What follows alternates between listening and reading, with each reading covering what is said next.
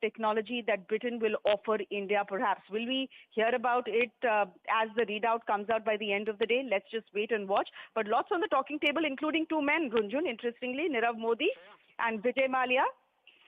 Who, India has been trying to extradite them for a while, and India will hope that Britain helps in the process as well.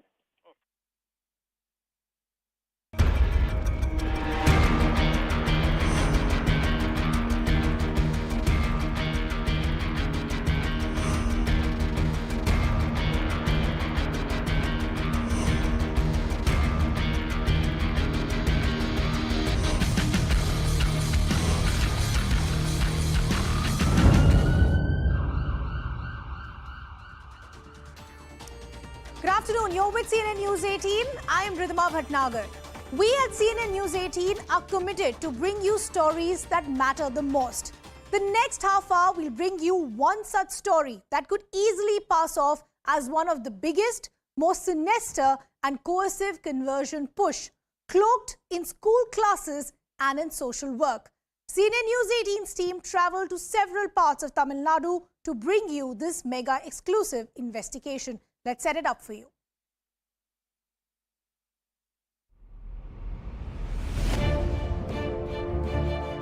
Religious conversion as organized racket and social swindle. And it's not just Punjab. CNN News 18 travelled to South Tamil Nadu, Kanyakumari, Nagarkoil, Tirunelveli to find unease against a Christian conversion push simmering under the surface.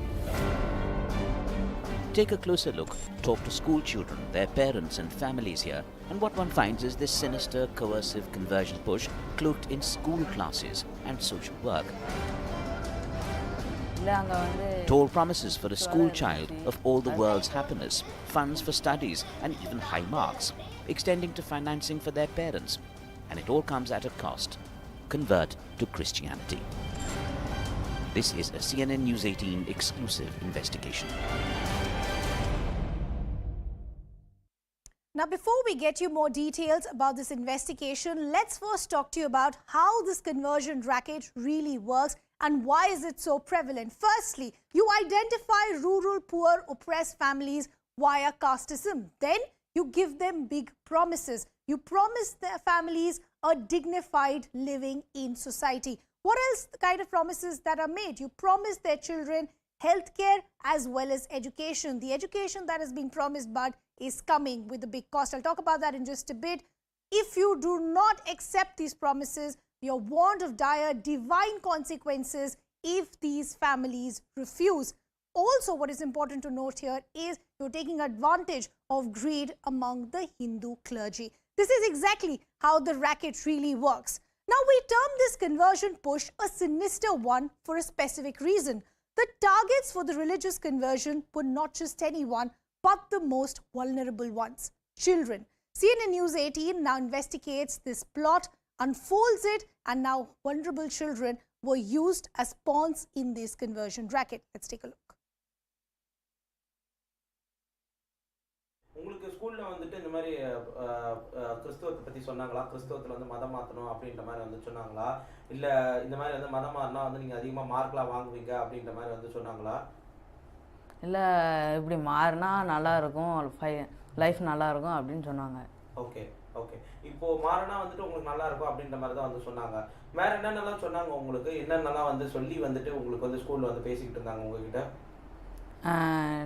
இப்படி மாறினா வாழ்க்கை நல்லாயிருக்கும், கடவுள் நல்லா தருவார். கிறிஸ்தவத்துக்கு மாறினீங்கன்னா உங்களுக்கு வந்து மார்க்ஸ்ல அதிகமா வாங்குவீங்க அப்படின்ற மாதிரி இது பண்ணிக்கிட்டு இருந்தாங்களா? ஓகே. இப்போ இந்த மாதிரி வந்து நீங்க மாறல அப்படின்னா உங்களை வந்து நீங்க வந்து ஃபெயிலா போயிடுவீங்க, வாழ்க்கை நல்லா இருக்காது அப்படி இப்படின்லாம் வந்துட்டு உங்களை வந்து மிரட்டாங்களா? கஷ்டமா நீங்க மாறலன்னா கஷ்டமா இருப்பீங்க, வறுமைக்கு போயிருவீங்க அப்படின்னு சொன்னாங்க. ஓகே. இப்போ உங்க கூட படிச்சவங்க வந்துட்டு யாராவது வந்துட்டு இந்த மாதிரி வந்து மதம் மாறி இருக்கிறாங்களா? இல்லை அப்படிலாம். ஓகே. 3 பேர் வந்தாங்க. ஃபஸ்ட்டு செகண்ட் தேர்டு ஃபோர்த்து ஃபிஃப்த்லேருந்து எல்லா ஸ்டூடெண்ட்ஸ் வந்து எல்லாம் அசம்பிளி பண்ணி உட்கார வச்சுருந்தாங்க. ஃபோனை பற்றி ஃபஸ்ட்டு சொன்னாங்க, அதுக்கப்புறம் வந்து கிறிஸ்டின் அது சொன்னாங்களா. ஃபோனில் என்னென்ன பேசுவாங்க? ஃபோனில் என்னது கண் அது அப்படி சொன்னாங்க. கண் கெட்டு போயிடும், உடம்பு ஒரு மாறி ஆயிரும். அதுக்கப்புறம் இறந்து போயிருவீங்க அப்படின்னு சொன்னாங்க. அதுக்கப்புறம் வந்து கிறிஸ்டின் மாறினீங்கன்னா நல்லா இருப்பீங்க அப்படின்னு சொன்னீங்க. மாறலைன்னா வறுமைக்கு போயிருவீங்க அப்படின்னு சொன்னாங்க. சின்ன சின்ன பிள்ளைங்களும் இருக்காங்களா அங்கே? ஆமாம், ஃபஸ்ட்டில் எல்கேஜிலேருந்து எல்லோரும் இருந்தாங்க. ரொம்ப சின்ன பசங்களும் இருக்காங்க? ஆமாம். டீப்பாக சொல்லுங்கள். எல்கேஜி, யூகேஜி, ஃபஸ்ட் ஸ்டாண்டர்ட் எல்லாம் சின்ன பிள்ளைலேருந்து பெரிய பிள்ளை 5th வரை எல்லோரும் இருந்தாங்க. அப்போ அங்கே வந்து எல்லோரும் வந்து ஃபோனை பற்றி சொல்லிவிட்டு அதுக்கப்புறம் கிறிஸ்டினை பற்றி சொன்னாங்க. வாழ்க்கை நல்லா இருக்கும் அப்படின்னு சொன்னாங்க. அப்போ சின்ன பிள்ளைலாம் இருந்துச்சு. அப்போ மாறினீங்கன்னா நல்லாயிருக்கும், இல்லைன்னா நல்லா இருக்க மாட்டீங்க. அப்புறம் படிப்பு வராது, மாறினீங்கன்னா படிப்பு எல்லாம் வரும் அப்படின்னு சொன்னாங்க. அவர் ஏதாவது காசு ஏதாவது தரணும்னா மொபைல் தருவாங்களா, அது ஏதாவது சொல்லுவாங்களா? ஆமாம், மாறினீங்கன்னா வாழ்க்கை நல்லாயிருக்கும், எல்லாம் தருவாங்க. எனக்கு ஃபோனு அதெல்லாம் தருவாங்க அப்படின்னு சொன்னாங்க. மாதம் மாறினீங்கன்னா தருவாங்க.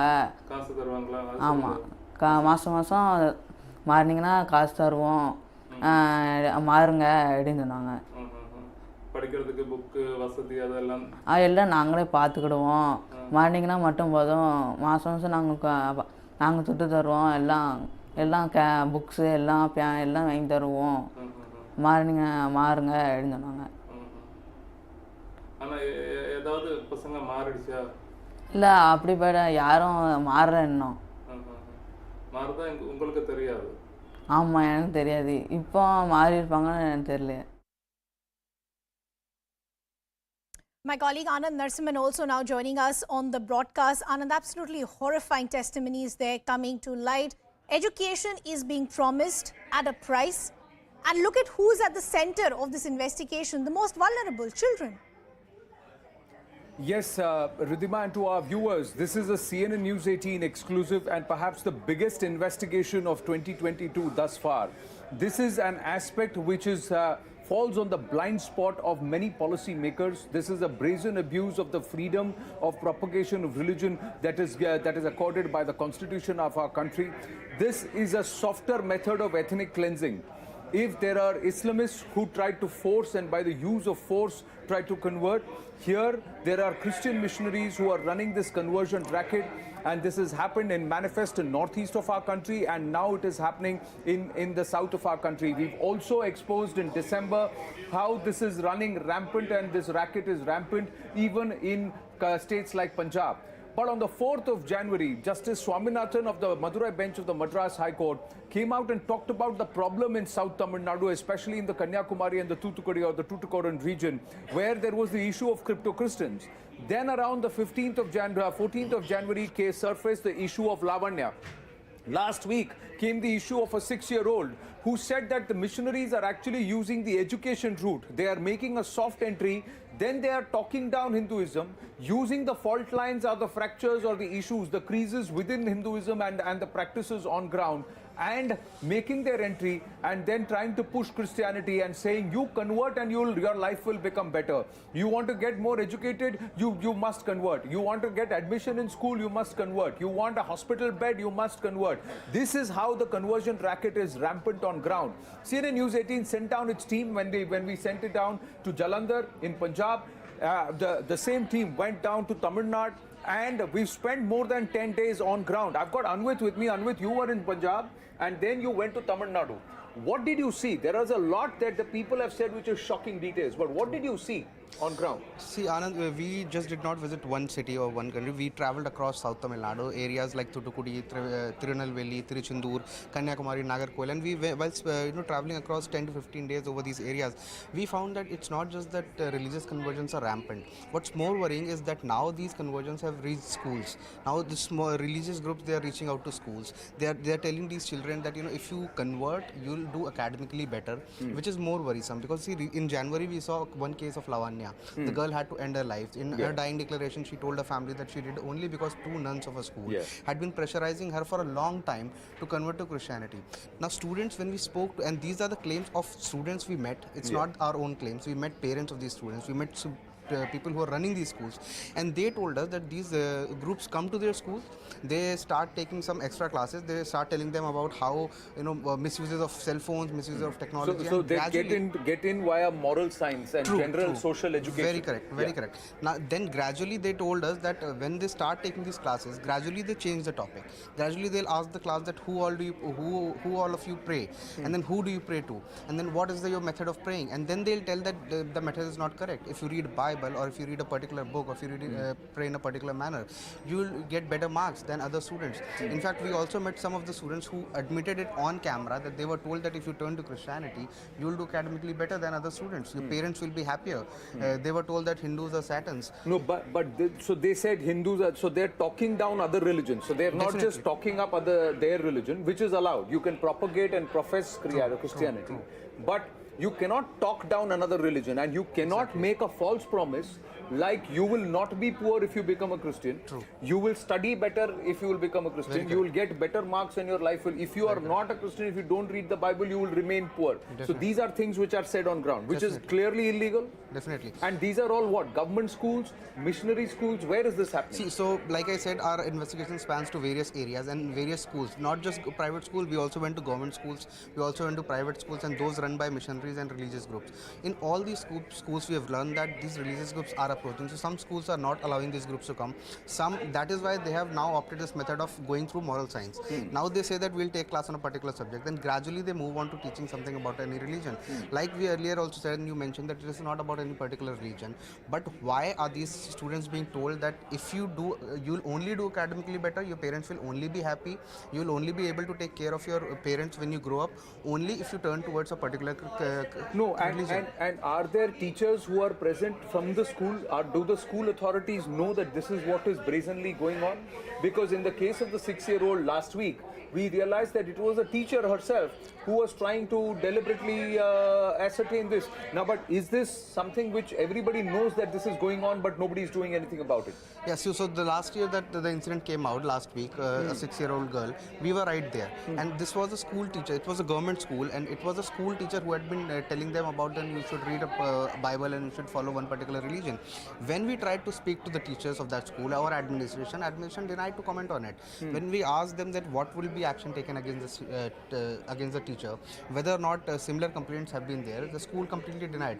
But when we spoke to some other students from that school, they came up with similar claims. They came up with similar. So there is a whole effort, and this is something, Ridhima, which stands out, and we'll try and connect with Purnima Murli also, that there is a system organized which is trying to hush this matter and working in connivance, because DMK MLA was there to receive the main accused in the Lavanya case and garlanded her when she stepped out in bail. Purnima, even in the case last week in that school, there was no FIR lodged. The teacher was suspended, but there was no clear action or investigation initiated whether or not this conversion mafia is entering schools, that too government schools.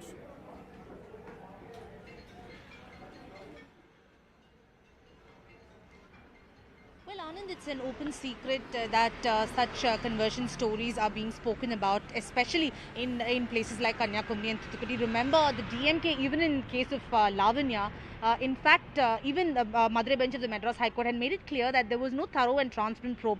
The incident came to light in the morning. By evening, the police held a press conference saying that they're ruling out the conversion angle. Therefore, the Madurai bench of the Madras High Court said that this case needs to be transferred to the CBI for a thorough investigation.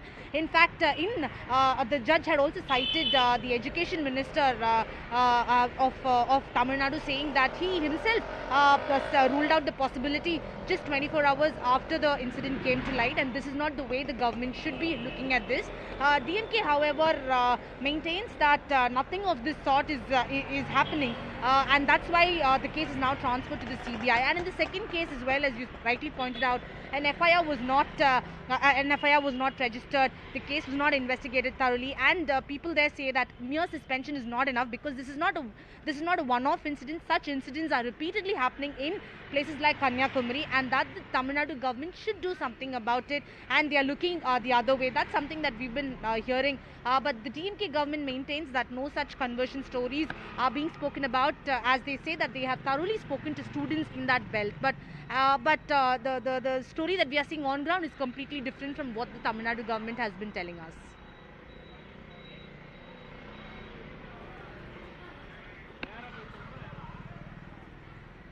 Right, so as Purnama was pointing out, it is an open secret, but you do have government officials on the ground just turning and looking the other way around, denying that this is a reality on the ground. Now what we want to play out for you is very, very important. Along with shocking testimonies of children describing the horrors that they were exposed to, we here at CNN News 18 and our investigation team was committed to also corroborate these testimonies with parents who also gave us a better and a clear picture. They exactly described how they were lured with money, they were intimidated, some even inducing the fear of death. Let's take a look. Have you recently changed your son's school? ஆமாங்க இப்போ வந்து அந்த அந்த 1 to 5 முடிஞ்ச உடனே இப்போ வேறு ஸ்கூலில் வந்து நான் வந்து சேர்த்துருக்கிறேன் பையனை. But why did you change the school? What was the reason that you had to withdraw your son from that school and put him to some other school? அதாவது ஸ்கூல் வந்து அது 1 to 5 வரை தான் அந்த ஸ்கூலில் வந்து இருக்குது. நர்சரி பிரைமரி ஸ்கூலில் தான். அதனால் அது நம்ம 5ஆம் கிளாஸ் முடிஞ்ச உடனே அப்போ 6ஆம் கிளாஸுக்கு வேறு ஸ்கூலில் வந்து நான் சேர்த்துருக்கிறேன். You told us that your son had undergone some, he was being told to switch his religion in the school, and that is one reason why you switched the school. Are you saying that children in the school that your son studied earlier were being brainwashed, were being told that one religion is better than other and one must follow one religion and leave the others? அதான் நடந்திருக்குது. அதாவது அவன் பையன் வந்து 5ஆம் class படிச்சுக்கிட்டு இருக்கும்போது அதாவது அந்த செல்ஃபோனில் என்னென்ன நன்மை தீமை இருக்குது அப்படின்னு சொல்லி அது வந்து அந்த கிறிஸ்தவ மிஷினரியில் சேர்ந்தவங்க வந்து ஒரு 2-3 பெண்கள் வந்து அந்த மாதிரி குழந்தைகளுக்கு நாங்கள் சொல்லிக் கொடுக்குற போகிறோம் அப்படின்னு சொல்லி, ஆனால் அவங்க வந்து எல்லாம் சொன்னது பார்த்திங்கன்னா அந்த இயேசு கிறிஸ்துவை பற்றி, இங்கே இயேசுவை வந்து நம்பினா உங்களை இங்கே வந்து நல்லா இருக்கலாம், நல்லா படிக்கலாம், உங்களுக்கு உடல் ஆரோக்கியமாக இருக்கும் அப்படின்லாம் வந்து ஸ்கூலில் வந்து இது பிரெயின்வாஷ் பண்ணியிருக்கிறாங்க. What did they used to tell? Were they told that they will receive any benefits if they turn towards Christianity, leaving their own religion? அதாவது நீங்கள் வந்து அது மதம் மாறினா உங்களுடைய ஆரோக்கியமாக இருக்கலாம், நீங்கள் நல்லா இருக்கலாம், பிற்காலத்தில் நல்லா இருக்கலாம் அப்படின்னு இயேசு வந்து உங்களை வந்து நல்லா இது பண்ணுவார் அப்படின்னு சொல்லியிருக்கிறாங்க. Were they told that they'll also be benefiting with marks and studies if they follow a particular religion? Were they told that if they turn to Christianity, they'll be getting better marks than the other students who did not turn? அதாவது அந்த நீங்கள் மதம் மாறினீங்கன்னா உங்களுக்கு வந்து அவங்க பிற்காலம் வந்து நல்லாயிருக்கும், உங்களுக்கு வந்து கல்வியில் வந்து நாங்கள் நிறைய உதவி செய்வோம் அப்படின்லாம் வந்து சொல்லியிருக்கிறாங்க. ஆனால் உங்களுக்கு இயேசு கிறிஸ்துவை நம்பினீங்கன்னா நீங்கள் நல்லா படிக்கலாம், வாழ்க்கையில் நல்லா முன்னேறலாம் அப்படிங்கிற பற்றிலாம் சொல்லியிருக்கிறாங்க. Do you think you were scared that your child might meet the same fate as Lavanya did, and will other students, do you think that they are also in danger because they are being told to follow a particular religion and follow a particular set of rules as far as their studies are concerned? Were you scared, and what was that the reason that you had to put your child out of the school and put him in some other school? அதான் school வந்து அவன் பையன் வந்து 1 to 5 வரை தான் அந்த இதில் இருந்துச்சு. 5ஆம் கிளாஸ் முடித்த உடனே வேறு ஸ்கூலில் வந்து அதுக்கு மேலே அங்கே வந்து கிடையாது, அதனால் வேறு ஸ்கூலில் வந்து நான் சேர்த்துருக்கிறப்ப படிச்சுருக்கிறேன். So what you just saw on your screens was this testimony of one such father, in fact confirming what we heard from the student himself. Now we term this conversion push a sinister one for a reason. The targets for the religious conversion were not just anyone, but the most vulnerable ones, children. CNN News 18 now investigates how this plot really unfolded and how these vulnerable children were used as pawns in this conversion racket. Let's take a look. உங்களுக்கு ஸ்கூல்ல வந்துட்டு இந்த மாதிரி கிறிஸ்தவத்தை பற்றி சொன்னாங்களா? கிறிஸ்தவத்தில் வந்து மதம் மாற்றணும் அப்படின்ற மாதிரி வந்து சொன்னாங்களா? இல்லை இந்த மாதிரி வந்து மதம் மாறினா வந்து நீங்கள் அதிகமாக மார்க்லாம் வாங்குவீங்க அப்படின்ற மாதிரி வந்து சொன்னாங்களா? இல்லை இப்படி மாறினா நல்லாயிருக்கும், லைஃப் நல்லாயிருக்கும் அப்படின்னு சொன்னாங்க. Okay okay. இப்போது மாறினா வந்துட்டு உங்களுக்கு நல்லாயிருக்கும் அப்படின்ற மாதிரி தான் வந்து சொன்னாங்க. வேறு என்னென்னலாம் சொன்னாங்க உங்களுக்கு? என்னென்னலாம் வந்து சொல்லி வந்துட்டு உங்களுக்கு வந்து ஸ்கூலில் வந்து பேசிக்கிட்டு இருந்தாங்க உங்ககிட்ட? இப்படி மாறினா வாழ்க்கை நல்லாயிருக்கும், கடவுள் நல்லா தருவார், கிறிஸ்தவத்துக்கு மாறினீங்கன்னா உங்களுக்கு வந்து மார்க்ஸ்ல அதிகமா வாங்குவீங்க அப்படின்ற மாதிரி இது பண்ணிக்கிட்டு இருந்தாங்களா? ஓகே. இப்போ இந்த மாதிரி வந்து நீங்க மாறல அப்படின்னா உங்களை வந்து நீங்க வந்து ஃபெயிலா போயிடுவீங்க, வாழ்க்கை நல்லா இருக்காது அப்படி இப்படின்லாம் வந்துட்டு உங்களை வந்து மிரட்டாங்களா? கஷ்டமாக அவங்க நீங்கள் மாறலன்னா கஷ்டமாக இருப்பீங்க, வறுமைக்கு போயிருவீங்க அப்படின்னு சொன்னாங்க. ஓகே. இப்போ உங்க கூட படிச்சவங்க வந்துட்டு யாராவது வந்துட்டு இந்த மாதிரி வந்து மதம் மாறி இருக்கிறாங்களா? இல்லை அப்படிலாம் ஓகே. 3 பேர் வந்தாங்க. ஃபஸ்ட்டு செகண்ட் தேர்டு ஃபோர்த்து ஃபிஃப்த்லேருந்து எல்லா ஸ்டூடெண்ட்ஸ் வந்து எல்லாம் அசம்பிளி பண்ணி உட்கார வச்சுருந்தாங்க. ஃபோனை பற்றி ஃபஸ்ட்டு சொன்னாங்க. அதுக்கப்புறம் வந்து கிறிஸ்டின் அது சொன்னாங்களா. ஃபோனில் என்னென்ன பேசுவாங்க? ஃபோனில் என்னது கண் அது அப்படி சொன்னாங்க. கண் கெட்டு போயிடும், உடம்பு ஒரு மாறி ஆயிரும், அதுக்கப்புறம் இறந்து போயிருவீங்க அப்படின்னு சொன்னாங்க. அதுக்கப்புறம் வந்து கிறிஸ்டின் மாறினீங்கன்னா நல்லா இருப்பீங்க அப்படின்னு சொன்னீங்க. மாறலைன்னா வறுமைக்கு போயிருவீங்க அப்படின்னு சொன்னாங்க. சின்ன சின்ன பிள்ளைங்களும் இருக்காங்களா அங்கே? ஆமாம், ஃபஸ்ட்டு எல்கேஜிலேருந்து எல்லோரும் இருந்தாங்க. ரொம்ப சின்ன பசங்களும் இருக்காங்க? ஆமாம். டீப்பாக சொல்லுங்கள்.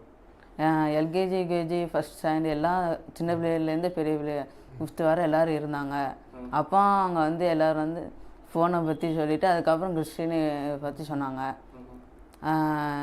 வாழ்க்கை நல்லா இருக்கும் அப்படின்னு சொன்னாங்க. அப்போ சின்ன பிள்ளைகளெல்லாம் இருந்துச்சு.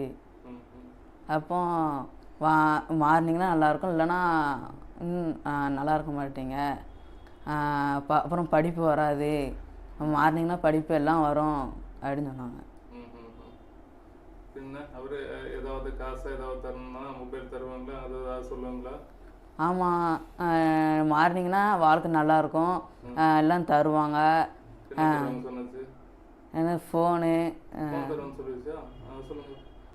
அதெல்லாம் தருவாங்க அப்படின்னு சொன்னாங்க. மாதம் மாறினீங்கன்னா தருவாங்க. காசு தருவாங்களா? ஆமாம், மாதம் மாறினீங்கன்னா காசு தருவோம், மாறுங்க அப்படின்னு சொன்னாங்க. படிக்கிறதுக்கு புக்கு வசதி அதெல்லாம் எல்லாம் நாங்களே பார்த்துக்கிடுவோம், மாறினீங்கன்னா மட்டும் போதும், மாதம் நாங்கள் சுட்டு தருவோம், எல்லாம் புக்ஸு எல்லாம் எல்லாம் வாங்கி தருவோம், மாறுங்க அப்படின்னு சொன்னாங்க. ஆனால் ஏதாவது பசங்க மாறிடுச்சா? இல்லை, அப்படிப்பட்ட யாரும் மாறல இன்னும். மாறுதா உங்களுக்கு தெரியாது? ஆமாம், எனக்கு தெரியாது. இப்போ மாறி இருப்பாங்கன்னு எனக்கு தெரியல. Well, joining us now is Narayanan Tirupati, Sumansi Raman, and we also have Ramasamy Mayappan, advocate, and Kasivelu, writer and researcher from Tiruchendur. Tiruchendur is one of the areas that Anvit, who is standing with me here, also covered on the ground. This region, is this Kasivelu? If I can start with you, please. Namaste to everybody, but let me start with you. Is it true that they are now, the reference to Kanyakumari is also changing on ground? That's how much they have actually seeped into the system and embedded themselves? That Kanyakumari, this region, is being referred to differently now, Mr. Kasivelu? What is your question? Kanyakumari region? This Kanyakumari region, yes. Are they, this entire conversion racket, is it so rampant in this region that they are referring to that area with a different terminology now? Yes. Can you hear me? Yes. The conversion is very rampant. It consists of 2 parts. Hello? Yes, go ahead, please. Number 1, they will tell that our God Jesus is the true God. Your God is a Satan. Then suppose if the child accept it, then they will negotiate further terms and conditions. That if you join Christianity, once you join, all the other things are taken care of by Jesus. You can get marks, you can get good houses, you can get vehicle, good marks, etc. So, the first thing is they have to accept that Jesus is God. So, if they accept it, the girl or boy accept it, then automatically every good thing happens. That is what they tell. They are adopting this strategy for the last 40 or 50 years. Even before independence, when the Christians were ruling here, the conversion is not so rampant. But after independence, the Christians took control of the state matters and continued their conversion activities because they had a lot of resources at their disposal. But With that, Mr. Kasivelu, is this allowed? Is this legal, or is this against the constitution and the law? And have there been complaints against this group? Has no action been taken? What is constitution? The constitution is only for majority community. The constitution doesn't attract minority communities. They can do whatever they want. That is the thing now on hand here. So they are not afraid of constitution or court or any such thing. Because they are minority community. They can do anything. That's all. No, but then how can they do it in government schools? How can you can go ahead and perhaps profess your religion and propagate it? That the constitution gives you the freedom for that. But you cannot talk down another religion. You cannot say that my God is the true God, the other God is Satan or the devil. That is beyond what the constitution allows you to do. So there should be legal action taken. I think constitution is not prohibiting them from converting. Actually, the constitution is supporting conversion. The constitution article 30 or 30A, it prevents spread of Hinduism in schools. We cannot teach Vedic things on Vedas, Bhagavad Gita, etc. in our school. But there is no inhibition on the part of Christians that they should not tell about. So for them, they are brazen, there is no constitution, and they are able to cover. I'm just going to quickly bring in Anvit, because what did you see? Did you not ask this question? That why aren't you complaining? I'm sure you met some activists on ground too. What is their response? See, the activists told us on ground that whenever they approached or they, in fact, I would like to bring it up that when we met these people, the activists who were working on ground, they said they even have the FIRs filed. They showed me some complaint copies. They also showed a copy of the first information report that is filed with the police, that how these people are forcing people to convert, how they're luring them on based on maybe dowry-less marriages, or maybe financially helping someone and then asking them to. So many police complaints have also been filed, right? And many complaints have been filed, and administration knows of it. This is what they said, that it is not something that the administration doesn't know of, right? And they are aware of it. They are aware of that. Complaints are being filed, but they are saying that no such action has been taken from the administration side. There's no stern action which can curb this practice. And even the police, they said that just because there is the politics around this entire thing, around the entire conversion drive, there's so much politics and there's so much of vote bank politics that no one interferes. This police, it's not that the police does not know about it. They showed us many copies of the FIR that people have complained that they've been threatened. They've been told that if you do not follow them, you'll lose someone close to you, or you'll go under financial losses. Right. And this has been written into the copy. We have seen FIR report which has been mentioned into that. So no action is being taken, Ramaswamy Mayappan. So no rule of law, no constitution applies to those who are non-Hindus. Is that the case? So then if tomorrow somebody starts coming out and saying, listen, I will come out and do Garvapsi Andalan, then immediately there will be a furor. Petitions will go right up to the Supreme Court. But here they are entering government schools and they are telling children that I'll teach you why mobile screens are bad, and then they turn around and tell you why the God you play faith is wrong. And no action will be taken. My friend who spoke earlier just said it appears the constitution appears only to the majority Hindu community and does not appear to the others. Though the letter of the law only permits religious propagation and not conversion.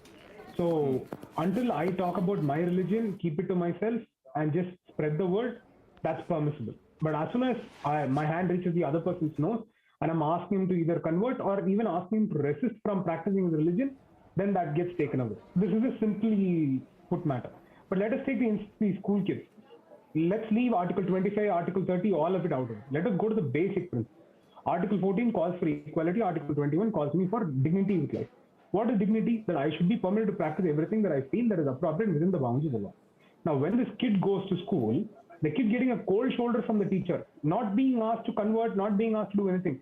But to even use the term that you will get respect only if you are not practicing this religion and practicing another religion, and otherwise you'd be treated as Satan, is immediately putting that kid to question. The teacher might not forcefully ask the kid to convert, but what gets implanted in that kid is, or those seeds that are sown in us, if I continue to be a Hindu or if I continue to practice my faith today, I will not be treated with respect in the society. If that gets planted, that immediately violates my right to life with dignity. So let us leave everything else apart in constitution. Let us leave the anti-conversion laws that are in the states. Let us leave the freedom of practice religion laws in various states. Just that my dignity to life is gone when I'm such a small kid and I don't have the ability to protect my own ideas and thoughts. And someone who I should be looking up to as a teacher. No, but this is brazen. No, this is brazen. Narayana Tirupati ji, the party which is talking about Hindu Hit is doing nothing about it. No, you can't say it is doing nothing about it. The problem is that the entire coastal districts, particularly from Ramnad, Tuticorin, Tirunelveli, Kanyakumari, it is happening for more than 3-4 decades, Anand, and we have been fighting for it. In fact, in Tiruchendur, there is a place where, you know, the entire fisherman area is being operated in churches, and even judgments are given. Any problem with them, the entire people are controlled by churches. And even if you go to police case, everything, the police comes to the church and they listen to what the fathers, the priest says. That is what is happening in Tiruchendur, Kanyakumari and all these places. We need to understand. And we also saw, you know, Mr. Eniko Irdayaraj is a MLA from Trichy. He belongs to DMK. In the Lavanya's case, one Saga was arrested and she is the first accused actually. So when she came out of bail, he was the one to go there and receive it. And yesterday in assembly, the same Inigo Irdayaraj has said that there is a problem between these Dalit Christians and one-year Christians. One-year is, you know, one-year is a very dominated, big, huge caste. So he says that there is a social injustice between Dalit Christians and one-year Christians. So he wants the government to take some action on it. So the last 3-4 decades, the entire conversion is happening. We have been fighting, but unfortunately, in Tamil Nadu, why is there no movement here? Why is it? This is akin to ethnic cleansing, sir. If on one hand, if it was happening by force of the sword, on the other hand, this is a soft entry that is happening. So you want a situation like the northeast of India, which was neglected for 5 decades. Nobody looked that way, and look what has happened.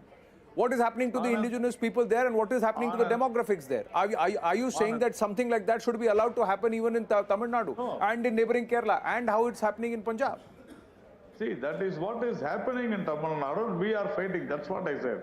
You know, Hindu Munnani, BJP, we are all fighting for this cause. But unfortunately, the Tamil Nadu political parties, they don't bother about this. They say that is the social fabric of the state. That is what they say. But we have been fighting. But unfortunately, of course, we could stop. We could fight to some extent. But fight to what extent? In the sense, so then the point is, then you are going to allow. So the constitution doesn't apply to certain sections of society. It applies only to certain sections of society. Sumansi Raman.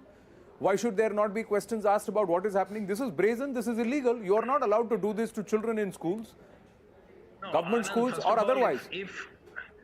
First of all, if this has happened in government schools, very clearly, there is no question that action should be taken. And unfortunately, the DMK government is unlikely to take very strong action because their vote bank is heavily dependent on the minorities.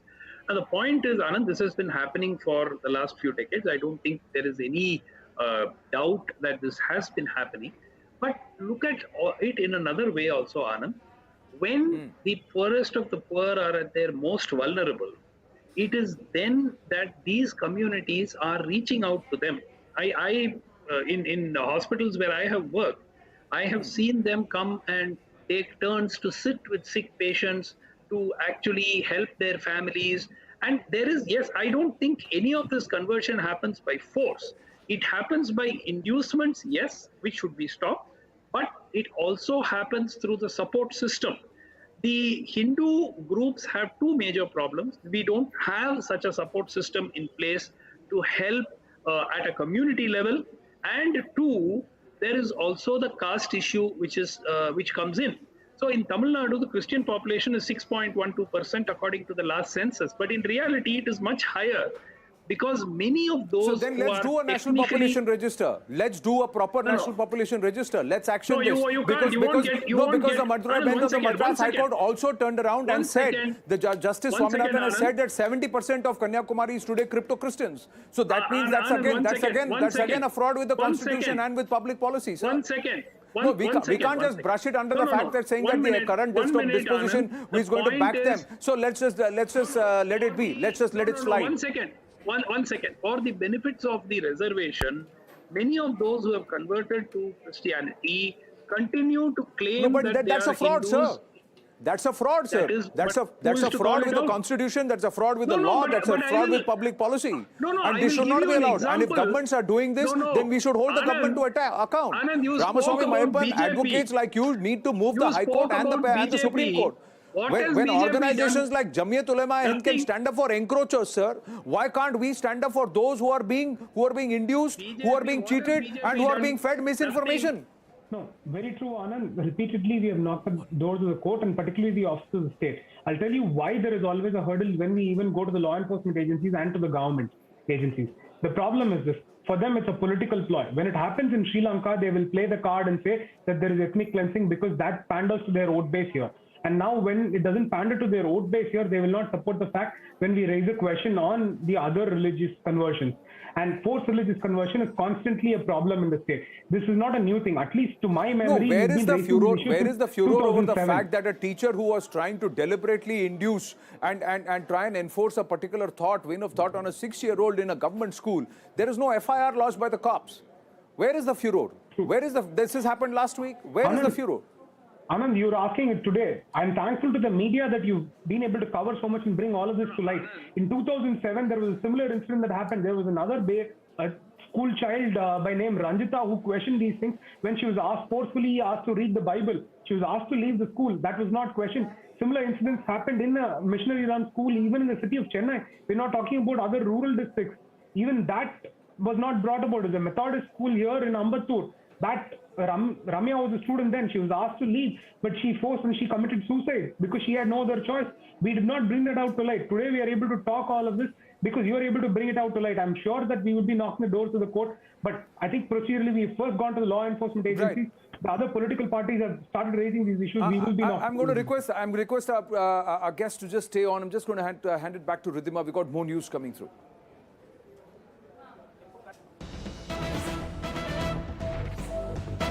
So the fight against vicious religious conversion is a long one. We've also spoken to some activists who are now explaining how deep this racket actually runs. Let's first listen in.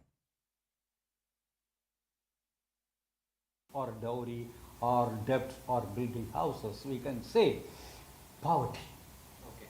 Poverty. They need a shelter. They want to get their children married. They want to give education to the people. For all these things, we can say these are the gullible people. So who are the gullible people? Poverty-stricken people and the people who have diseases and the students who couldn't get admission in institutions. Because most of the medical institutions are run by Christians. Most of the educational institutions are run by Christians.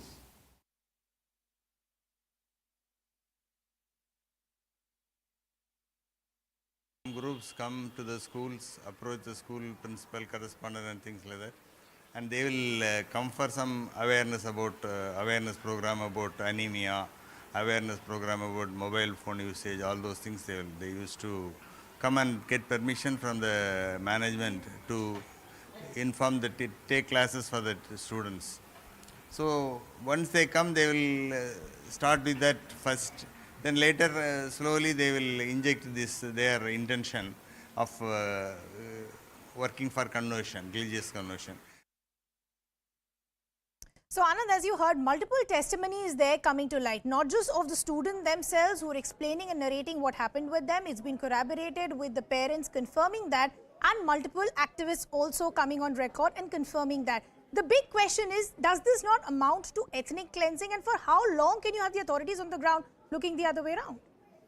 Well, but this has been happening for nearly more than a century, if not more. And there are places which have been renamed. They are now rechristening regions also. And slowly they are saying generation over generation this is happening. There are instances where there were people from all castes started going to a missionary group which started a school. 100 years later, everybody in that village is Christian. But there is no conversion that is going on. So that is also something which is very rampant. You spoke to these activists. When they raise their voices, what happens? When they complain, what happens? See, so the activists we spoke to, they said that when they approach police, first of all, police don't respond to such complaints. Any complaint that is related to religion and forced conversion, police does not respond. Even in that day, we saw when we were in that school and the 6-year-old girl was complaining, a cop was sitting right there. He was in charge of that area, and we asked him to comment on that. He did not. He completely denied. And he also, when we spoke to him, he said that we have not registering any FIR. We are allowing the school to settle it at their own level, and only when they fail to settle and when matter escalates, only then it will come to the police. Whereas in Delhi or any metro city, we see that any small complaint converts into FIR. No, did you further ask him that is this not criminal? Why is it that you are not wanting, or is there pressure on him?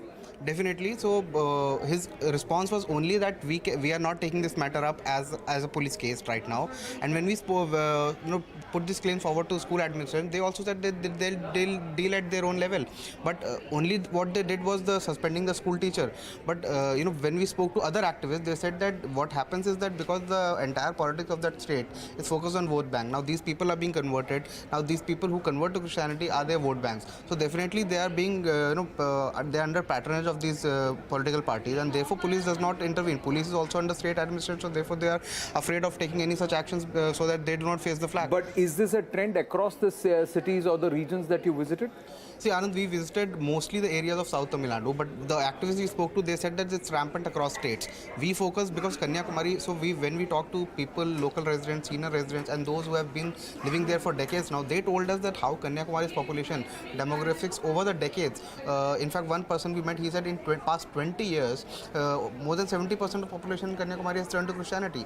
We went to a remote village where we met one of the brothers of a sarpanch. He told us that how the village is divided into 2 groups, and therefore a large section of population has been converting in the past 20, particularly in past 2 decades. Right. So a large number of people have converted, and mainly over allurements, mainly it is forced, and now the most worrying is that these religious groups are reaching out to schools. Small children, they are being forced, they are being pressurized, and how, just imagine what would be the mental pressure. The biggest part, Ridhima, is that if the cops are not wanting to take action against an act of criminality, what's happened in a government school is illegal. It's against the constitution. You cannot do this to children. POCSO should take consideration of this, because the NCPCR has to come up and say that you are trampling on the rights of a child and you are influencing a child and in the garb. This is inducement and this is brazen. Why complaints have not gone to NCPCR is also a bigger question. More than that, Anand, there is also a pattern that's emerging. If you have teachers yourselves who are involved in rackets like these, like the case that we had reported a week ago, which was of a 6-year-old child, where no stern action is taken, then you're not setting a precedent for others to not be deterred and to have a sense of fear as well, which means it raises a lot of questions. What are the authorities doing, until how long can they actually continue to look the other way around? But this is, of course, something that we'll keep tracking right through the day. I'll request Anand and Anvit to stay on with us. Now, the reason that we're terming this conversion push a sinister one is for a specific reason. The targets for the religious conversion were not just anyone, as we pointed out, but the most vulnerable ones, which are children in schools. CNN News 18 now investigates how this plot actually unfolded and how these vulnerable children were used as pawns in this conversion racket. உங்களுக்கு ஸ்கூல்ல வந்துட்டு இந்த மாதிரி கிறிஸ்தவத்தை பத்தி சொன்னாங்களா? கிறிஸ்தவத்துல வந்து மதம் மாத்தணும் அப்படின்ற மாதிரி வந்து சொன்னாங்களா? இல்ல இந்த மாதிரி வந்து மதம் மாறினா வந்து நீங்க அதிகமா மார்க்லாம் வாங்குவீங்க அப்படின்ற மாதிரி வந்து சொன்னாங்களா? இல்ல இப்படி மாறினா நல்லா இருக்கும், லைஃப் நல்லா இருக்கும் அப்படின்னு சொன்னாங்க. Okay okay. இப்போ மாறினா வந்துட்டு உங்களுக்கு நல்லா இருக்கும் அப்படின்ற மாதிரி தான் வந்து சொன்னாங்க.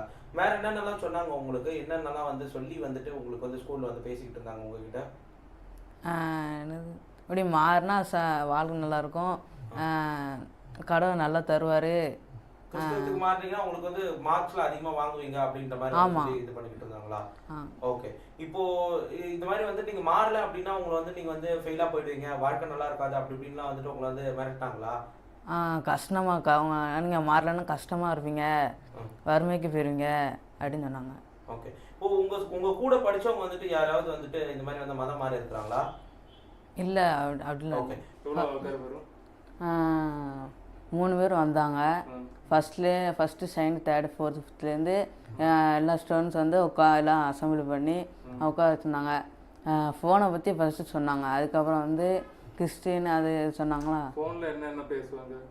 ஃபோனில் என்னது கண்ணு அது அப்படி சொன்னாங்க. கண் கெட்டு போயிடும், உடம்பு ஒரு மாறி ஆயிரும், அதுக்கப்புறம் இறந்து போயிருவீங்க அப்படின்னு சொன்னாங்க. அதுக்கப்புறம் வந்து கிறிஸ்டின் மாறினீங்கன்னா நல்லா இருப்பீங்க அப்படின்னு சொன்னீங்க. மாறலைன்னா வறுமைக்கு போயிருவீங்க அப்படின்னு சொன்னாங்க. சின்ன சின்ன பிள்ளைங்களும் இருக்காங்களா அங்கே? ஆமாம், ஃபஸ்ட்டில் எல்கேஜிலேருந்து எல்லோரும் இருந்தாங்க. ரொம்ப சின்ன பசங்களும் இருக்காங்க? ஆமாம். டீப்பாக சொல்லுங்கள். எல்கேஜி யூகேஜி ஃபஸ்ட் ஸ்டாண்ட் எல்லாம் சின்ன பிள்ளைலேருந்து பெரிய பிள்ளை 5th வரை எல்லோரும் இருந்தாங்க. அப்போ அங்கே வந்து எல்லோரும் வந்து ஃபோனை பற்றி சொல்லிவிட்டு அதுக்கப்புறம் கிறிஸ்டினை பற்றி சொன்னாங்க. வாழ்க்கை நல்லா இருக்கும் அப்படின்னு சொன்னாங்க. அப்போ சின்ன பிள்ளைலாம் இருந்துச்சு. அப்போ மாறினீங்கன்னா நல்லாயிருக்கும், இல்லைன்னா நல்லா இருக்க மாட்டீங்க, அப்புறம் படிப்பு வராது, மாறினீங்கன்னா படிப்பு எல்லாம் வரும் அப்படின்னு சொன்னாங்க. அவர் ஏதாவது காசு ஏதாவது தரணும்னா மொபைல் தருவாங்களா, அது ஏதாவது சொல்லுவாங்களா? ஆமாம், மாறினீங்கன்னா வாழ்க்கை நல்லாயிருக்கும், எல்லாம் தருவாங்க. ஏன்னா ஃபோனு அதெல்லாம் தருவாங்க அப்படின்னு சொன்னாங்க. மாதம் மாறினீங்கன்னா தருவாங்க. காசு தருவாங்களா? ஆமாம், மாதம் மாறினீங்கன்னா காசு தருவோம், மாறுங்க அப்படின்னு சொன்னாங்க.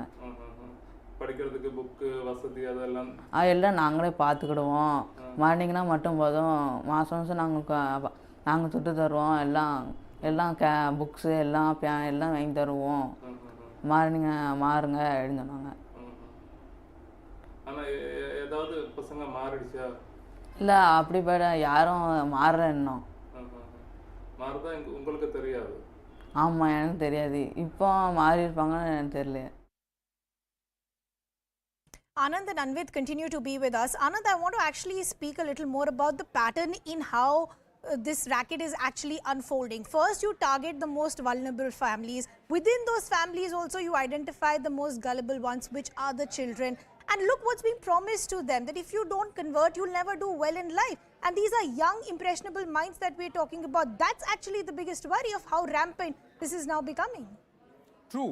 They try and find the inroads, either through the child or through the woman, or they pick up the most vulnerable in one particular group, and then they make it into a family. Then they induce the entire family. They make promises, and then slowly they try and cultivate. It's a process where huge amounts of money are also coming in, being funneled into the country via NGOs, via various causes, and it's all in the garb of social upliftment. The whole aspect is about education, moral science, helping society improve, raising the stature, but eventually this is what happens.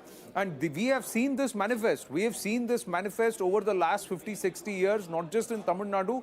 The northeast of our country, at least 3 or 4 states, are living examples of what is going on. But everybody looks the other way. Why does everybody look the other way? Sumant Raman, why is this whole thing about, it is rampant, but you take action or you take action? The same thing, Sumant Raman, if a Hindu group sits there and says, come back to Hinduism, we start a Garvapsi, what will be the reaction? No, Anand, the question is, nobody has stood up for or opposed these conversions. And let me tell you clearly, the BJP and the other political parties that claim to sort of espouse the Hindu cause have done zilch. I'll give you an example. There is a preacher who, you can go and look at his videos on YouTube. He says Tamil Nadu has the largest number of houses of Satan in India. You know what he is referring to? He calls temples as the houses of Satan. What has BJP done? Have they filed a case?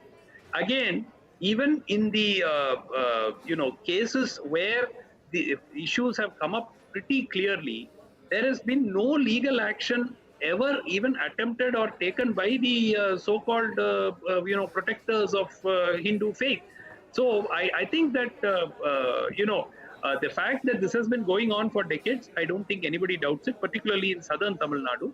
And for the sake of the reservation benefits that come there, many of the people who are actually worshipping. I'll give you another recent example, Anand.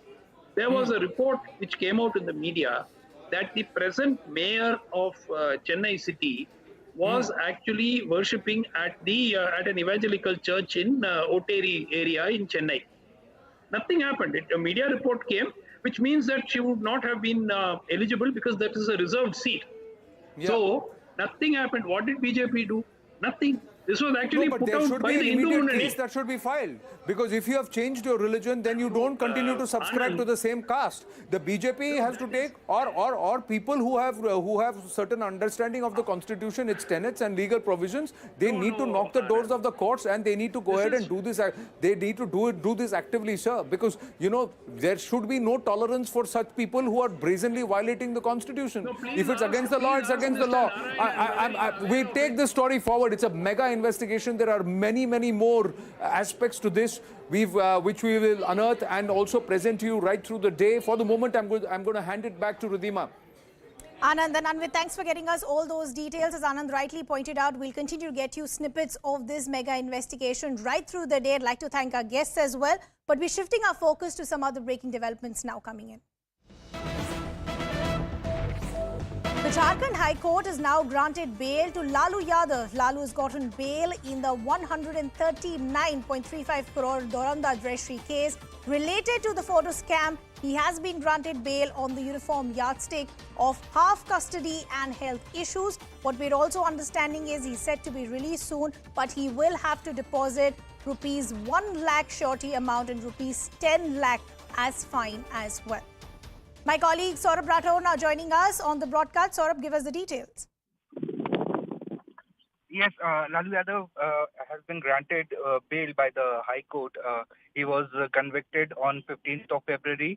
Along with him, 74 other accused persons were held guilty on 15th February. And Lalu Yadav was given 5 years jail term and a fine of rupees 60 lakhs. Now today, the lawyer of Lalu Yadav had discussed that, has said that he had already spent half of the jail terms on that basis, and on the medical ground, they appealed that the bail should be given, and the High Court accepted that appeal and given the bail today. This was a case of 139 crore rupees of irregularities from Doranda Treasury, in which many people were, including Lalu Prasad Yadav, was involved and was convicted by the special CBI court, and he was convicted on 15 January, and today he has been granted bail. Saurabh Rathore there. Thanks for getting us all those details. We're now shifting our focus to the other big story that we're tracking, which is the two-day visit of the UK Prime Minister Boris Johnson.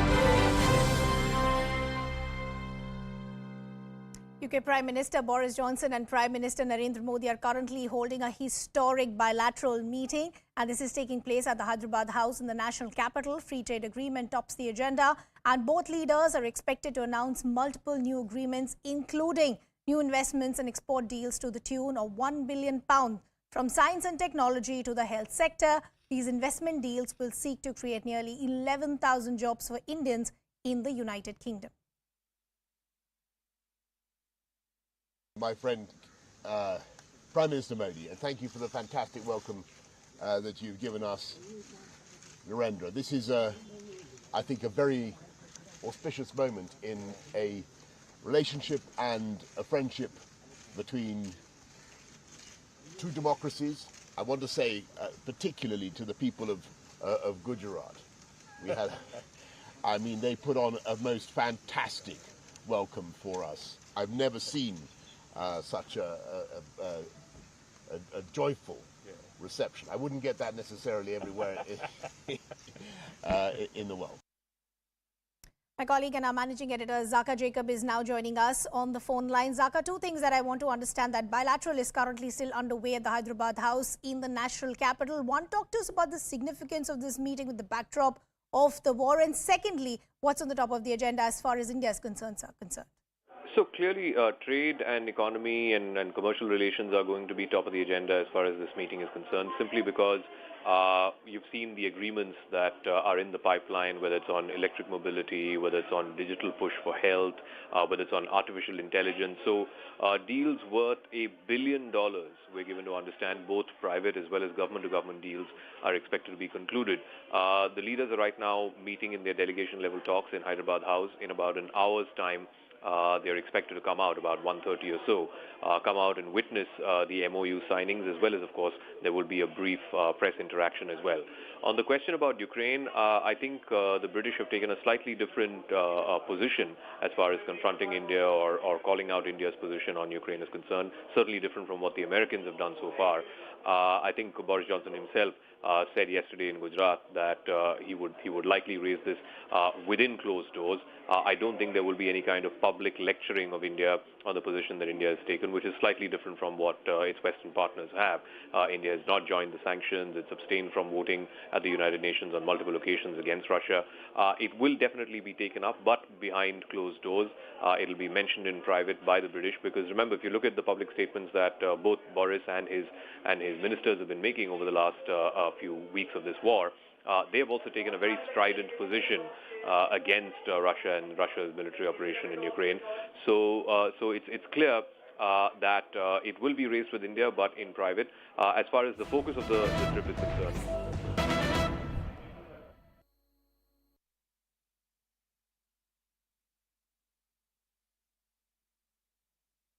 Okay, we're now getting some other visuals also now coming in, and this is as part of the bilateral that's currently underway between Prime Minister Narendra Modi and Prime Minister Boris Johnson. These visuals that you see on your screens are coming in from the Hyderabad House here in the national capital, and as Zaka was pointing out, multiple deals that are on the agenda. Trade and defense, of course, tops that list as well. So Zaka, we stay with those pictures also coming in from the Hyderabad House, a very crucial bilateral. This is the maiden visit for Boris Johnson as well. But as you were talking about, trade and defense, of course, is one aspect that we're watching out very, very closely. Increasing security cooperation in the Indo-Pacific will be the other crucial factor to watch out for as well. Absolutely, because remember, now that the Quad is very much in place, and the Quad has become the focal point as far as Indo-Pacific is concerned, and the British have a separate arrangement with the United States and with Australia on AUKUS. So clearly there will be emphasis on the Indo-Pacific as well. In fact, Boris Johnson, before leaving London, had mentioned that he wants to once again talk to India about what's going on in the Indo-Pacific and India's point of view about how to deal with this giant threat that everybody realizes is something that's going to confront the world very soon. That is an aggressive China, particularly on the high seas. In these delegation-level talks, you can see the Foreign Minister Jaishankar to the Prime Minister's right. You can see Piyush Goyal, the Commerce Minister, to his left. National Security Advisor Ajit Doval is there. The Foreign Secretary is there. So once they come out, once the leaders come out after this delegation-level talks, you will see the host of MOUs that will be signed, which, like I mentioned a moment ago, is in the new energy sector. It deals with climate change, with artificial intelligence, with electric mobility. You're going to see a whole gamut of agreements that will be unveiled. Also, don't be surprised if you see some big-ticket defense deals as well, because this is one of the things that both the British and the Americans have been talking about, to try and find ways to reduce India's defense dependence on Russia. Right now, more than 50% of India's defense imports and spare parts come from Russia, and that has been because of a historic legacy. So both the British and the Americans have talked about, reducing India's dependence on Russian imports. So I think that's going to be one thing that'll feature in today's talks. And like I said, we are expecting an agreement or two in the defense sector as well. All right. Zaka, do stay on with us as we see these pictures coming to us on our screens. You know, the tone and tenor was really set in the morning when we had that brief statement coming from Boris Johnson, where he addressed Prime Minister Modi by his first name, saying, Narendra, I'm really happy to be here. I was very happy to be in your home.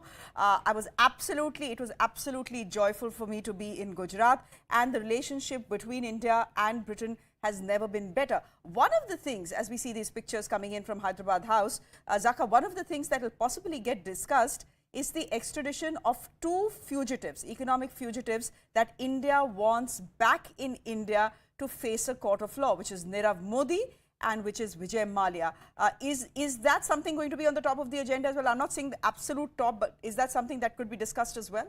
What we're given to understand by top MEA sources is that the Indian side will definitely raise it.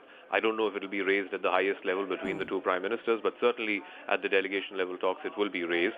I think there is a slight sort of clarification on both the cases. Vijay Mallya's case, of course, has gone through the entire legal process and it's now pending with the Home Office. So it's up to the government of Britain to decide if and when they want to extradite him. Whereas Nirav Modi's case, as I understand, there are still some legal options that are pending before Nirav Modi, and unless those legal options are exhausted, there's very little that the UK government can do. But on the case of Mallya, certainly, since even the highest court in Britain has ruled against him, it is now pending before the British Home Office, and I suspect that is a case that the Indian government can push the British Home Office to expedite in any form that they can. Zaka, we'll leave it there for the moment. Thank you very much. The bilaterals underway there in Hyderabad House. This is Prime Minister Boris Johnson's first visit after he became Prime Minister, much delayed because of COVID, but finally he is here, and those bilaterals just about getting underway. By the end of the day, of course, we will have a readout on the memorandums that have been signed. Zaka, we'll leave it there for the moment. Thank you very much.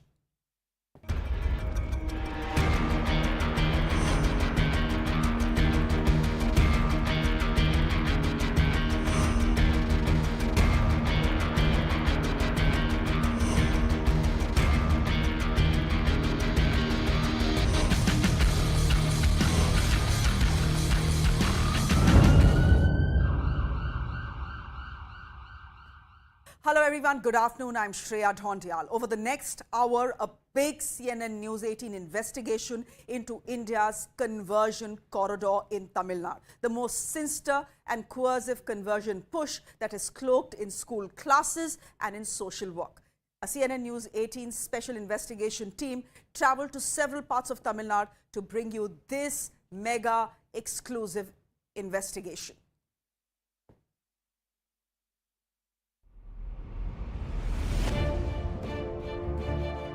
Religious conversion as organized racket and social swindle.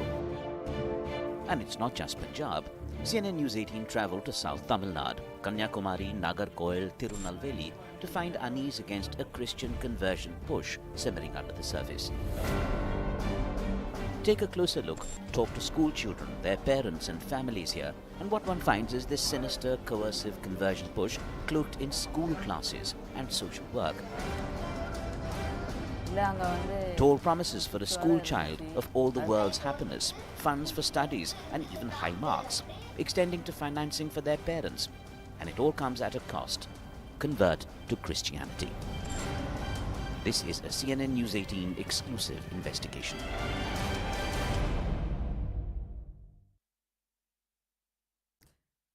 Now, how exactly does this conversion racket that has been in the works in Tamil Nadu for at least 20 years now, how does it exactly work? The modus operandi is fairly clear. It's fairly fleshed out, as it were. First of all is the identification of the victim. Who are these victims? They are usually from rural India. They are usually poor. They are usually oppressed. They usually belong to the lower class. So essentially, all right, I believe Prime Minister Boris Johnson and Prime Minister Modi, we saw their pictures in just a couple of minutes ago. The statement are coming out. Let's quickly go across to that. The next document is a memorandum of understanding between the Department of Atomic Energy of the Government of India and the Department for Business Energy and Industrial Strategy of the Government of the United States. The next document is a memorandum of understanding between the Department of Atomic Energy of the Government of India and the Department for Business Energy and Industrial Strategy of the Government of the United Kingdom concerning cooperation with India's Global Centre for Nuclear Energy Partnership. This will be exchanged on the UK side once again by His Excellency Mr. Alex Ellis, British High Commissioner to India, and on the Indian side by Foreign Shri K.N. Vyas, Secretary, Department of Atomic Energy.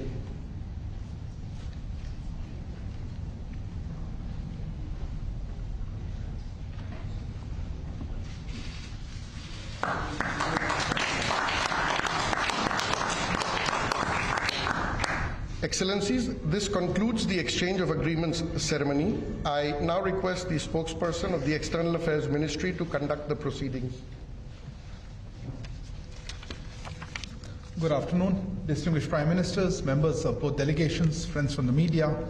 We will now begin with the press statements. May I now request Shri Narendra Modi, Prime Minister of India, sir, to make his press statement. Your Excellency, Prime Minister Boris Johnson, distinguished delegates, media के हमारे साथी, नमस्कार। सबसे पहले मैं प्रधानमंत्री Boris Johnson और उनके डेलीगेशन का भारत में हार्दिक स्वागत करता हूं। प्रधानमंत्री के रूप में भले ही यह उनकी पहली भारत यात्रा है, लेकिन एक पुराने मित्र के रूप में वे भारत को बहुत अच्छे से जानते हैं, समझते हैं। पिछले कई वर्षों से भारत और यूके के संबंधों को मजबूत करने में प्रधानमंत्री जॉनसन की बहुत महत्वपूर्ण भूमिका रही है।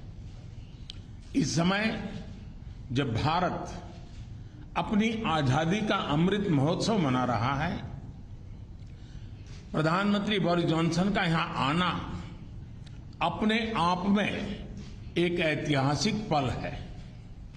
और कल तो पूरे भारत ने देखा है कि आपने अपनी भारत यात्रा का शुभारंभ साबरमती आश्रम में महात्मा गांधी को श्रद्धा सुमन अर्पित करके किया। फ्रेंड, पिछले साल हमने दोनों देशों के बीच कॉम्प्रिहेंसिव स्ट्रेटेजिक पार्टनरशिप की स्थापना की थी और इस दशक में अपने संबंधों को दिशा देने के लिए हमने एक महत्वाकांक्षी रोड मैप 2030 भी लॉन्च किया था।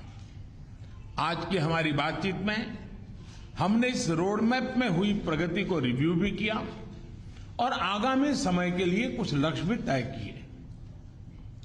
फ्री ट्रेड एग्रीमेंट के विषय पर दोनों देशों की टीम्स काम कर रही है। बातचीत में अच्छी प्रगति हो रही है और हमने इस साल के अंत तक एफटीए के समापन की दिशा में पूरा प्रयास करने का निर्णय लिया है। पिछले कुछ महीनों में भारत ने यूएई और ऑस्ट्रेलिया के साथ फ्री ट्रेड एग्रीमेंट का समापन किया है। उसी गति, उसी कमिटमेंट के साथ हम यूके के साथ भी एफटीए पर आगे बढ़ना चाहेंगे। हमने रक्षा क्षेत्र में सहयोग बढ़ाने पर भी सहमति व्यक्त की है। रक्षा क्षेत्र में मैन्युफैक्चरिंग, टेक्नोलॉजी, डिजाइन और डेवलपमेंट सभी क्षेत्रों में यूके द्वारा आत्मनिर्भर भारत के समर्थन का हम स्वागत करते हैं। फ्रेंड्स, भारत में चल रहे व्यापक रिफॉर्म्स हमारे इंफ्रास्ट्रक्चर मॉडर्नाइजेशन प्लान और नेशनल इंफ्रास्ट्रक्चर पाइपलाइन के बारे में भी हमने चर्चा की।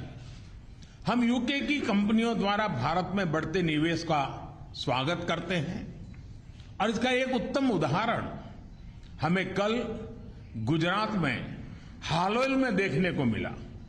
यूके में रहने वाले 1.6 मिलियन भारतीय मूल के लोग समाज और अर्थव्यवस्था के हर क्षेत्र में सकारात्मक योगदान कर रहे हैं।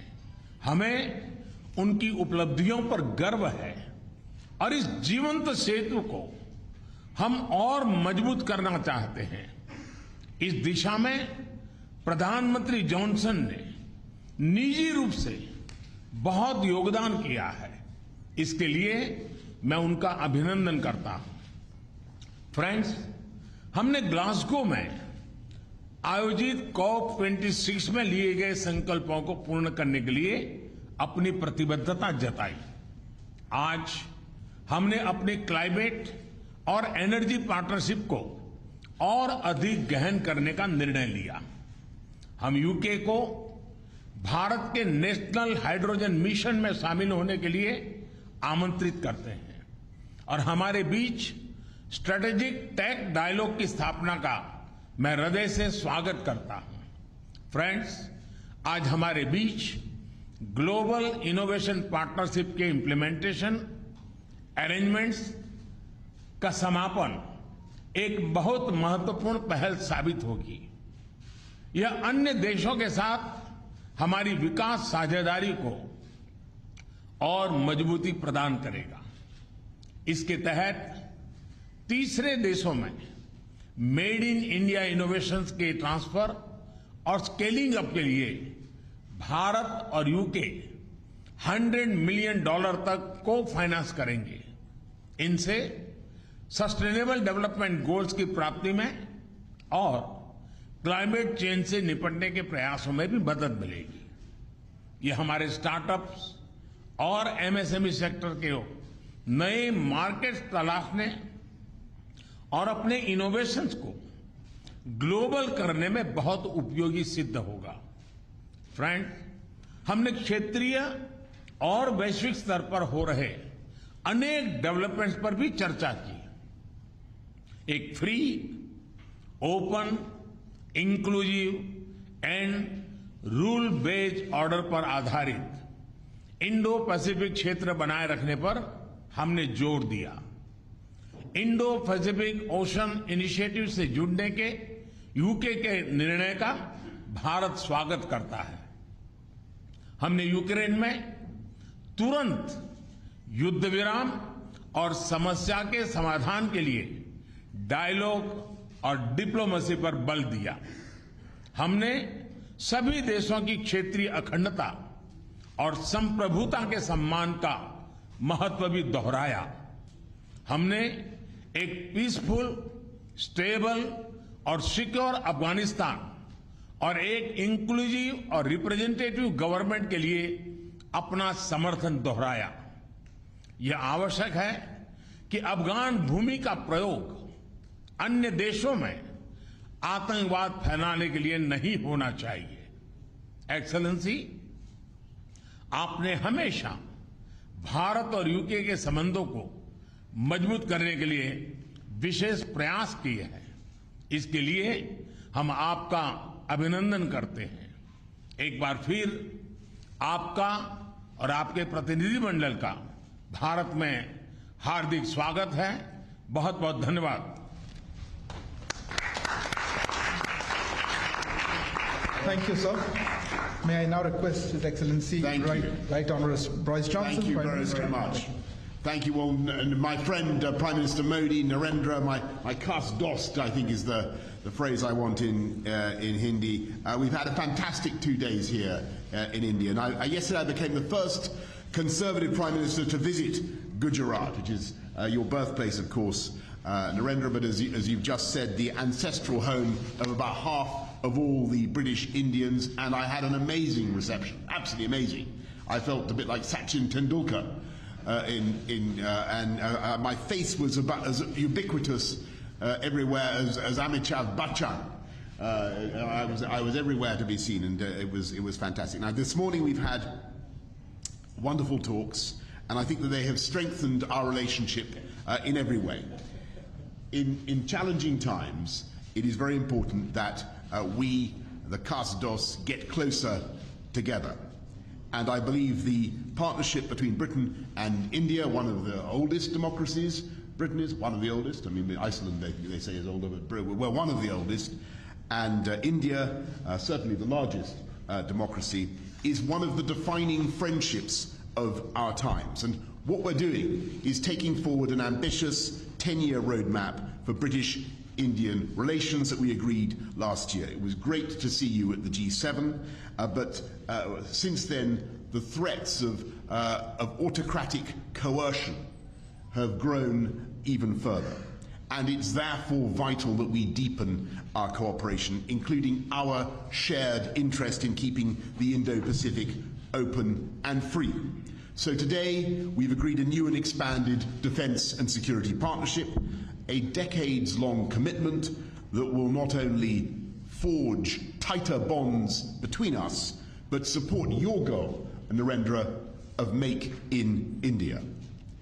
The UK is creating an India-specific open general export licence, reducing bureaucracy and slashing delivery times for defence procurement.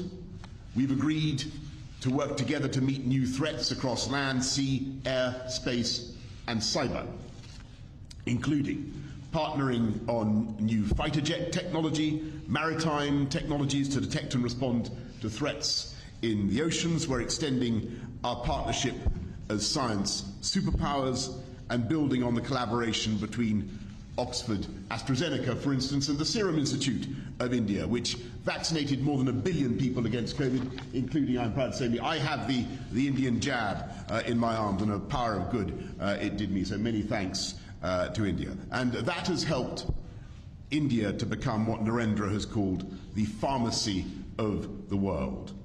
Today, we're embarking on joint initiatives on malaria vaccines, on antimicrobial resistance, and a digital partnership between the Indian National Health Authority and our NHS. We're also taking big steps together on energy security, helping each other to reduce our dependence on imported hydrocarbons and adopt cheaper, more sustainable, homegrown alternatives. And we have a new offer, a new plan to develop offshore wind from the Celtic Sea to Dhanushkodi. We've got a new UK-India hydrogen science and innovation hub, and we're taking forward the Green Grid solar power initiative that you and I began, Narendra, at COP26 in Glasgow together with 80 other countries. It's an incredible fact that the sun provides enough energy every day to power the world 10,000 times over. You have a lot of solar power here in India. The sun's putting on a fantastic performance today, but we have quite a lot in Britain as well.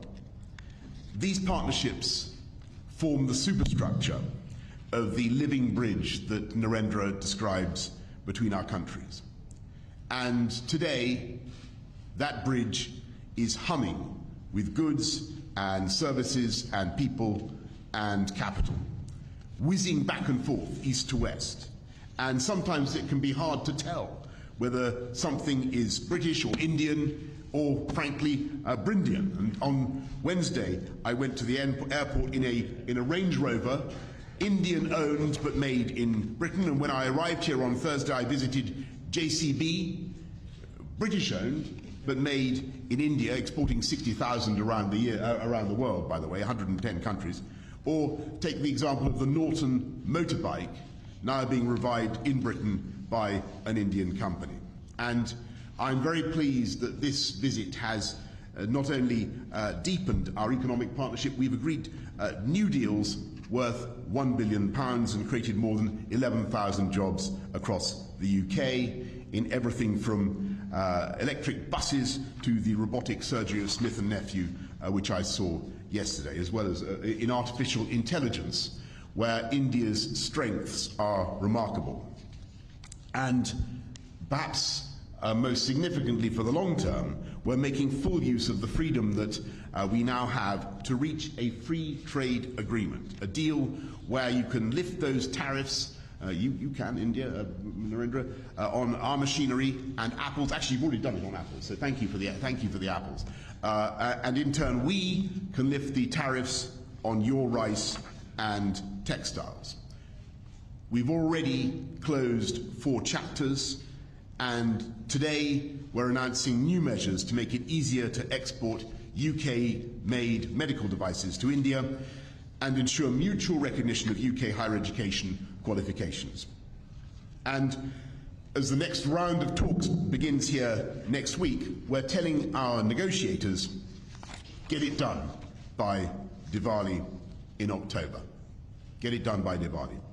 This could double our trade and investment by the end of the decade, widening that living bridge into a multi-lane motorway pullulating with beautiful jointly made electric vehicles and creating hundreds of thousands of new jobs in both our countries. So, as India celebrates its 75th year of independence, I am filled with optimism about the years ahead and the depth of the friendship between our countries and the security and the prosperity that our partnership can deliver for our people for generations to come.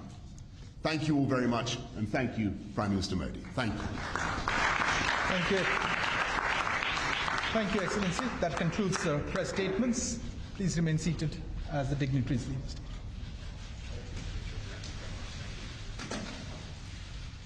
Okay, the press statement by Boris Johnson and Prime Minister Modi just about getting underway. The MOUs have been signed, they have been exchanged as well. And the big takeaway, the big news point that is coming in from the press statement is this, that the free trade agreement, negotiations still on, but the free trade agreement will be a done deal by Diwali. It will be signed between the two countries by Diwali. What this essentially means is that once the free trade agreement is done, and October possibly year end, Zaka, what this essentially would mean is that by 2030, trade between Britain and India doubles. Yeah, that's the hope, and that is what both Prime Ministers have committed to. I think the fact that both the Prime Ministers mentioned this, and Boris Johnson used the phrase, get it done by Diwali. So I suspect that the FTA could get wrapped up by then. We could even see a visit by the Prime Minister to London to try and conclude that FTA. So I think there is an impetus, there is a certain urgency in trying to conclude it. What we are given to understand by negotiators is that more than 2/3 of the goods part of the FTA is already agreed upon. They are having some trouble as far as services is concerned, but now that both the principals themselves publicly have said that they're going to end or wrap up the negotiations by the end of the year, I think the onus will clearly be on the bureaucrats, will clearly be on the negotiators to try and wrap it up by Diwali. India has just concluded an FTA with Australia. We've done one with the UAE. I think UK is the next one. You're also going to have Ursula von der Leyen, the EU president, coming on Monday. So India is now going all out and looking at all of these free trade agreements with these countries over the next decade or so to try and boost trade. As the Prime Minister has said repeatedly, the decade of 2020 to 2030 is going to be critical for India in becoming a $5 trillion economy and beyond. Other than the FTA stuff, there was only one very passing mention, if you will, on the Ukraine situation. Correct. At least what Boris Johnson mentioned publicly. He talked about autocratic coercion, and he also linked that to what is happening in the Indo-Pacific.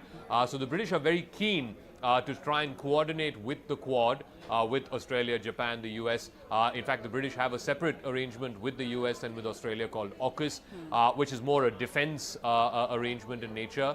There's also a big defense deal that's been announced today. So I think you're going to see a whole gamut of agreements and cooperation between Britain and India. As far as the Ukraine question is concerned, like I said, publicly, Boris Johnson has refrained from bringing that up. In fact, it was Prime Minister Modi who brought it up by saying that we are very clear that there has to be cessation of hostilities in Ukraine, and that is our stand, and that remains our stand. So he's the one who made that statement naming Ukraine there. Zaka, do stay on with us. I have our guest joining us this afternoon. Dr. Swasti Rao is an associate fellow at the Manohar Parrikar Institute. She's joining us as well as Ashok Sajjanar is a former diplomat. He joins us as well. Dr. Swasti Rao, you've heard the statement from both leaders. Interesting to see how Boris Johnson began his press statement saying, my face was plastered all over Gujarat. I felt a bit like Amitabh Bachchan. In fact, the reception I got is what possibly Sachin Tendulkar would have got in Gujarat.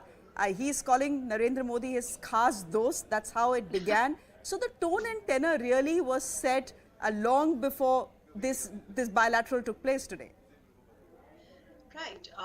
If you want to understand what is behind UK's push to India or to the Indo-Pacific, I think we'll have to go back to this very important document that came out in March 2021, which is the Global Britain in a Competitive Age, better known as their Integrated Review. Okay, so in those papers in 2021, Britain has been seeking to chart a new post-European Union future for itself and establish a larger multi-dimensional global footprint. Okay, and that document has been touted as a first such since the end of the Cold War and could mark a fundamental shift in British security thinking. And if you understand as to what is happening, so Boris Johnson's visit here is preceded by Liz Truss's visit, when she came in March last month, and then, so many defense agreements were declared and all that, and, security pact and a cyber security pact, etc. So the key to understand the British outreach is actually lying in the integrated review. The integrated review actually tells us that they are looking at a multipolar world. They are going to be reaching out to middle powers. Britain has been very quick in having a defense agreement with Japan. They have been setting out to expand their relations with Japan as well as a part of their Indo-Pacific tilt. Similarly, they are, they are calling out on China with respect to how China is a threat to the global rules-based order and large. And they talk about a broad, pragmatic engagement with major players, middle players like India. And the point is that, but after what Russia has done in Ukraine and how worried is Europe over the security, so to say, crisis that they are seeing unfold in Europe. So that has definitely given an impetus, okay, to their outreach to India. So, we see a slew of the Western leaders coming to India and behave, though on the one hand, there is an optics of they would like to make it look as if it's democracies coming together against Russia.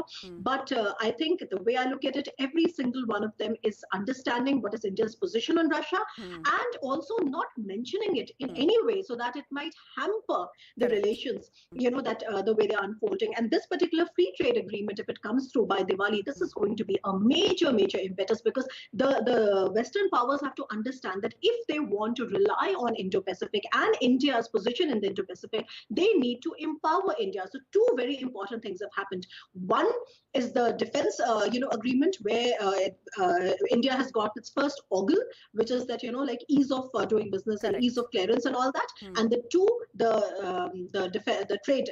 free trade agreement, because these are the two major roadblocks if they want to really empower India. The good point is that they are understanding it and not letting the Russia-Ukraine shadow loom over it. That, I think, is the biggest, I would say, diplomatic victory for India.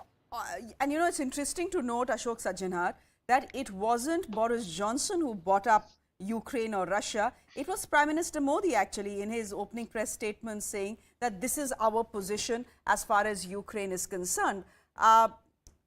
Given that Britain has been one of the staunchest critics of Kremlin as this war in Ukraine has gone on for the last 2 months, it would have taken a great effort for the Brits, for Prime Minister Boris Johnson, to not speak about Russia, to not ask India to censor Russia, etc. It would have taken a great effort.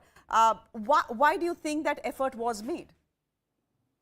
Yeah, no, you're very right. If you permit, Shreya, maybe I can make a comment also on the personal rapport and chemistry between the two leaders that you referred to, earlier in the program. And I think that is visible right now. That was also visible, if you recall, when Prime Minister Modi had visited Glasgow for COP26 last year. And I think the bonhomie and the chemistry and the rapport and the personal ties between the two leaders was visible. And both of them, I think, are hands-on leaders, are charismatic leaders in their own different way. And, they are doers in both of them in that sense. So it was natural that both of them met with such enthusiasm and such energy. To come to your question, yes, I think this clearly demonstrates, Shreya, that India is not at all apologetic about our position on the Russia-Ukraine conflict, that we are not on the defensive. If you remember, this was exactly the same thing that Prime Minister Modi had done on the 11th of April, when the virtual summit between him and President Joe Biden took place. And he was the one who raised this issue because, if, let's say, as you have mentioned, UK and Boris Johnson, he has been the staunchest critic.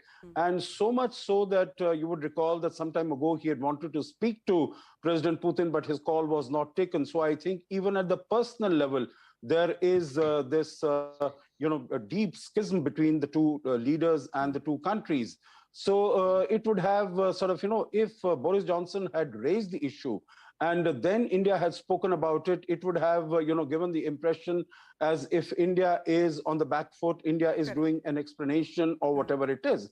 But that is not the case. I think in more than one way, India has been very clear that, whatever we are doing, it is both not only as far as advancing, promoting, safeguarding India's interests, but it is whatever we need to do in terms of bringing the two countries together. Prime Minister has always been saying he's spoken to Putin, he's spoken to Zelensky, he's asked for an end to the violence.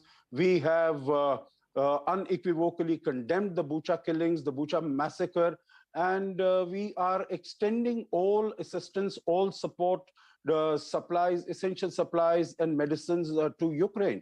And also we have been speaking out, without mincing our words as far as the inviolability of the UN Charter is concerned. We've been speaking about the territorial integrity and sovereignty of Ukraine. So I think, it is not that if you use the word condemn that you are speaking out against Russia. I think India is making its point of view very clear and it doesn't really have to be defensive. So taking this, making the first reference to Ukraine, I think was an attempt by Prime Minister Modi. Okay, now we have discussed this, let's put it to the side. The real essence of the visit, of the meeting, of the discussions is going to be on the free trade agreement. It's going to be on defense cooperation. It's going to be on renewables. It's going to be on science and technology. It's going to be on, so many other areas that we have been working upon. So rather than, the media might still tend to focus on what was said and the body language when it was said on Russia-Ukraine conflict. But I think that is in the overall scheme of things at the moment, Shreya, I think that is a side story and that is how it should be treated because the world has come to know as when Elizabeth Truss was here on 31st March and she said it is not our place to dictate or advise India as to what it should be doing. Similarly, I think even in Washington, D.C., this message has gone through very clearly. And Boris Johnson also recognizes that if, America has been able to go thus far and no further, there is no way that the United Kingdom would be able to do anything much to push India. And they know better that, if we have to work together, as has been mentioned, it is a win-win situation. It is in the interest of both sides equally. India needs an FTA, Britain needs the FTA even more. So I think that is the area to focus. Both sides have decided, and that is how they're going to take the relationship there was a lot forward. to focus on. There was a lot to focus on, and you're saying the Ukraine-Russia story was a side story, at least as far as this visit is concerned. In any case, before Prime Minister Boris Johnson even landed here, the Brits had made it very clear that he's not coming here to lecture India on India's stand as far as the Ukraine war is concerned. Dr. Rao, Ashok Sajjanar, we leave it there for the moment. Thank you very much. We are now shifting our focus to the other big story we are tracking this hour. This is a big investigation into India's conversion corridor.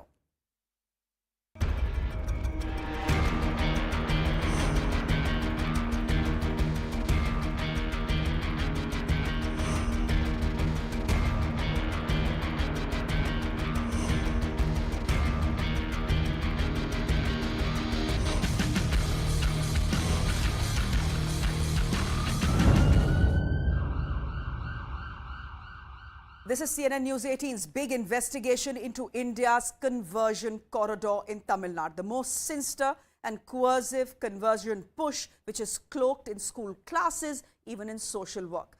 CNN News 18's special investigation team has travelled to several parts of Tamil Nadu to bring you this mega exclusive investigation. Take a look at what they've found.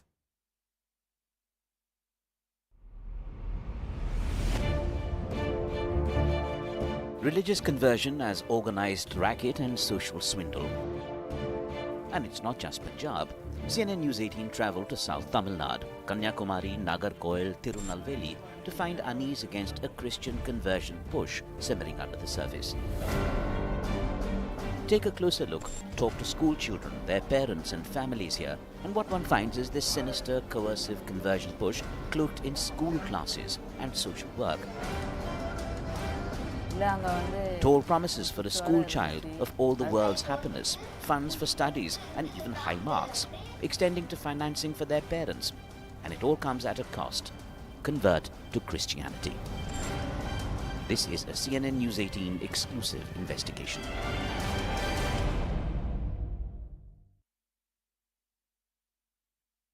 First, let's take a look at how this conversion racket works. The modus operandi is pretty set, and it is something that has been in use for the last 15 years or so in Tamil Nadu, especially in the region of Kanyakumari.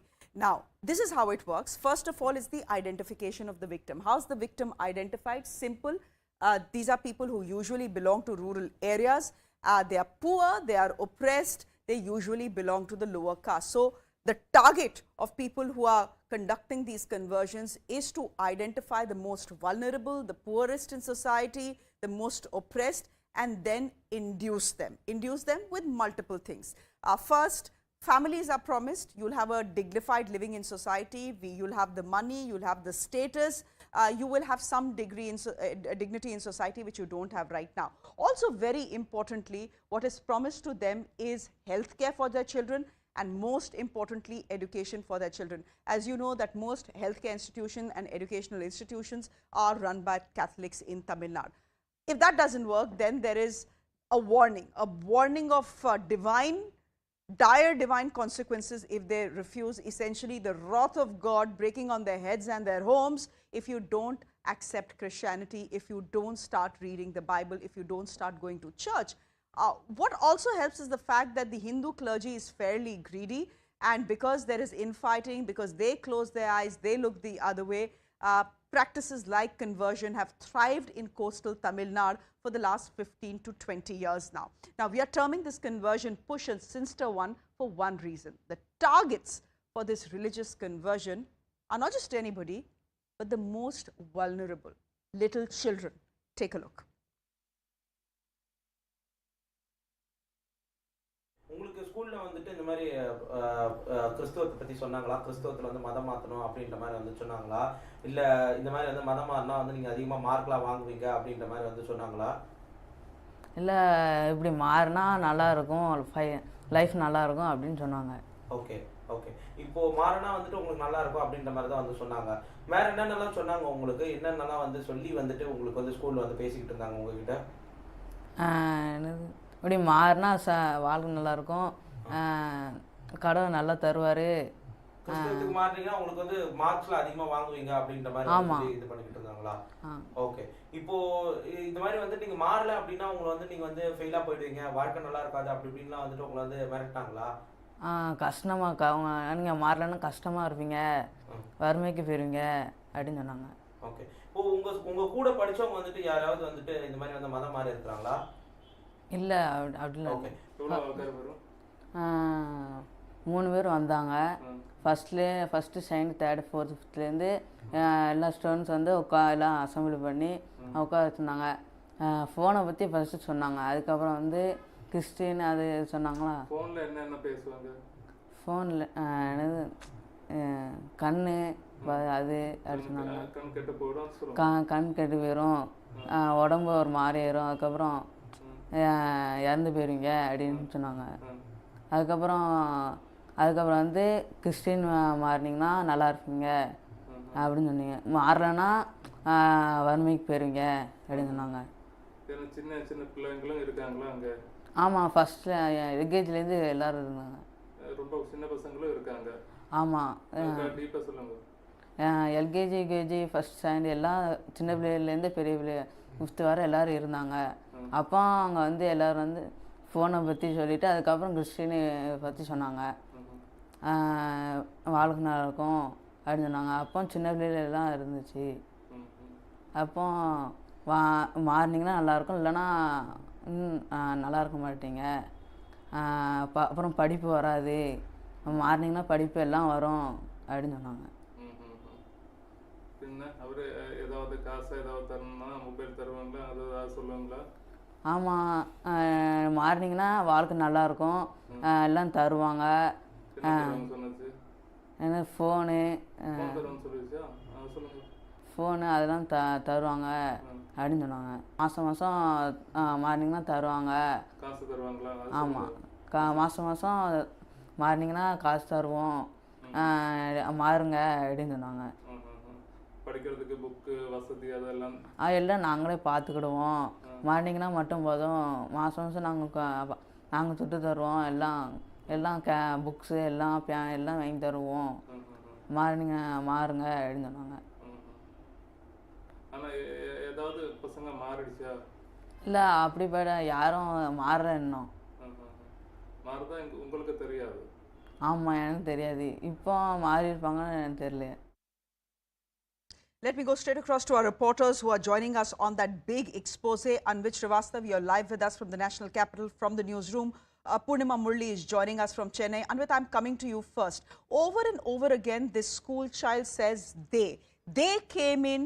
They wanted to give us, we were told that they are going to give us a lecture on cell phones, the harmful effects of cell phone. But this lecture soon graduates to a lecture on Christianity, how Christianity is the religion that they need to convert to. If they do that, their life will be happy, their life will be fulfilled, they'll have money, etc. When this child is referring to they, who is this they, and who allowed this they to come into a government school and start preaching Christianity to children as as young as from class 1 to class 5?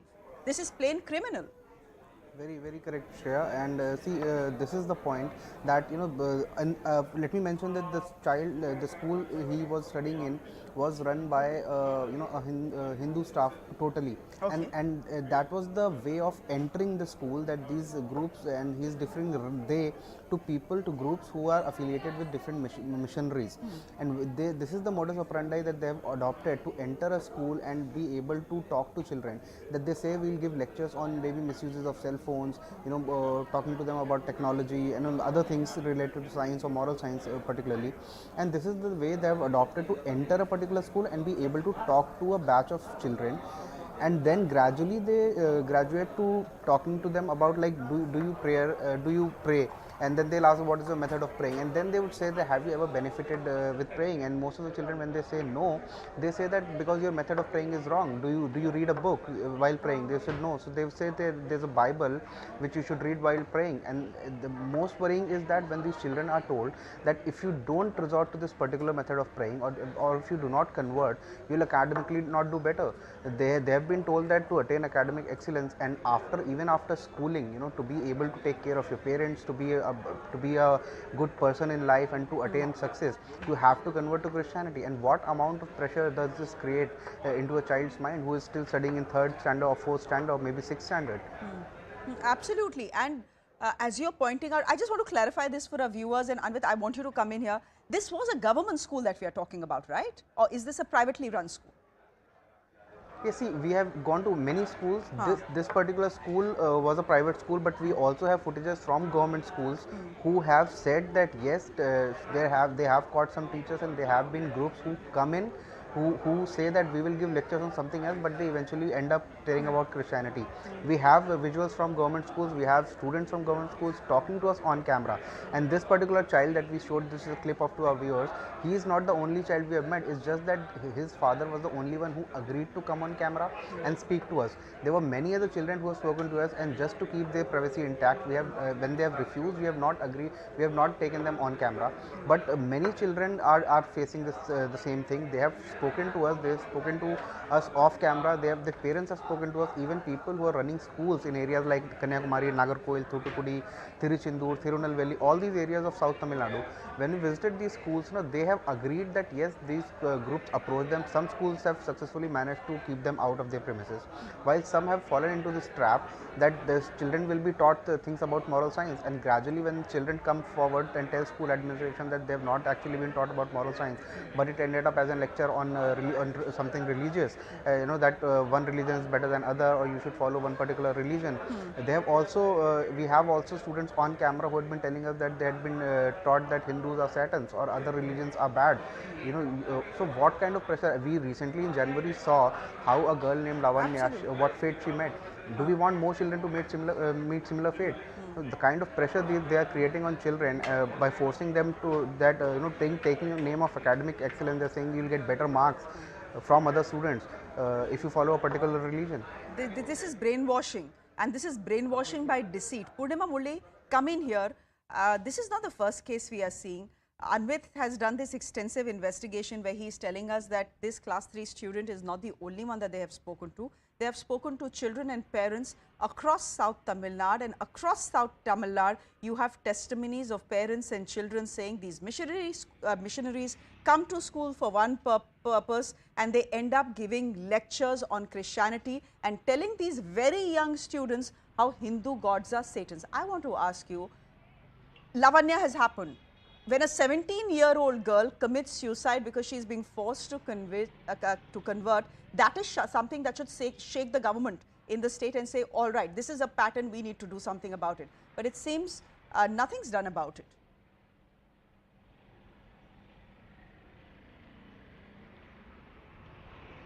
Absolutely. There were two such incidents reported. One, of course, was Lavanya, where she committed suicide because 2 years before she took that drastic step. She was asked to convert to Christianity, and she denied. And then she said what followed was harassing her for 2 years, making her clean the toilets. And even then, when this incident was reported, Lavanya's case, within a span of 12 hours, the police SP had held a press conference ruling out the possibility of conversion angle, and even the health minister of the state, the education minister, I beg your pardon, had made it very clear that they had spoken to other school children from the government school, and all of them denied the possibility of conversion angle. They said that none of the girls were in fact asked to convert to Christianity, and ruled out the possibility, which is why the Madurai bench of the Madras High Court in its orders said that there needs to be a thorough and fair probe into this. The Tamil Nadu government did not do that, which is why this case needs to be transferred to the CBI. This was something that the judge had observed, saying that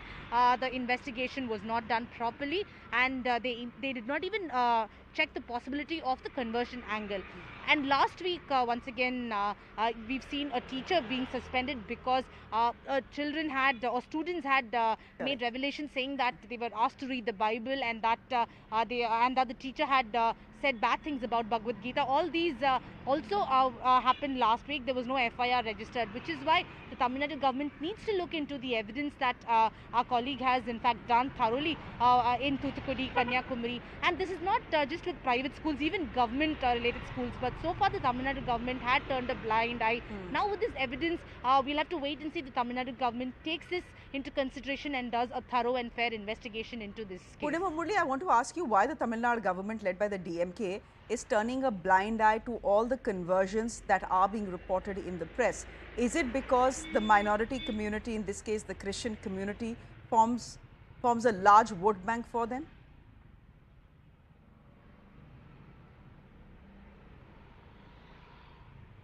Absolutely, vote bank does play a crucial role, which is why such sensitive issues are not addressed properly. Not just with the DMK, even the AIADMK. This is an open secret that yes, in pockets in Kanyakumari and Thoothukudi, this is something that we've heard of how children are now being approached to convert to Christianity. This is something that we've heard. But whatever government was in place, no one had in fact looked into this, or complaints by parents were also not considered seriously so far. Because vote bank does play an important role, which is why even over the last 3 months, when we've heard such complaints from these pockets, no action was taken, no FIR was registered. So we'll have to wait and see, at least with ample evidence, will the DMK government now consider doing something about it, because this is something that we've heard. A thorough investigation reveals that yes, children are being the vulnerable group, are being approached, but will the government take action? That remains to be seen. With the evidence, we'll have to see how the government reacts to it, Shreya. Okay, and as we are saying, this is an extensive investigation. This is not just about talking to one child, who has faced these missionaries, and missionaries have asked him to convert or read the Bible, etc. Here is another instance. This is of how small children are being targeted by these conversion groups, possibly missionaries. Listen into this conversation with a child who is studying in class 3 again, who was asked to convert in a bid to score good marks in his exams.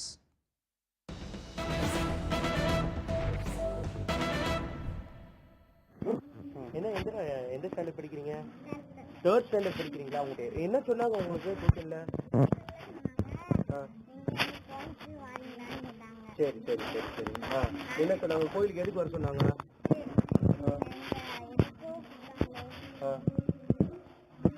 எதுக்கு? Prayer பண்ணலாம். Prayer பண்றதுக்காக கூப்பிட்டாங்களா? Prayer பண்ணா என்னென்ன கிடைக்கும்? நாங்க prayer பண்ணா அதெல்லாம் சொல்லல. ஆனா சும்மா வந்துட்டு இப்படி வந்துருங்க. ஆனா இப்ப சும்மா வந்துட்டு இது மட்டும் சொன்னாங்க, ஒரு ப்ரேயர் மட்டும் வந்து பண்ண சொன்னாங்க.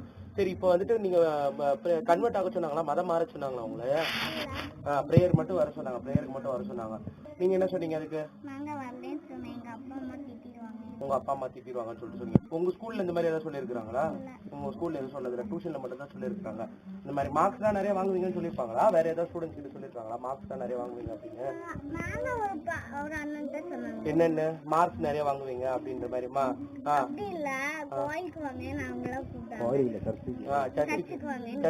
சர்ச்சுக்கு வரீங்க, நாங்க உங்க மார்க்ஸ்ல நிறைய உங்களுக்கு ஏசப்பா வந்து வழங்குவாரு அப்படின்ற மாதிரி சொன்னாங்க.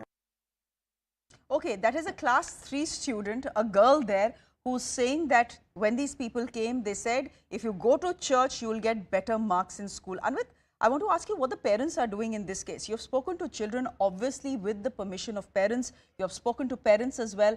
Have they gone to the police to complain? Have they gone to the school authorities to complain? And what has come of these complaints?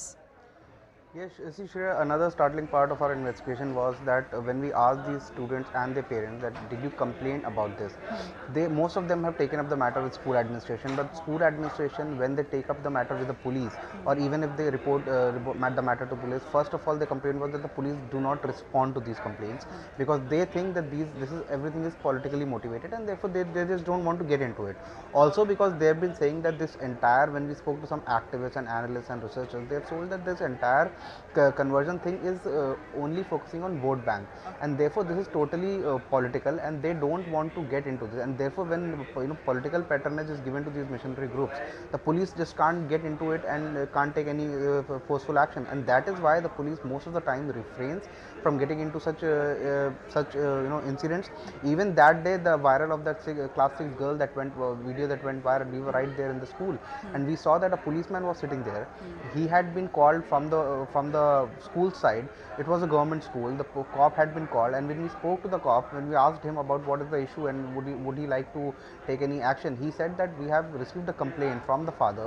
The father has also written a complaint to the school administration, but he said that we will not register any FIR. We are letting school take action on its own level, and only after school fails to take any action, then we will take any action. School, however, later suspended the teacher, but like you said, this is criminal, and there has to be some legal action. Only then we can put a curb to all these practices.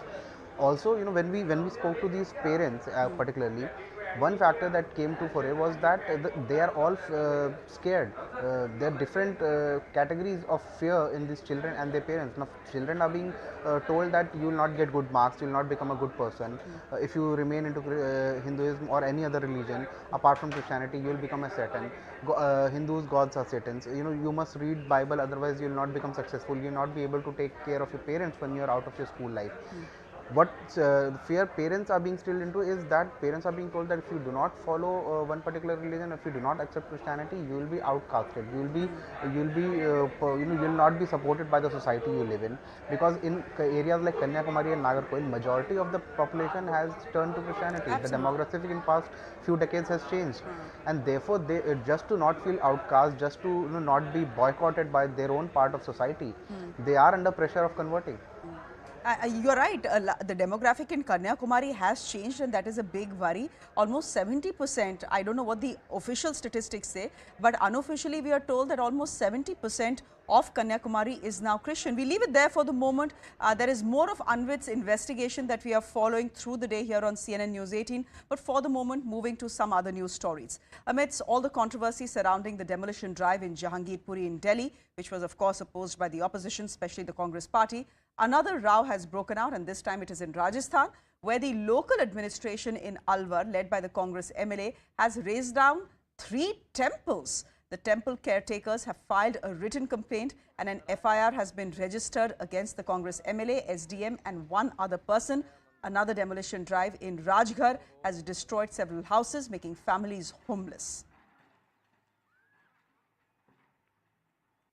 BJP के board ने ये सारा फैसला किया है तोड़ने का, मोहर पर बढ़ाने का, और मंदिर को तोड़ने के बाद उन लोगों ने किए कि अतिक्रमण जब मंदिर आया वो तोड़ा है, तो उन्हें अतिक्रमण हटवाया है, तो मंदिर उन्हें तोड़वाया है, हमारे क्या लेने देने उन्हें। बीजेपी का राज है, बीजेपी का बोर्ड है, बीजेपी के बोर्ड को हमने फोन निवेदन किया जनता से, चुनाव है जब हमारी बात नहीं मानी, बीजेपी के बोर्ड फैसला करने जो फैसला हो गए प्रजातंत्र में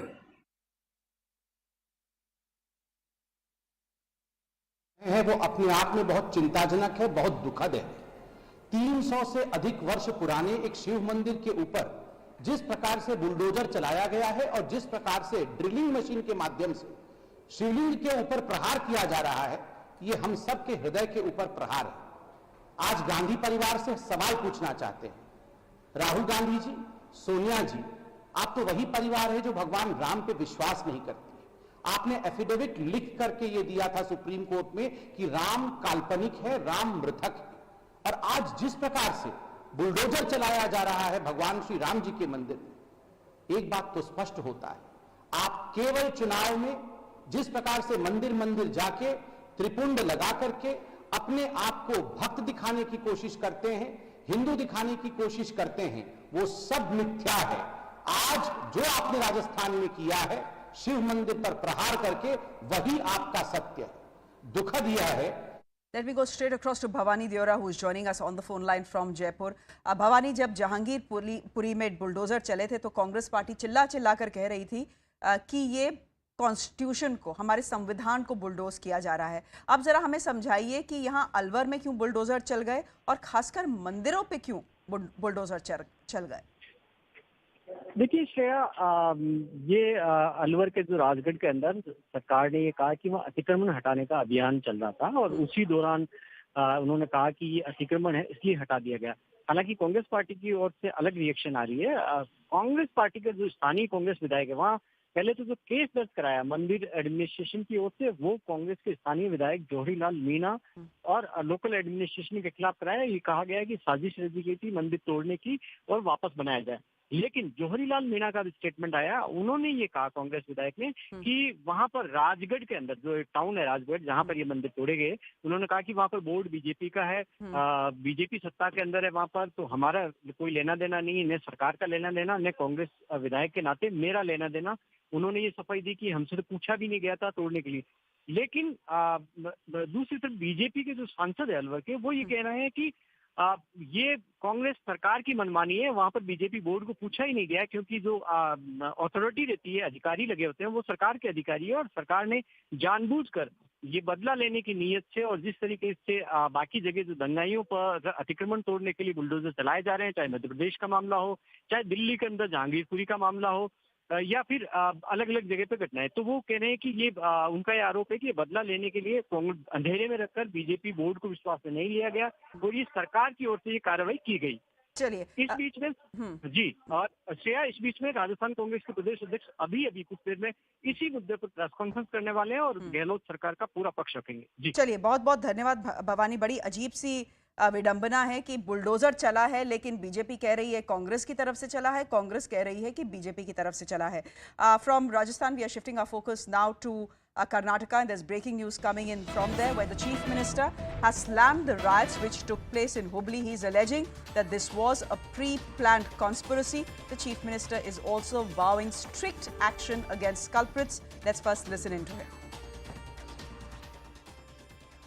It seems that there is a conspiracy behind it, and even though the police had taken action, a lot of people gathered in front of police station and thrown stones at police, and a lot of police were also injured. They have taken law into their hands.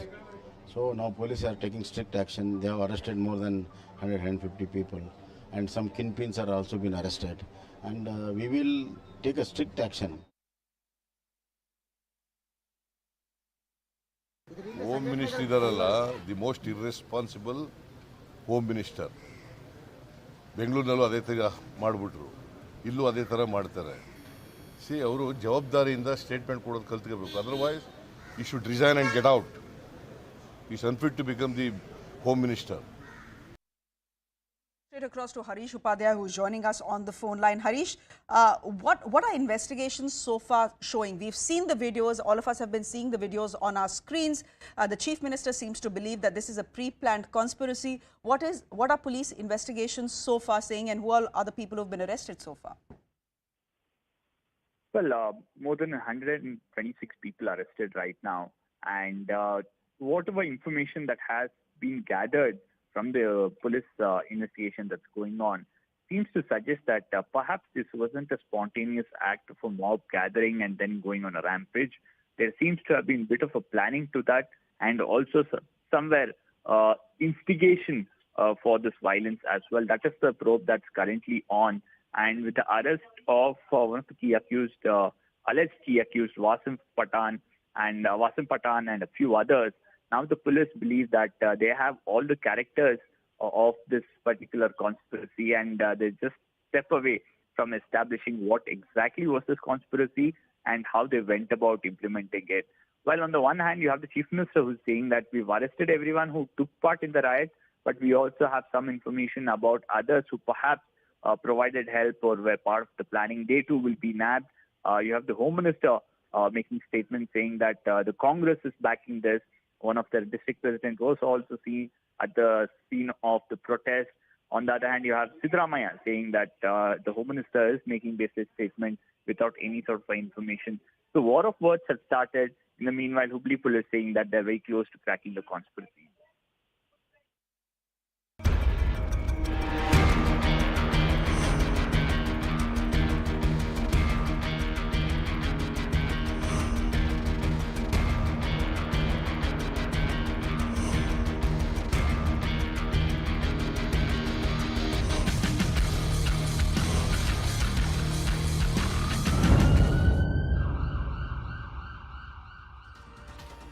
Good afternoon, everyone. Thanks a lot for staying with CNN News 18. I'm Shivani Gupta, and a mega CNN News 18 investigation is lined up for you.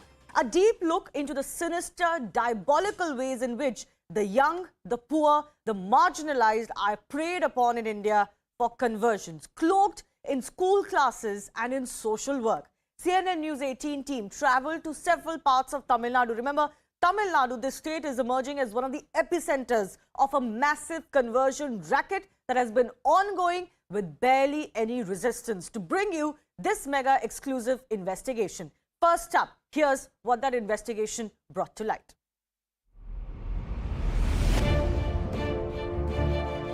Religious conversion as organized racket and social swindle.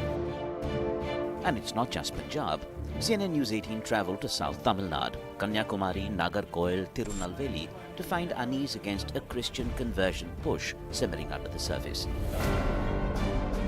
Take a closer look, talk to school children, their parents and families here, and what one finds is this sinister, coercive conversion push cloaked in school classes and social work. Tall promises for a school child of all the world's happiness, funds for studies and even high marks, extending to financing for their parents. And it all comes at a cost. Convert to Christianity. This is a CNN News 18 exclusive investigation. So let's break down really, before we get you more testimonies of individuals we've spoken to who've fallen prey to such conversion rackets, exactly what is the modus operandi. So step one is to identify rural poor, especially the oppressed, those oppressed because of casteism that exists, of course. Then there is a promise that families will live a more dignified life in society.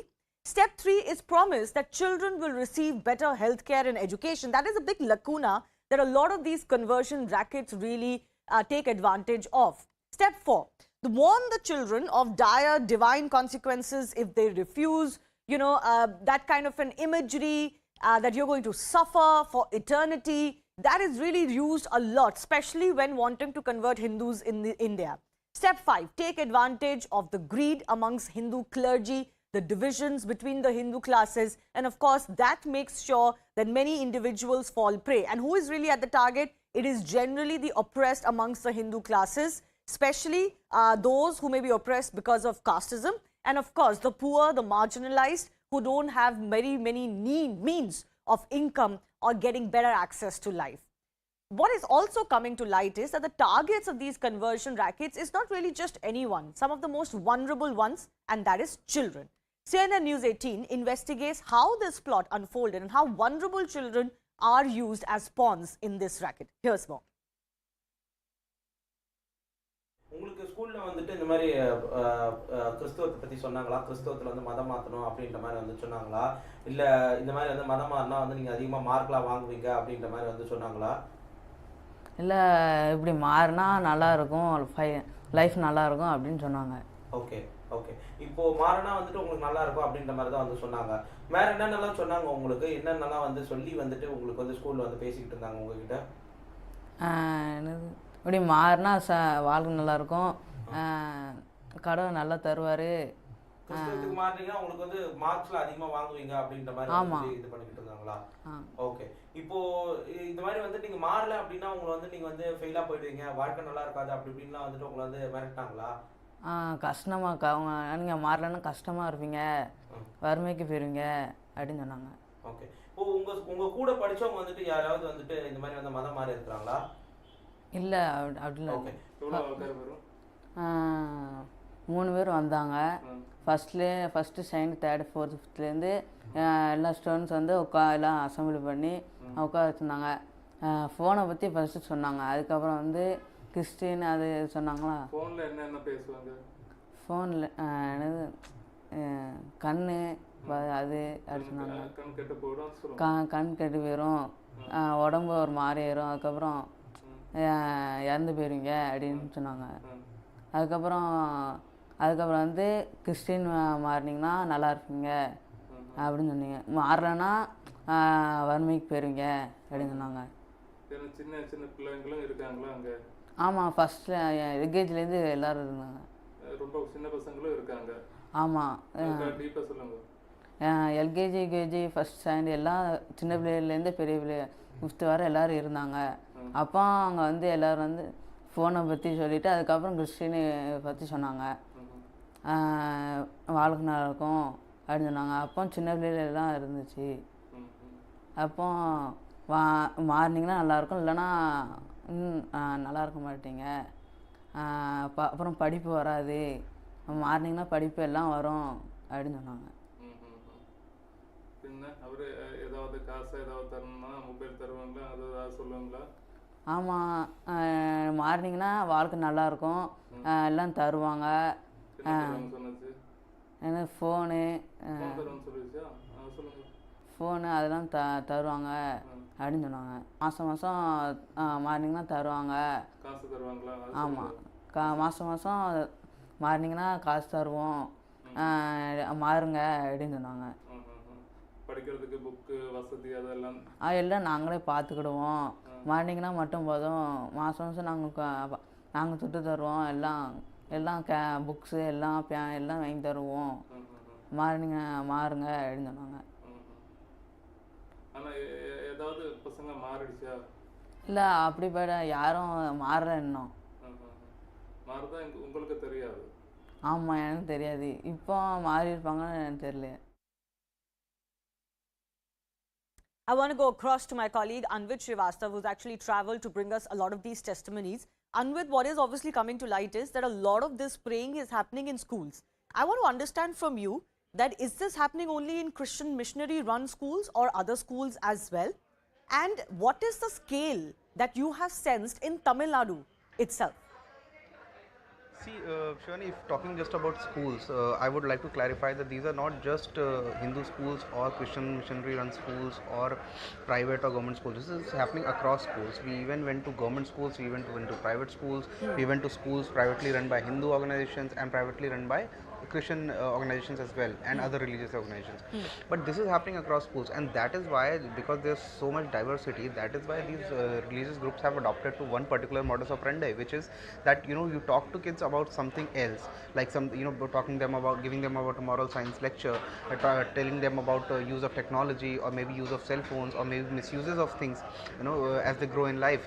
But gradually these lectures or these classes graduate to talking about religion, and then they are told that how one particular religion is better than others, how people in other religions are satans, how one particular religion can only provide you with luxuries in life, with money, with success. And also what's most worrisome is that these children, when they are being told that you will attain academic excellence or you will do better than other students in your class only when you follow one particular religion or when you pray in one particular style.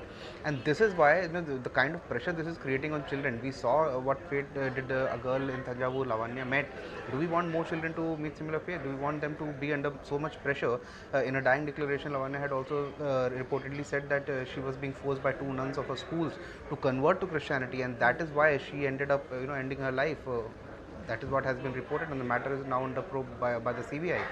So obviously this is rampant across Tamil Nadu, and let me again mention that it's not just about one city or one school. We travelled across South Tamil Nadu. We travelled to Tirunelveli, Nagarkoil, Tiruchendur, Thoothukudi, Kanyakumari, many such areas, many off-road areas, many remote areas as well, apart from these big cities, many districts and small towns also.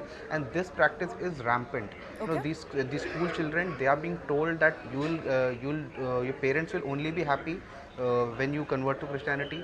You after school, even after school, this is not just limited to school. They are being told that if once you are done with your schooling, you will be a successful person. You will be able to take care of your parents only when you follow Christianity. And this is all based on fear. The two different aspects are that children are being told about marks and about education. Their parents are also being told that because majority of these population of these places, demographic in past 2 decades has changed completely. 70 to 50% of population has converted. So they are being told that if you do not follow one particular religion which people around you follow, you will be outcast. You will be boycotted by them. And yes, actually, Anvit, that's a very good point, because in a lot of these cases, actually faith, divinity are not really the reasons why people are converting. They're converting because there is brainwashing that is taking place clearly from a very young age, and then the element of fear is used, either social fear, social parameters, or of course the fears of burning in hell for eternity, etc. That is really what is used to convert people, and that is really not allowed or justified. But as if these shocking testimonies of children were not enough, how they're being brainwashed in their classes or in the garb of education, CNN News 18 investigation team also brings you this gut-wrenching testimony of a woman who almost gave in to the forced conversion, all in a bid to try and save her child. Take a look.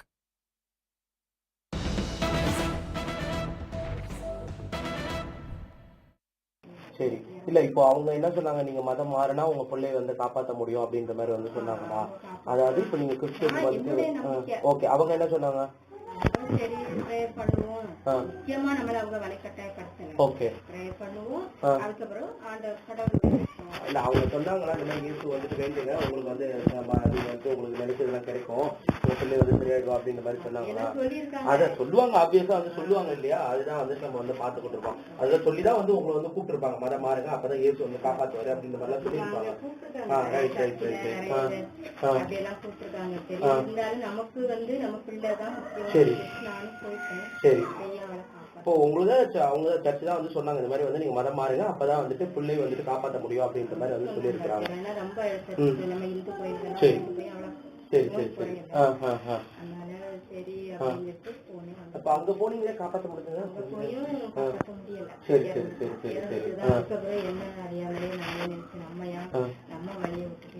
சரி சரி சரி சரி. Let's go across to my colleagues Anvit live once again. He's also been joined by Anand Narsimhan. Of course, all through the day, Anand, we've been looking at a lot of these stories that our investigations have found, and various facets which are frankly open secrets are now being, put on camera as part of these testimonies. And really, the wait is for the administration to act because the proof is there. Yes, and one can't but help ask this question that, there is an encroachment drive or demolition drive over encroachment or an anti-encroachment drive, and the top lawyers, voices and netas, everybody makes a beeline to the courts, to the place, and everybody crosses a furor. And here, it's brazen violation of the constitutional provisions, it's a brazen violation of law.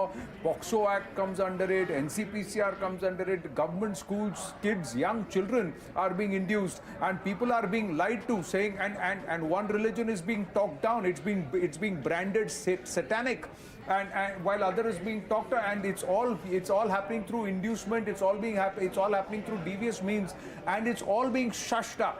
The local netas are not saying anything, the courts are not saying anything, the cops are not even willing to file an FIR, and they're saying ki school aapas mein samjhalega, and in the schools they've just suspended the teacher and hushed up the entire matter. Anvit, in the case of this mother, the child was sick, they said you convert and your child will be well. This brings me back to what we saw in Jalandhar also. There was a similar story in Punjab where a mother lost their child because they were given these false promises and false inducements. Similar case. Very, very correct, Anand. That family belonged to Mumbai and they were only forced to come to Jalandhar to get their daughter treated. But what happened finally?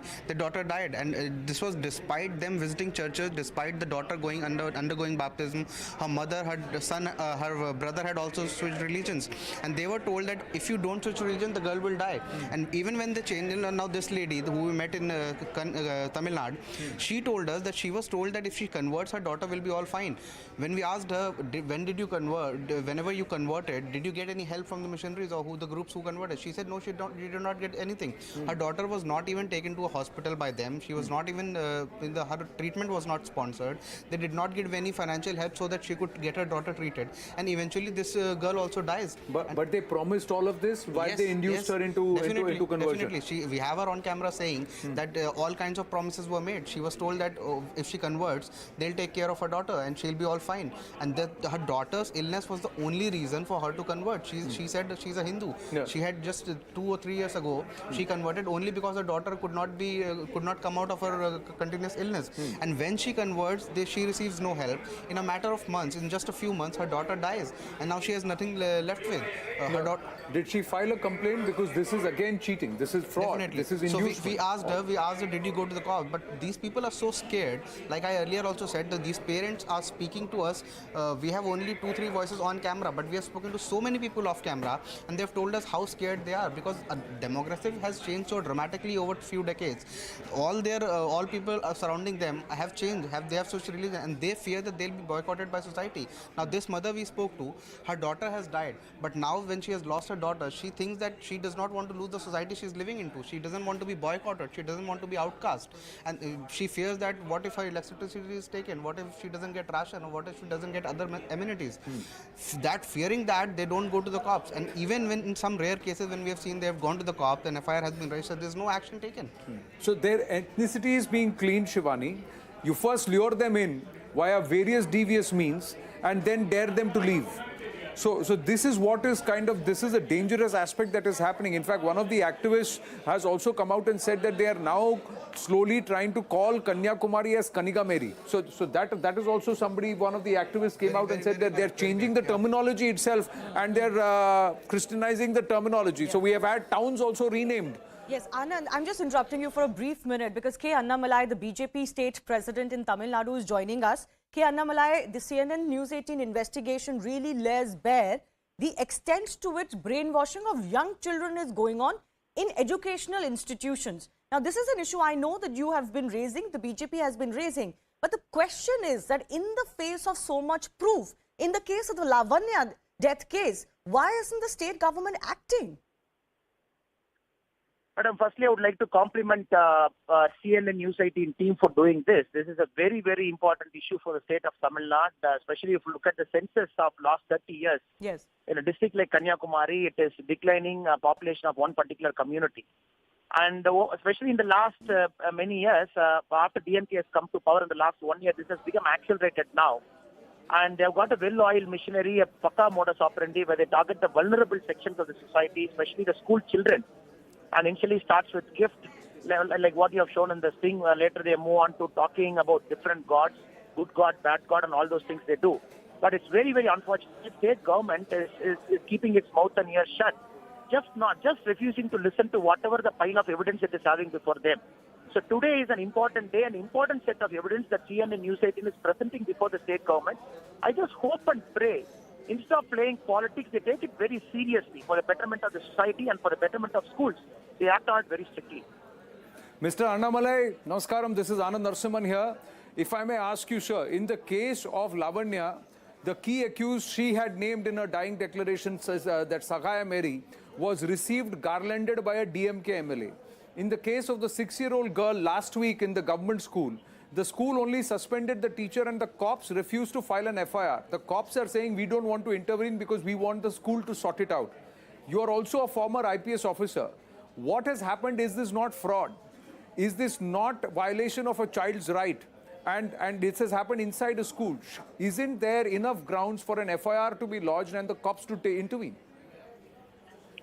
Sir, Vanakkam. So, especially in the last 10 months after DMK has come to power, so all this group of people have seemed to get a very free reign inside the school. They have become very brazen. I would like to remind you, and of course you must be knowing it, and your viewers also, after DMK has come to power, there was a minister sitting in the stage and giving a bhashan, giving a speech that we have come to power only because of certain minority communities' vote. So the government is always indebted to them. This is the kind of speech they give. I hope and pray they take this evidence as a solid evidence, prima facie, they book an FIR. Because you cannot need any more evidence than what CNN News 18 has done. Use this to book an FIR prima facie, start the legal process. If need, please go for the arrest. If the government is still not doing it, then it's very clear the government is not interested in giving justice. It is running the government only to please a select few in Tamil Nadu. That will be very clear. Mr. Annamalai, I wanted to ask you a question. One of the things that is coming to light is that a lot of these people are just socially ostracized if they resist the temptations and the pressure to convert. So what is also a requirement on ground is to provide them social support. I think that's a big lacuna. It's one thing to keep talking about this issue, but we're not going to find any real solutions unless these individuals, these families, especially in areas that you're talking about where a lot of demographic changes happen, they're given social support. I am glad that you have asked this question, ma'am, because I was in Kanyakumari last week. I met a particular girl in the school where she went and gave a complaint. Wonderful, wonderful, wonderful child. And when I was talking to her, one thing I found, the whole of school is trying to ostracize her, trying to kind of make her feel separate.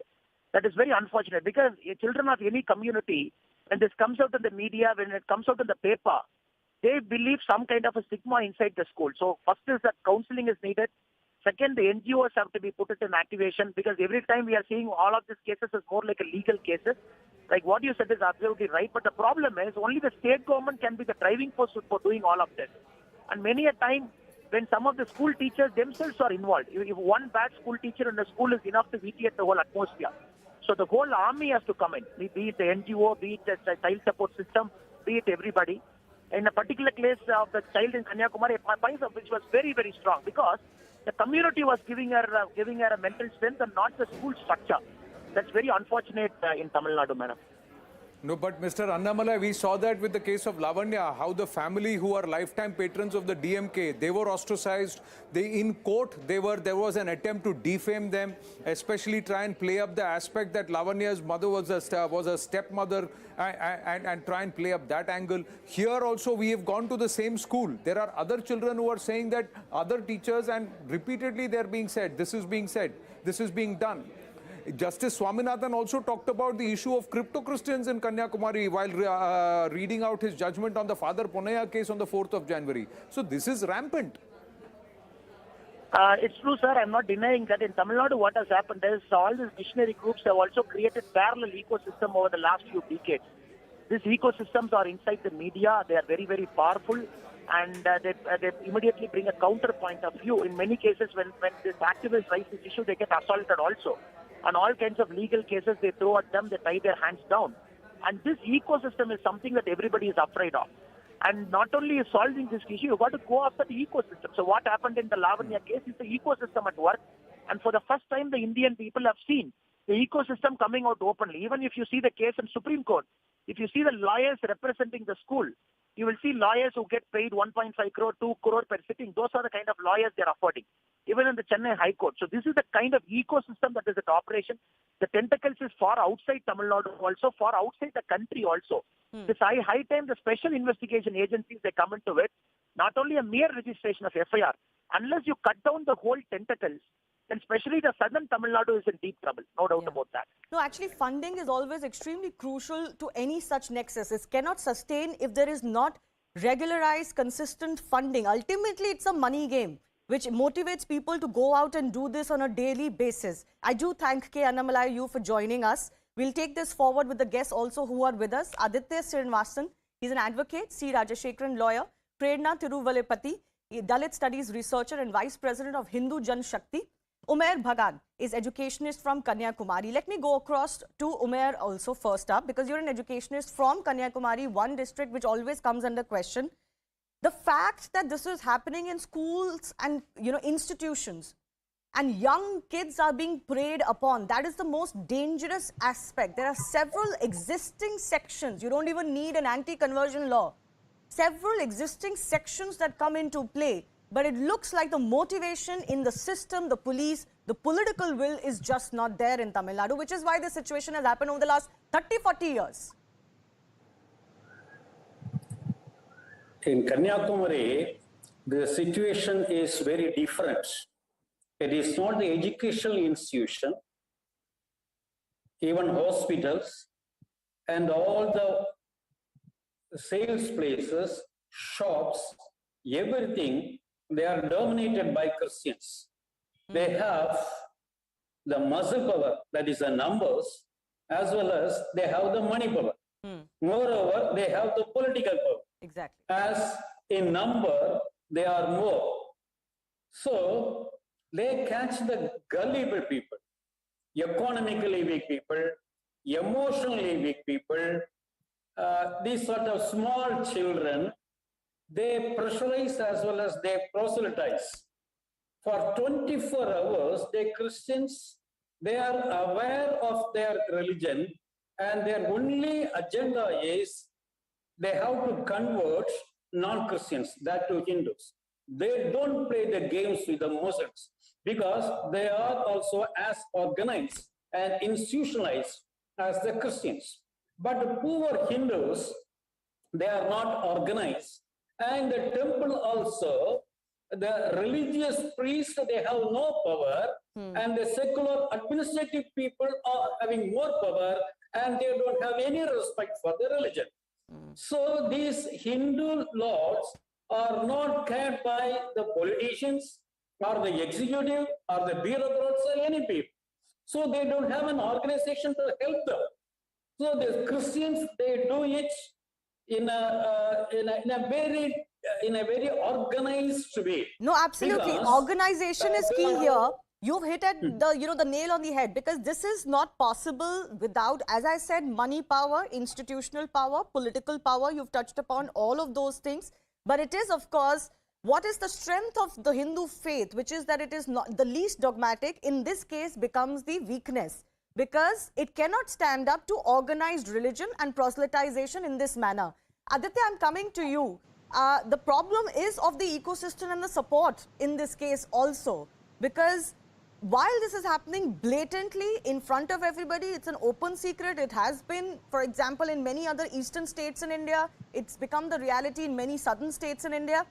There is no organization to fight it, to support these individuals? How many battles will an individual fight? Sir, I think you've put yourself on mute. If you could unmute yourself. You're asking me? Yes, Aditya. Can you hear me now? Yes, I can hear you. Yeah, so I think I was just saying that I disagree with you just a little bit. I don't think it's the case that there haven't been organizations. I think those organizations do exist. The issue is that the counterforce to forced conversions or involuntary conversions has not been able to organize itself in quite the same way as the Christian conversion project in the South. I mean, it is the conversion project in the South is an extremely well-oiled, well-funded, systematic and targeted mission. And you increasing cases where people are beginning to raise their voices, people are beginning to stand up to instances of conversion, especially where there's an element of some form of coercion or allurement or any kind of force. So I think it's now moving in the right direction, but the question to really ask oneself over here is this a little bit too late, given that the conversion project has managed to co-opt not just the politics of the state, not just the bureaucracy of the state, but various aspects of civil society, the media, as well as some of the other speakers. No, you've touched a very dire point. I ask you, do you think it is too late? Because a certain demographic change has already happened.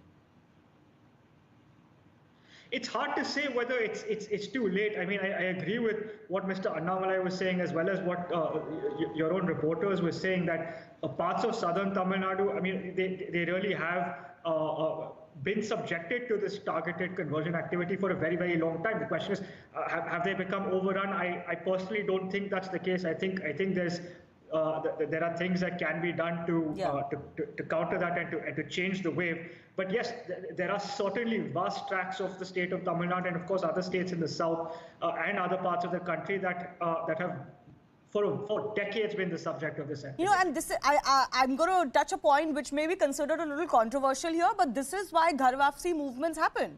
Because demographic changes have been brought about at the speed which is, you know, not scientific. So obviously it is coerced demographic change or other demographic changes that are taking place. And that is why there are these Ghar Wapsi movements that are done to bring the people back into the Hindu fold. They are looked down upon, but there's a reason why they exist. Prerna, I'm coming to you. The other aspect is, of course, of funding. Unless, you know, and I think the central government has a role to play here as well. Unless the funding is curbed, you're not going to have this stop, because money is what makes this go around. Thank you very much, Shivani ji, for having me on your show today. Speaking of the central government, since we're on the topic of Tamil Nadu, recently a case came out in Bangalore of Orchid School, where the NCPCR had to take cognizance because parents were made to sign a notice that, you know, their children will be undergoing Bible-based and Christ-centric education. So the parents had to sign a declaration if they had to study in this Clarence School in Bangalore as well as the Orchid School. And NCPCR Honorable Chairman Priyank Kagnuji, you know, took cognizance of this and sent them a notice as well. So this is happening throughout the South, especially in Andhra Pradesh and Tamil Nadu. This is happening brazenly. So if you notice, this school, Clarence School, actually comes under the Ministry of Home Affairs, under the Foreign Contribution Regulation Act, the FCRA. They have an FCRA number, and they receive funds for their education from the central government.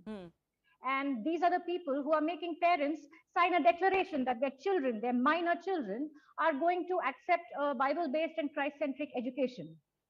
So I want to ask you, this may be the case of a minority institution. In some cases, they have the right to have a certain religion being given preference because it is a minority-run institution. Now, the minority versus majority-run institution, that also is an unlevel playing field. We know that there are rules that have made it an unlevel playing field. So, yeah, exactly. So I'm not going to go into that debate. But funding is, of course, an issue, and especially when it comes through NGOs and those who may masquerade as upliftment for the poor, but then go and do evangelization. If you do remember, Shivani ji, the school in which Lavanya was studying was actually a government-funded school. Exactly. where she was coerced, and then that led to her, committing suicide. So funding is definitely an issue, and I think the government should actually curb down on this, because this was a taxpayer-funded school in which Lavanya was studying. Yes, and unfortunately, the state government also has to do its part, because it cannot just come, when it comes to a government-run institution in a state educational institution, it cannot just come from the central government. But the central government can certainly do a lot more in terms of funding that certain NGOs and these groups receive. See, Rajashekaran, there has to be an end. Yes, Prerna, finish your point very quickly. Yeah. Sorry, another point. Andhra Pradesh, the chairman of the SC Commission, the Scheduled Caste, National Commission of Scheduled Caste in Andhra Pradesh, his name is Victor Prasad. So when there's a Christian sitting in the National Commission of Scheduled Caste, obviously Dalit people and Dalit children, minors, will get converted. So there's an innate problem within our governing bodies, within our bureaucracy. No, there is a massive problem. You've touched upon it. The issue that also comes to light is that there are a lot of the individuals who have changed their religion to Christianity or otherwise, but they don't give up their SC/ST status. That is Christian. Exactly. Yeah. There is another battle that is to be fought there, because if you give up the religion on the basis that you were being oppressed as a certain class, you cannot stick to SC/ST status and still enjoy those positions and benefits when you have converted. So there is a whole rampant misuse of the system. See, Rajashekaran, the problem here is of political will, unfortunately. Whether you like it or not, the politics in Tamil Nadu, especially with the DMK at the fore, is one blatantly anti-Brahmin. There are statements by sitting ministers, etc., that demonize one community, which is a marginalized section already. There is blatant anti-Hinduism written all over it, and then of course is the run that is given to proselytizing agencies. Shivani, see, first and foremost, there is no conversion happening anywhere in the country. It is the individuals, I'll tell you, it is the individual's prerogative to select or practice religion or whichever God they want to worship. Let us understand, for the last 8 years, the government of India has ensured there is no funding coming from any foreign country or any institution which has been funded from no, many such institutions are still running. There is a curb and a crackdown happening, but it hasn't completely happened. I'll tell you, Shivani, there is the Ministry of Home Affairs and External Affairs have ensured that all this FCRA license has been cancelled. Not all of them have cancelled. Come on, see, Rajashekaran, you can't make such sweeping statements. They are bereft of facts. See, it is the problem of right-wing Hindutva fanatic group which is created an ecosystem. No, see, Rajashekaran, everything cannot be seen from the prism. 1 second. No, I'm sorry. You're saying blatant untruth. I cannot allow this to go on. The media is taken control by the what we are bringing is people giving their old testimonies. Please do not take away their agency to raise their voice. Do not take away the voice of those who are speaking in our investigation. You don't have the right to take away the agency of these individuals to bring forth their troubles. Everything cannot be looked at from a prism of right-wing versus left-wing. There is a problem on ground. You cannot deny it. You cannot deny the Lavanya case. Fanatic forces. The policeman who spoke before, an SP rank officer who has been made some BJP president, he is talking nonsense. He is attacking lawyers. I'm not interested in your anti-BJP politics. Please speak on the subject. There are children and parents who are talking about how they were being coerced to convert. Why don't you want to address that? See, first allow me to speak. No, but you have to address the issue. I'm not going to give you the platform to run your politics when we are discussing a very, very serious issue. This is not an unfettered platform. You have your own platforms to do that. When you are on this show, you don't have a platform to run your own politics. Please address the subject. I don't have any politics. I am only speaking on merits. Address the subject. Clear. No, I'll speak the subject. If you allow me, I'll speak the subject. It is the right-wing Hindutva forces which is trying to ensure that there is a conversion angle everywhere, which is very wrong, and it is a biased story which is running in your channel. I'm sorry to say, I respect CNN News 18, but this is not the way you paint the whole state and the whole country or a whole religion by saying that they are into conversion racket, which is very wrong. Change your language. Nobody okay, I'll allow Umayyad Bagan to respond to you for 30 seconds. It is not the question of funding alone. I want to explain the situation in Kanyakumari district. There are Christian-run aided institutions as well as Christian institutions, and institutions run by majority community. But in institutions run by majority community is not a Hindu institutions. Yes. They are run by Hindus, Hindu individuals. But all the Christian institutions are run by Christian missionaries. So people working, suppose if you take a Christian institution, more than 99% of the staff members are Christians. In Hindu-run institutions, there are sizable number of non-Hindus.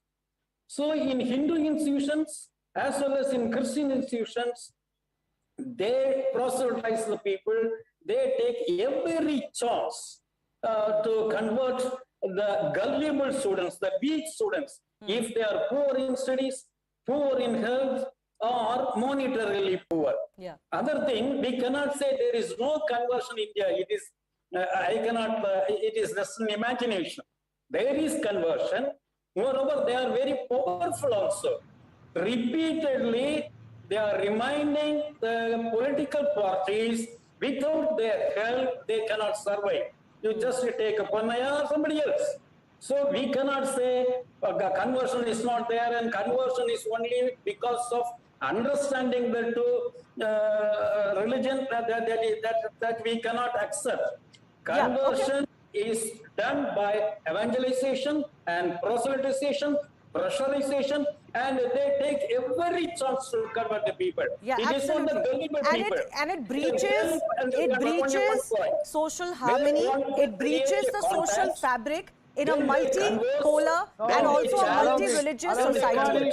I'm running out of time, sir. I'm sorry. I've run out of time. The question really is about a level playing field, because the gentleman there has hit the nail on the head, because there is an unlevel playing field that has been created where majority run institutions cannot have the kind of education that they want to give, but minority run institutions are given the single pass to run their institutions as they deem fit, which is why these practices have become even more rampant. Stay with us. I have to slip into a very short break, but the CNN News investigation into the conversion racket is our top focus all through the day.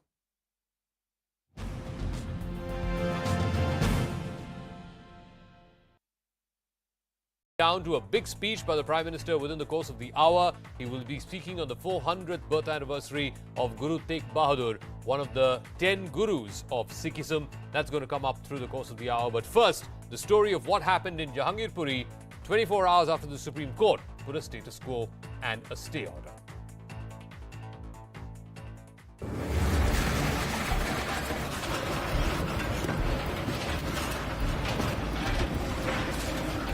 After watching their homes and livelihoods razed to the ground, some respite for Jahangirpuri residents.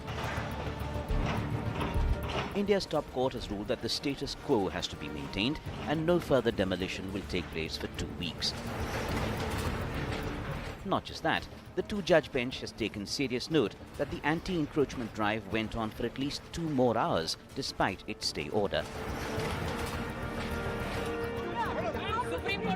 While CPM leader Brinda Karat too moved the apex court against what she called illegal action by the BJP. The Supreme Court order coming in the morning, and in spite of that discontinuing, it was selectively done. This means it's nothing to do with stopping illegal encroachment. But what grabbed eyeballs is the petitioner's lawyer's argument that only a particular community was selectively targeted in this drive.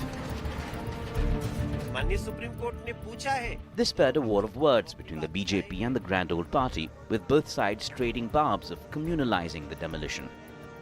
It is shocking but not surprising that the Communist Party once again has pulled out the communal card, the card of vote bank appeasement politics, even on the platform of the Supreme Court. Tries to communalize, provoke, incite people. We don't look it through the prism of religion. What we are seeing is that poor people, they were not given opportunity to be heard. But the political slugfest is unlikely to die down anytime soon, as party after party makes a beeline to Jahangirpuri. They are behaving like political tourists. जाइए भाई अपना political tourism करिए आप लोग हमको राजनीति करनी है जो लोग आ रहे हैं बाहर डेलीगेशन बन After the left and Congress, AAP and TMC delegations will also be visiting the demolition site. Local MLAs who are going to see what the situation is like to understand and to see how, if the local residents need any help. Which begs the question, why visit a communally charged area now? Who's really fanning the communal flames in Jahangirpuri? Bureau Report, CNN News 18.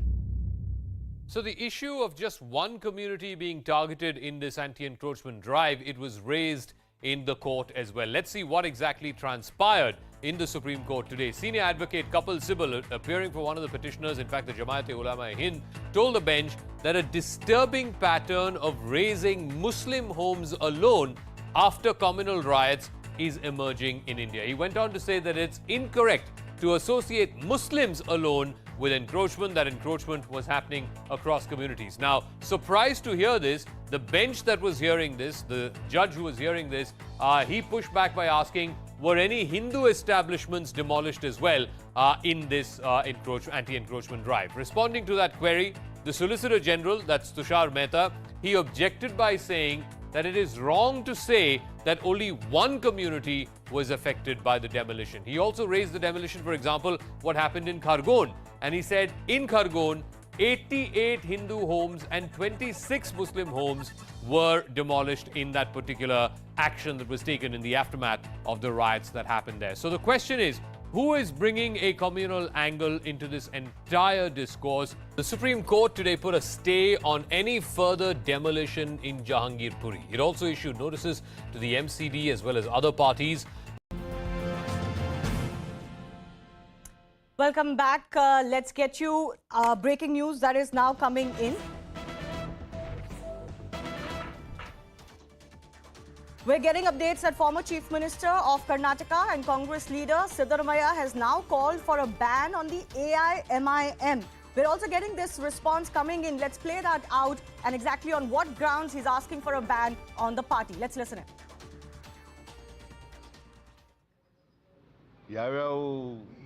ಸಮಾಜದಲ್ಲಿ ಶಾಂತಿ ಕದರ್ತಕ್ಕಂಥ ಆರ್ಗನೈಸೇಷನ್ಗಳಿದ್ದಾವೆ ಅವನು ಮಾಡಿ SDP, MIM ಇರ್ಬೋದು, RSS ಇರ್ಬೋದು, ಬಜರಂಗ ದಳ ಇರ್ಬೋದು, ಮಾಡಿ ನೀವು ಮಾಡೋಕ್ಕೆ ದಮ್ಮಿದ್ರೆ ಮಾಡಿ. ಯಾವ್ಯಾವ ಸಮಾಜದಲ್ಲಿ ಶಾಂತಿ ಕದರ್ತಕ್ಕಂಥ ಆರ್ಗನೈಸೇಷನ್ಗಳಿದ್ದಾವೆ ಅವನು ಮಾಡಿ SDP, MIM ಇರ್ಬೋದು, RSS ಇರ್ಬೋದು, ಬಜರಂಗ ದಳ ಇರ್ಬೋದು, ಮಾಡಿ ನೀವು ಮಾಡೋಕ್ಕೆ ದಮ್ಮಿದ್ರೆ ಮಾಡಿ. ಯಾವ್ಯಾವ ಸಮಾಜದಲ್ಲಿ ಶಾಂತಿ ಕದರ್ತಕ್ಕಂಥ ಆರ್ಗನೈಸೇಷನ್ಗಳಿದ್ದಾವೆ. My colleague Harish Upadhyay is also joining us. So Harish, this is of course a fallout of what has transpired in Hubli. The role of the AIMM leaders has come out. Can you just give me a broader sense of what is really the politics that is playing out on this between the Congress and the BJP? We've had the BJP, which has accused the Congress of somewhere tacitly having an understanding with some of these radical Islamic organizations like PFI, CFI, SCPI, and now MIM, and saying that Congress has traditionally backed them. And one of their district presidents was seen during Hubli riots outside the police station. And that's the reason now we have Siddaramaiah challenging the state government, saying that we have no objection if the state government wants to ban MIM or SCPI or Sangh Parivar or the other right-wing organizations. Any of them who's stoking violence or communal tension should be banned. We have absolutely no problem with that. In a way, daring and challenging the state government to do that. This has been a line that the Congress has taken every time they're questioned about their links with some of these organizations. We've had MB Patil earlier in the week making similar statements. And now you have Siddaramaiah seeking a similar action from the state government against these organizations. Harish, can you hear me? Yes, Shivani. Yeah. No, so is this more in the vein of a dare to the BJP because they're in power? Or is this a serious demand that the Congress party is raising? So it's in a way daring the BJP to ban these organizations because they're constantly pointing towards the Congress. The Congress says the beneficiary of politics of SCPI or MIM is BJP and not the Congress. And they are saying the bluff that the BJP constantly tries to peddle is that the Congress is having a tacit understanding with these organizations. So now the Congress saying that if the BJP is serious about cracking down on these organizations, stoking communal tension, then the government should go ahead and recommend a ban of these organizations. Harish, can I request you to stay with us, because I do want to ask you more on, of course, the response from the BJP and what the AIM has been saying in all of this. But I want to also go across to S. Prakash of the BJP joining us. The Congress party has thrown the gauntlet to you, Mr. Prakash, as they have in the case of many such questions. For example, the PFI question in the state of Karnataka. Why don't you ban the AIMIM if they're involved in the activities, for example, what transpired in Hubli? Banning an organization is not the solution. AIMIM is a political outfit. Yeah. And due process of the law must be followed to ban it.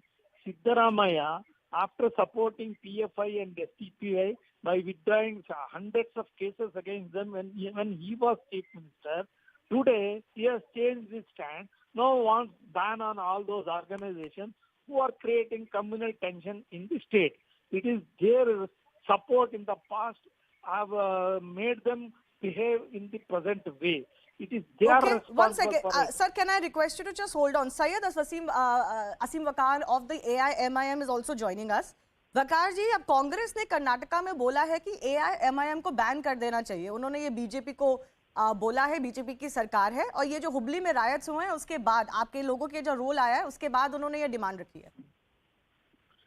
देखिए, मुझे लग रहा है कि कांग्रेस के खाली सिद्धरामैया नहीं, बहुत से लीडर्स के दिमागी संतुलन बिगड़ चुके हैं. वो इतनी जबरदस्त हार उनको मिल रही है हर तरफ, वो सब पागल हो चुके हैं. उनको बहुत सख्त इलाज की जरूरत है. बड़े से बड़ा डॉक्टर को दिखाया जाए, उनके दिमागी संतुलन को ठीक किया जाए.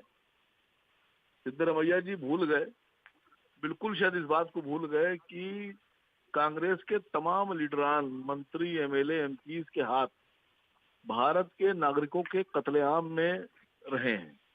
कांग्रेस के बहुत से MLA, MP, minister direct involve रहे 84 में, चाहे वो भागलपुर, चाहे वो मुरादाबाद हो, चाहे वो सूरत हो, महाराष्ट्र के दंगे हों, गुजरात दंगे हों, कांग्रेस के ही टाइम पर हुए हैं और कहीं ना कहीं कांग्रेस के लीडर्स इन्वॉल्व रहे जी. तो सिद्धरामैया से पूछे कि कहीं ऐसा ना हो कि आसिम वकार कह रहे हैं कि क्यों ना आपको, आपके जैसे तमाम लीडर्स को और कांग्रेस को ही बैन कर दिया जाए. Okay, I have to leave it at that. I do thank S. Prakash and Mr. Vakar for joining us. This issue, of course, the call to ban AIMIM is a little different than PFI. AIMIM is a political party, registered party. The call is with the Election Commission, really. It's not so much a political government's power to do so. But we leave it at that. This is becoming another flashpoint in Karnataka. Time for a very short break. More news and updates in just a bit.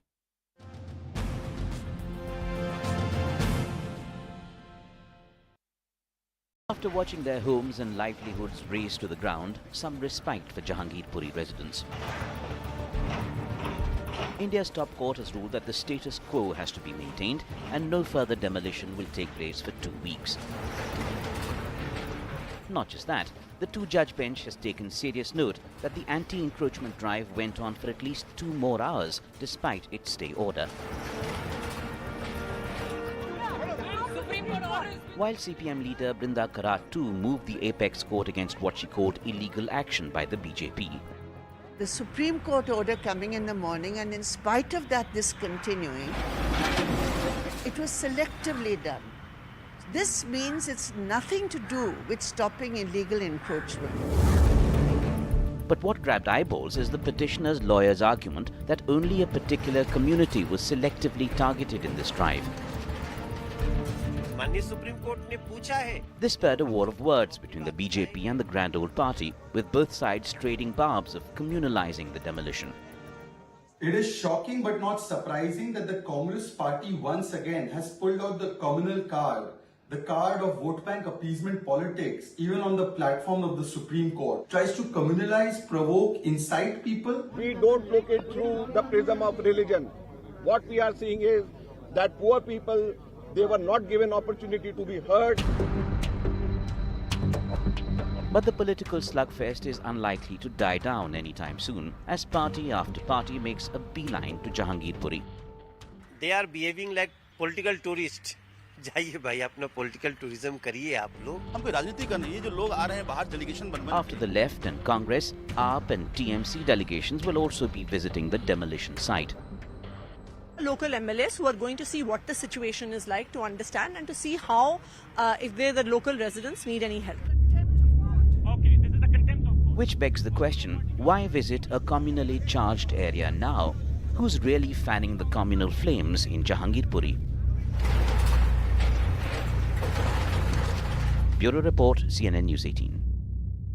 So the issue of just one community being targeted in this anti-encroachment drive, it was raised in the court as well. Let's see what exactly transpired in the Supreme Court today. Senior advocate Kapil Sibal, appearing for one of the petitioners, in fact the Jamaat-e-Ulama-e-Hind, told the bench that a disturbing pattern of raising Muslim homes alone after communal riots is emerging in India. He went on to say that it's incorrect to associate Muslims alone with encroachment, that encroachment was happening across communities. Now, surprised to hear this, the bench that was hearing this, the judge who was hearing this, he pushed back by asking, were any Hindu establishments demolished as well in this anti-encroachment drive? Responding to that query, the Solicitor General, that's Tushar Mehta, he objected by saying that it is wrong to say that only one community was affected by the demolition. He also raised the demolition, for example, what happened in Khargon.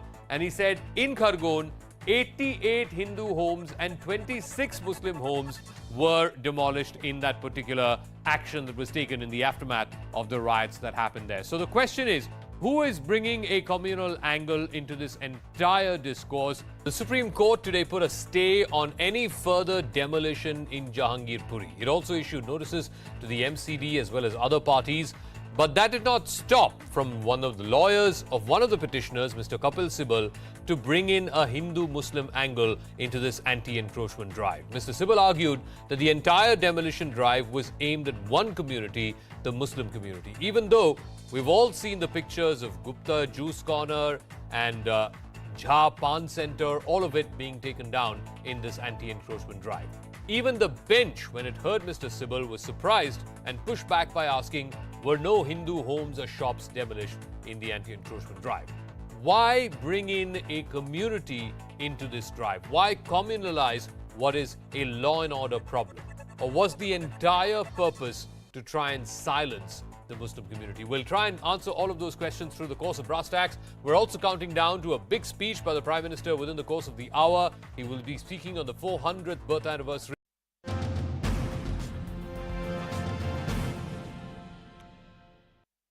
Welcome back. CNN News 18 is getting you exclusive pictures of the recoveries that have been made during the encounter in Jammu. These were the items that were recovered from the pockets of the terrorists who've been killed in the encounter, from AK-47s to ammunition to batteries. These are all the recoveries that have been made. My colleague Arunima is also joining us for more on this. Arunima, just give us a sense of how the administration, the security forces are looking at what has been transpiring over the last 2-3 days and the recoveries that they have made also. Right. So out of the recoveries, there's one strip of medicine that has been found in the pocket of the terrorists who have been killed that has Urdu marking. So that is making police suspicious of the origin of the two terrorists. Obviously, the fingers are being pointed towards Pakistan. Other than that, the recoveries include made in Vietnam shoes, made in Poland shoes as well. There are cells which could have been used either to operate something that was battery operated, some communication device. And this spot where I'm standing, this is what remains of the encounter site. These shards of glasses and that Jammu police gypsy vehicle. This is in Sunjwan where the encounter took place. And after that encounter had happened, after the first gunshots were fired, that is when these two terrorists were zeroed in. And that is also interesting. How is it that the forces really got to the terrorists? This lane here, Chintan, if you can pan this side, this is the lane from where the fire came. That house there is the house from which the fire came for the first time. And then when the forces retaliated, it is believed that the terrorists went and hid in this house. The house here outside which you see a crowd, that is where the forces allegedly trapped the two terrorists. I'm just walking down to show you what remains of that house. There are live bullets which are still lying inside the premises of that house. The washroom, the toilet area, there is an old toilet outside the house. There was only a lady and 2 children aged 5 and 7 who were inside. That's the toilet. You see there, outside that, there are still live bullets lying there.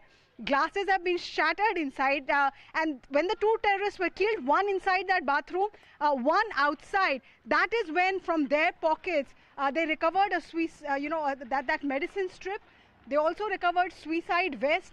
They recovered grenade, AK series rifles, and the impact of the arms and ammunition was such that when the bomb disposal squad came to defuse whatever was left of the grenade and the suicide vest, the nearby houses also had their glass shattered.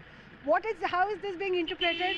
That this was a highly, skilled group, perhaps foreign terrorists, because you found that medicine in their pocket with Urdu marking. So perhaps foreign terrorists who came here, they were packed and armed with sophisticated weapons. And this is the house once again. Chintan will just show you. This is the entry point. So they lobbed that grenade, fired at the Jammu police and the CISF, then ran and hid inside that house. And the police is now trying to get to the people who could have dropped these terrorists here. There's a nala on the other side which flows from the hillside. So what they're suspecting is that they could have taken that nala route to enter. Police investigation right now is focusing on those who could have helped these 2 terrorists, either harbored them or giving them logistical support. And they're seeing this as an attack ahead of Prime Minister's visit, an attempt to sabotage that. All right, Arunma getting us a ground report from there in Sunjwan. Thank you very much for joining us. That, of course, continues to remain one of the top stories that we are tracking here on CNN News 18. For the moment, shifting our focus to what is happening in Rajasthan. Amidst all the controversy surrounding the demolition drive in Jahangirpuri in Delhi, which was opposed by the opposition, especially the Congress party, take a look at what is happening in a Congress-ruled state. Another row breaking out, this time in Rajasthan, where the local administration in Alwar, allegedly led by Congress MLA, has razed down 3 temples. The temple caretakers have filed a written complaint, and an FIR has now been registered against the Congress MLA, the SDM, and 1 other person as well. Another demolition drive in Rajgarh has destroyed several houses, making many families there homeless. The BJP is launching an all-out attack against the Gehlot government, terming the demolition drive anti-Hindu. Meanwhile, the Congress is blaming the BJP chairperson of the Rajgarh Municipal Board for this demolition.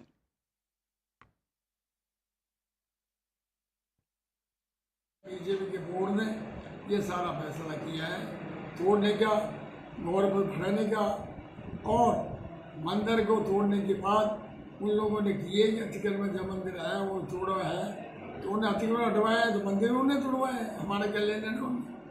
BJP का राज है, BJP का board है, BJP के board को हमने phone निवेदन किया जनता से, चुनाव है जब हमारी बात नहीं मानी, बीजेपी के बोर्ड फैसला करे जो फैसला हो गए प्रजातंत्र में। आज राजस्थान में जिस प्रकार के दृश्य देखने को मिल रहे हैं वो अपने आप में बहुत चिंताजनक है, बहुत दुखद है।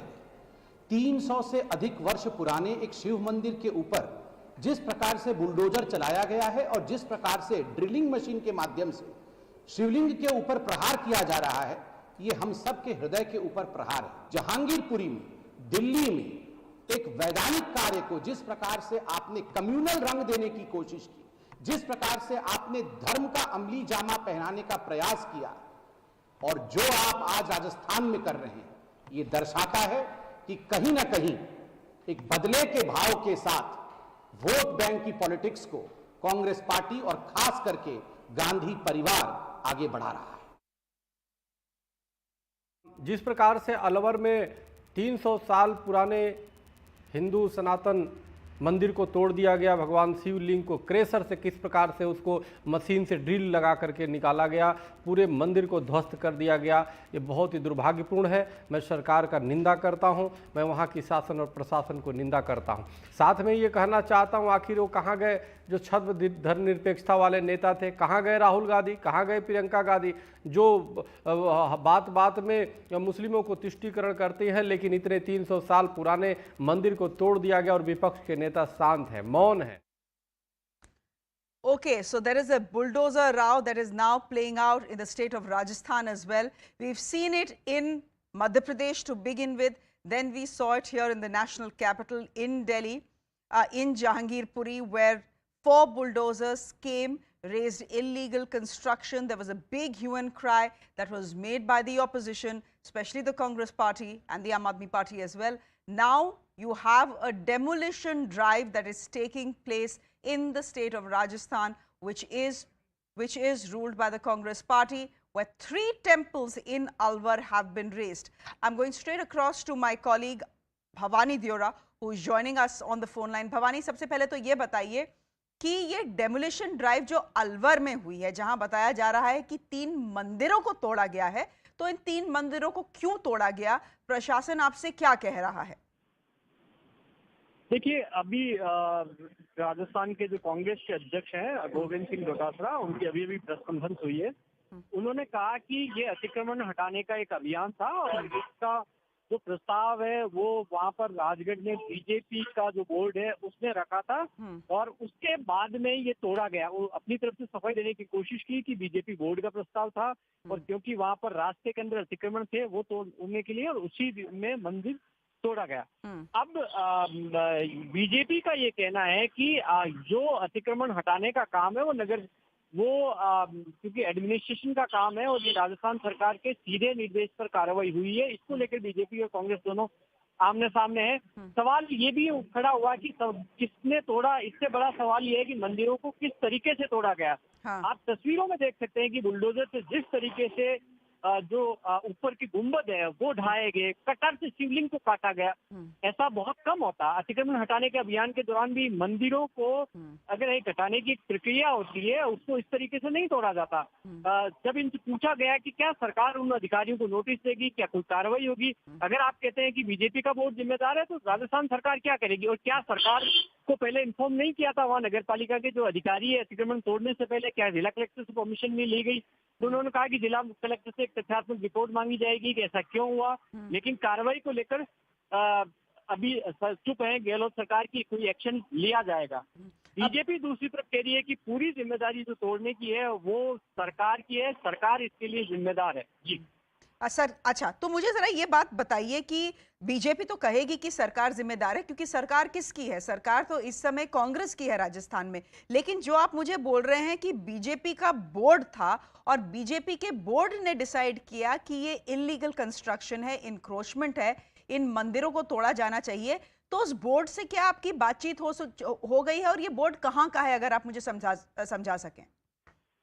देखिए ये जो अलवर का जो राजगढ़ कस्बा है वहाँ वो नगर पालिका है और जो लोकल बॉडीज होती है वहाँ लोकल बॉडीज में इलेक्टेड बोर्ड होते हैं। तो वहाँ पर जो कहा गया कांग्रेस की ओर से कि वहाँ पर जो उनका एक पार्षद है, सारे पार्षद हैं वो बीजेपी के चुने हुए, उन्हीं का चेयरमैन है बीजेपी का। और चेयरमैन की इनका ये क्लेम है कि बोर्ड की एक मीटिंग हुई थी, वो मीटिंग के अंदर ये प्रस्ताव रखा गया था कि अतिक्रमण हटाना। उसके बाद में उस प्रस्ताव के बाद में जो एडमिनिस्ट्रेशन है उसने ये कार्रवाई की है।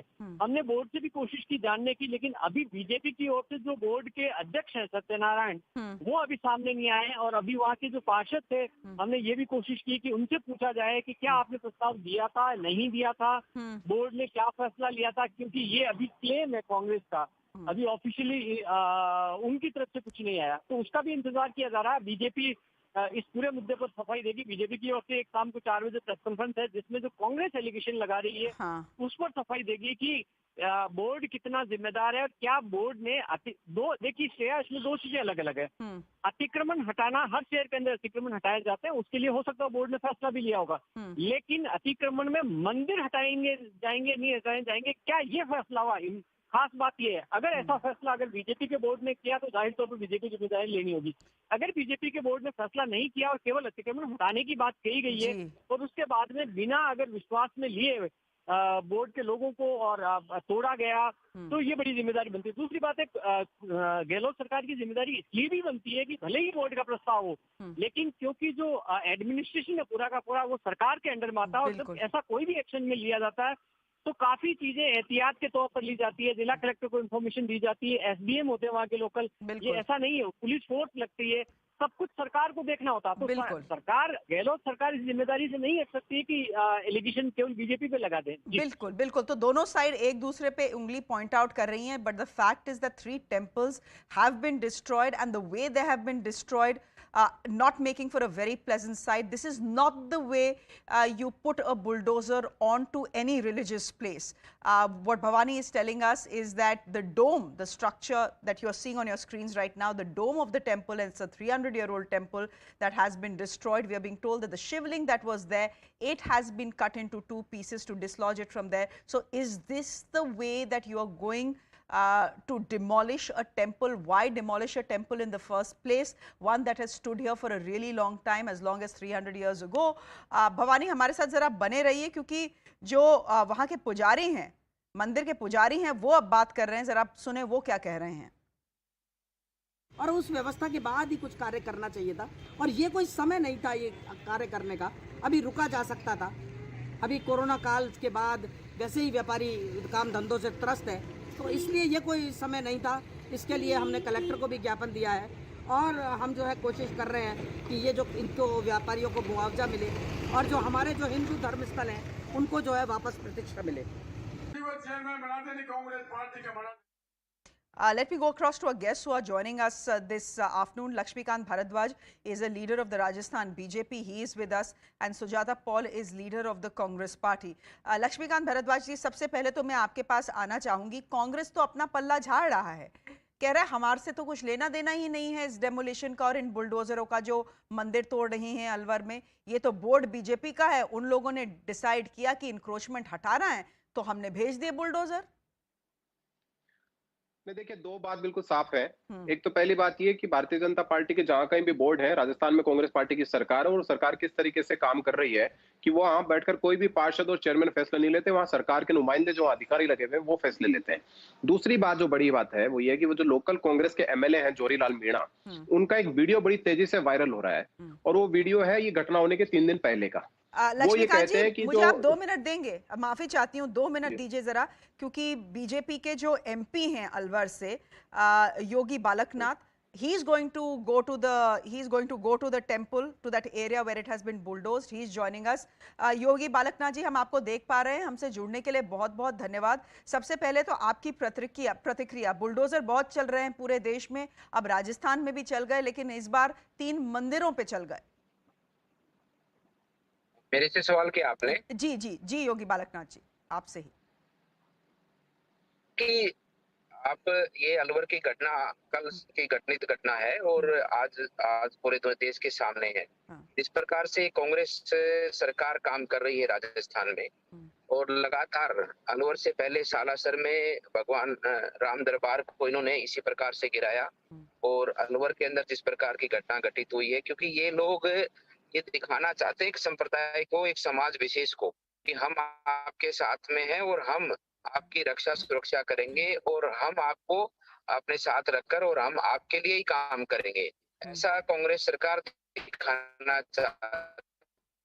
पुराने मंदिरों का जिस प्रकार से उनको ध्वस्त तोड़ा है, और बहुत ही ऐसी घटना जिस प्रकार से उस घटना को अंजाम दिया गया, जिस प्रकार से मंदिरों को तोड़ा गया, वो हमें उस समय की याद दिलाता है जब देश में मुगलों का राज होता था, और मुगल जिस प्रकार से हमारे धर्म स्थानों को तोड़ते थे, जिस प्रकार से हमारे धर्म स्थानों का अपमान करते थे, ठीक उसी प्रकार से ये कांग्रेस सरकार भी मुगलों के रास्ते पर चल चुकी है, और अब ये मानती है कि मंदिरों को तोड़कर ही हम हिंदुस्तान पर राज कर सकते हैं.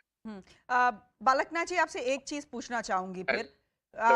हाँ जी, आपकी आवाज आ रही है? थोड़ा आपको मेरी आवाज आ रही है? हाँ. अच्छा, थोड़ी आ रही है. आपकी आवाज थोड़ी कट के आ रही है, लेकिन आपसे कुछ सवाल पूछने जरूरी हैं. तो योगी बालकनाथ जी, मुझे ये बताइए कि आप अलवर के लोकसभा मेंबर हैं बीजेपी से. जब ये पूरी किस्सा चल रहा है और हम देख रहे हैं ये बुलडोजर को अपने स्क्रीन पे, जहां मंदिर तोड़े जा रहे हैं, तो कांग्रेस तो कह रही है कि ये जो बोर्ड है अलवर का, ये तो बीजेपी रूल्ड बोर्ड है, और ये बीजेपी रूल्ड बोर्ड ने राजगीर के बोला कि ये जो है अतिक्रमण है, इलीगल इंक्रोचमेंट है, इसको हटाओ, तो हमने अपने बुलडोजर भेज दिए. तो गलती हमारी कहाँ है? ये तो बीजेपी वालों से सवाल पूछिए.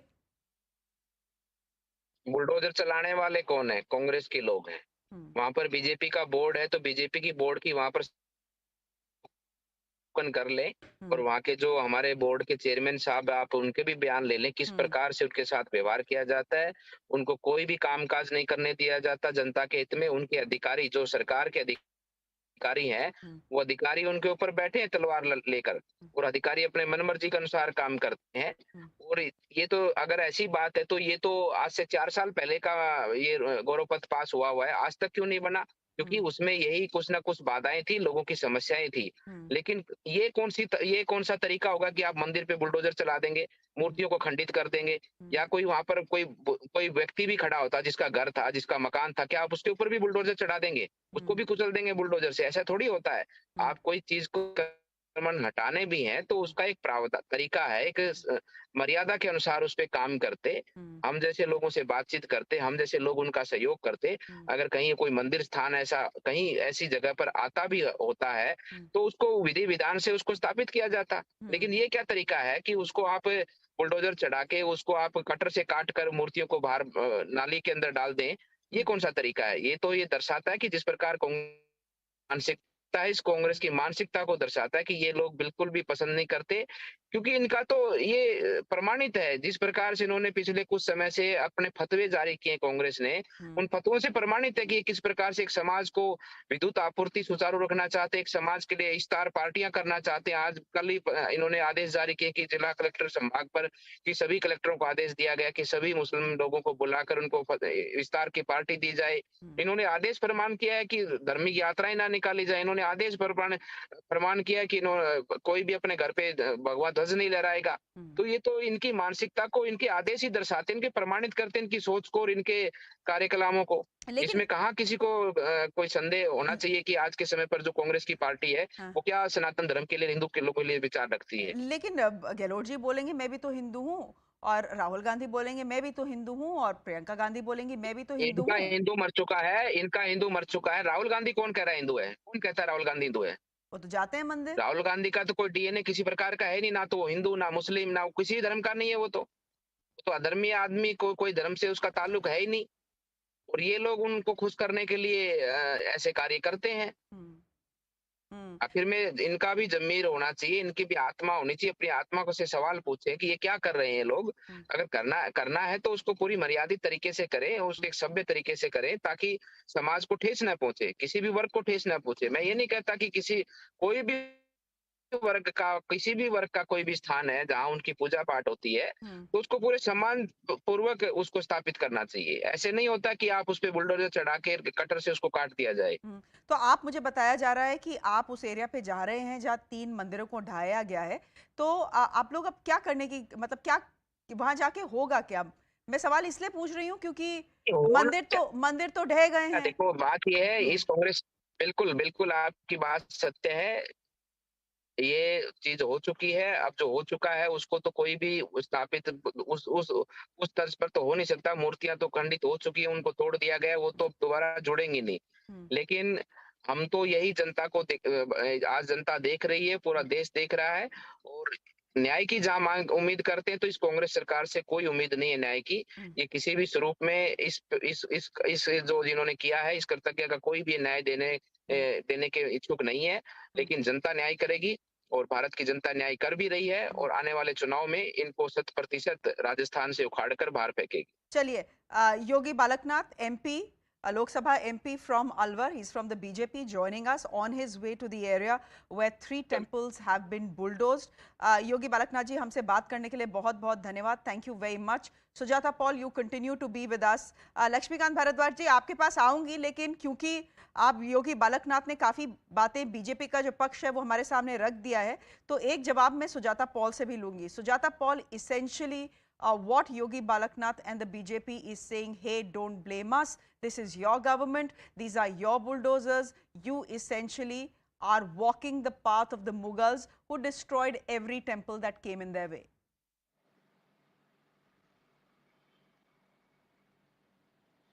You'll have to unmute yourself, Sujata ji. Stop it. Yeah.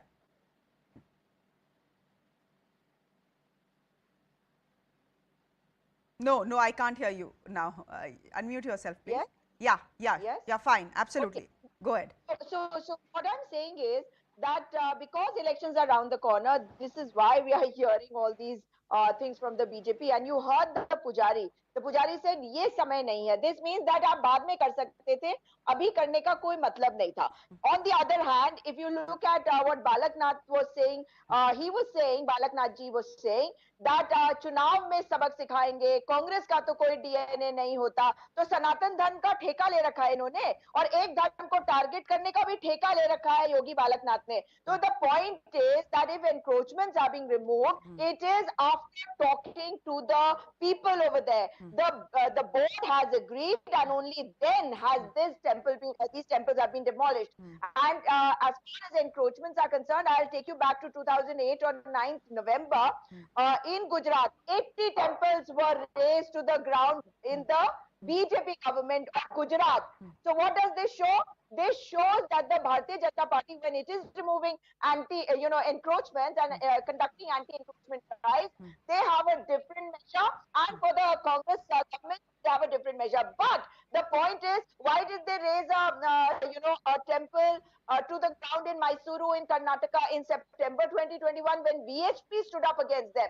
And then the government had to constitute a committee to look into this matter. So this proves that when an anti-encroachment drive has been undertaken in one of the BJP ruled states, then it's fine. But when it is the Congress government ruled state, then they will come up with all these excuses which are not going to really hold water. They have given the permission, and that is why those people haven't come out. And what did Yogi Balaknath ji say? He said, "Ab to ho gaya, ab kuch nahi kiya ja sakta." This means he was also totally in the know-how of things. Now, because the central leadership, and especially Amit Malviya, who is the leader of the troll army, has tweeted about it, made a statement regarding it. That is why the entire Rajasthan BJP will have to take up this matter. We do understand, but is it legal or isn't it legal? That is the question, and the government will have to answer it, and we are always there to answer any questions that are asked of us. तो लक्ष्मीकांत भारद्वाज जी, यहाँ से अलवर के DM जो हैं mister Shiv प्रसाद, वो हमारे साथ phone पे जुड़े हुए हैं. Mister Shiv Prasad, thank you very much for joining us here on the broadcast. Can you explain to me why bulldozers were sent to the site of 3 Hindu temples? Why have they been destroyed? Basically जो नगर पालिका राजगढ़ है, उसकी general body meeting में ये decision लिया गया था कि जो पर्टिकुलर सड़क है उसमें 2 साल से काम बंद था, उस काम को चालू करने के लिए अतिक्रमण हटाने जाने का निर्णय उस नगर पालिका के चेयरमैन साहब और उनके बोर्ड द्वारा लिया गया था. और उस दृष्टिकोण से उन्होंने स्थानीय प्रशासन, उपखंड अधिकारी और पुलिस अधिकारियों को कानून व्यवस्था के हिसाब से जाब्ता की मांग की गई थी, और उसके अनुसार उनको आवश्यक मदद मुहैया कराई गई थी. जो हमारे सामने जो जानकारी है, तथ्य हैं, उसके अनुसार नगर पालिका के अधिकारियों ने और नगर पालिका के बोर्ड ने, स्थानीय नगर पालिका के बोर्ड ने संबंधित लोगों को सूचना दी थी, नोटिस दिया था, और वहां उसके अनुसार एक मंदिर के अंदर वहां के स्थानीय लोगों ने, पुजारियों ने वहां की मूर्तियों को अपने स्वयं के स्तर पे ससम्मानित पूजा अर्चना करके अन्य जगह विस्थापित कर दिया था. और उसके बाद ही ये जो रोड क्लियरेंस का काम आगे बढ़ा था, ये कार्य 17 तारीख को हो गया था.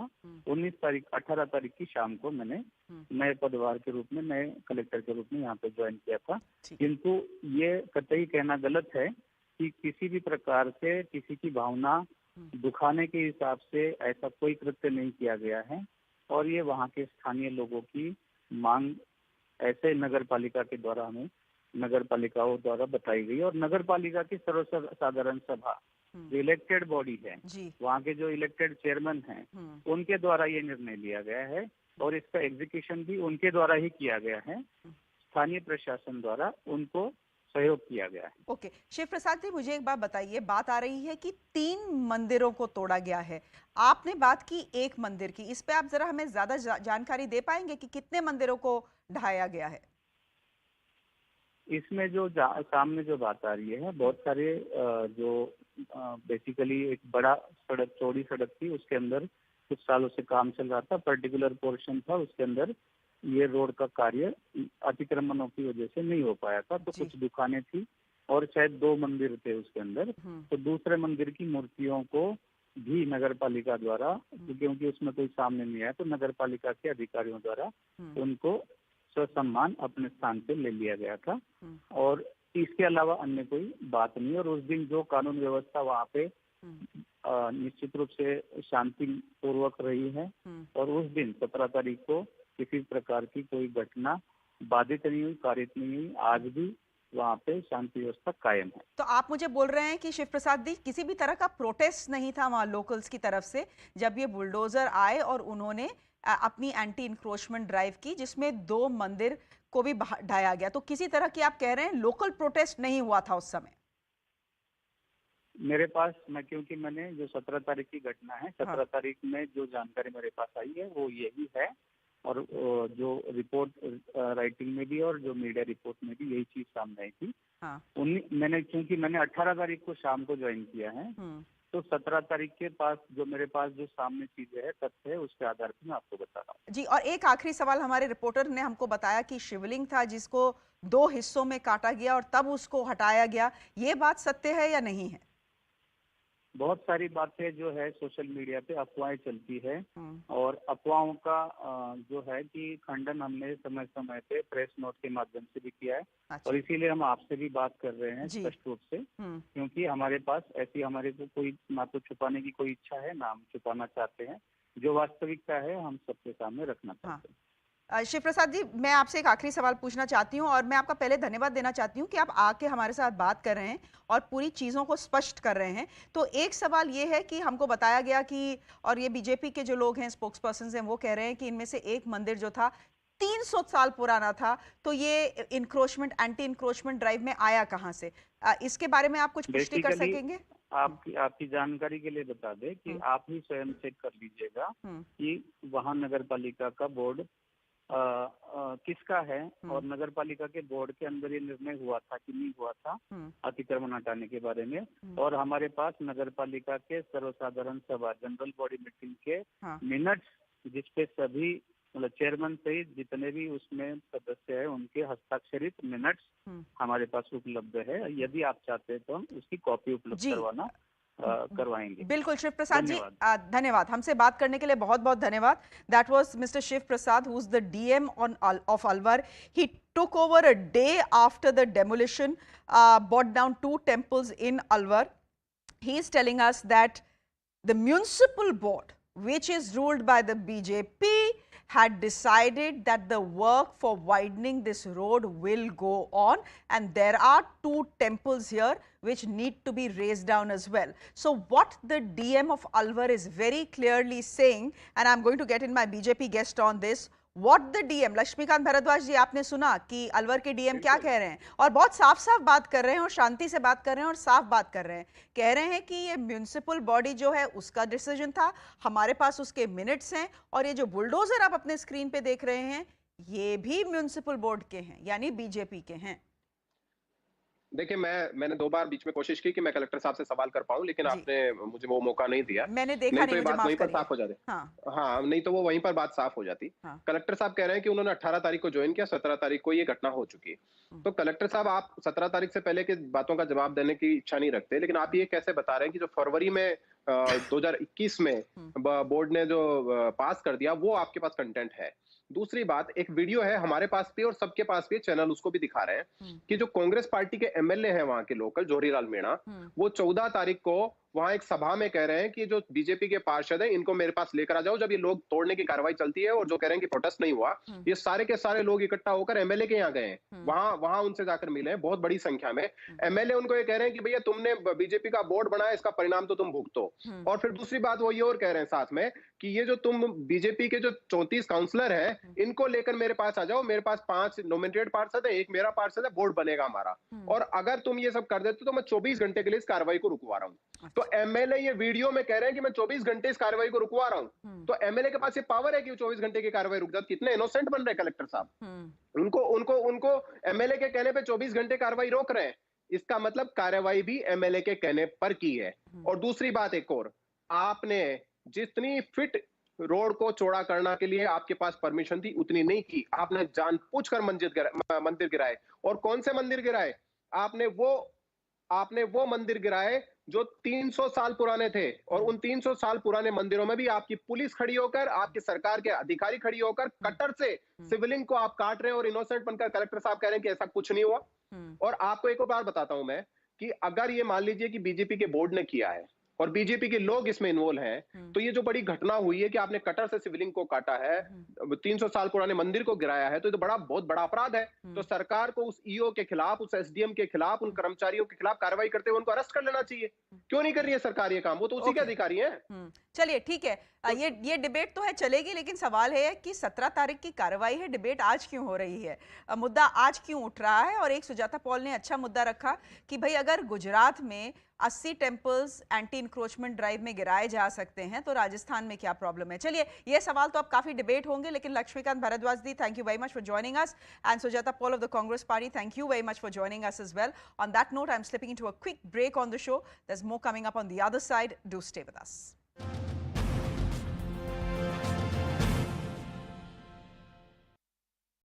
Is emerging in India. He went on to say that it's incorrect to associate Muslims alone with encroachment, that encroachment was happening across communities. Now, surprised to hear this, the bench that was hearing this, the judge who was hearing this, he pushed back by asking, were any Hindu establishments demolished as well in this anti-encroachment drive? Responding to that query, the Solicitor General, that's Tushar Mehta, he objected by saying that it is wrong to say that only one community was affected by the demolition. He also raised the demolition, for example, what happened in Khargon. And he said in Khargon, 88 Hindu homes and 26 Muslim homes were demolished in that particular action that was taken in the aftermath of the riots that happened there. So the question is, who is bringing a communal angle into this entire discourse? The Supreme Court today put a stay on any further demolition in Jahangirpuri. It also issued notices to the MCD as well as other parties.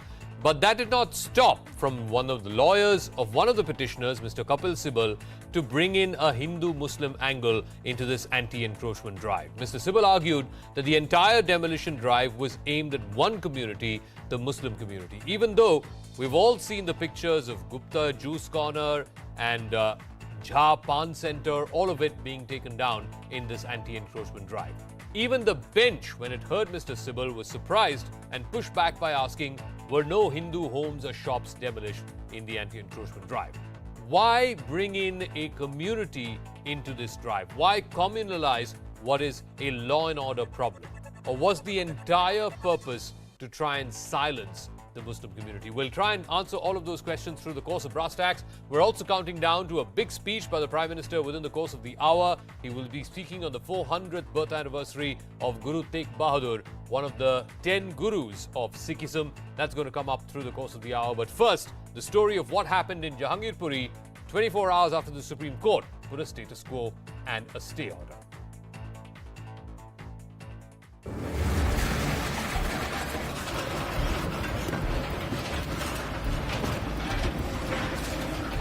After watching their homes and livelihoods razed to the ground, some respite for Jahangirpuri residents.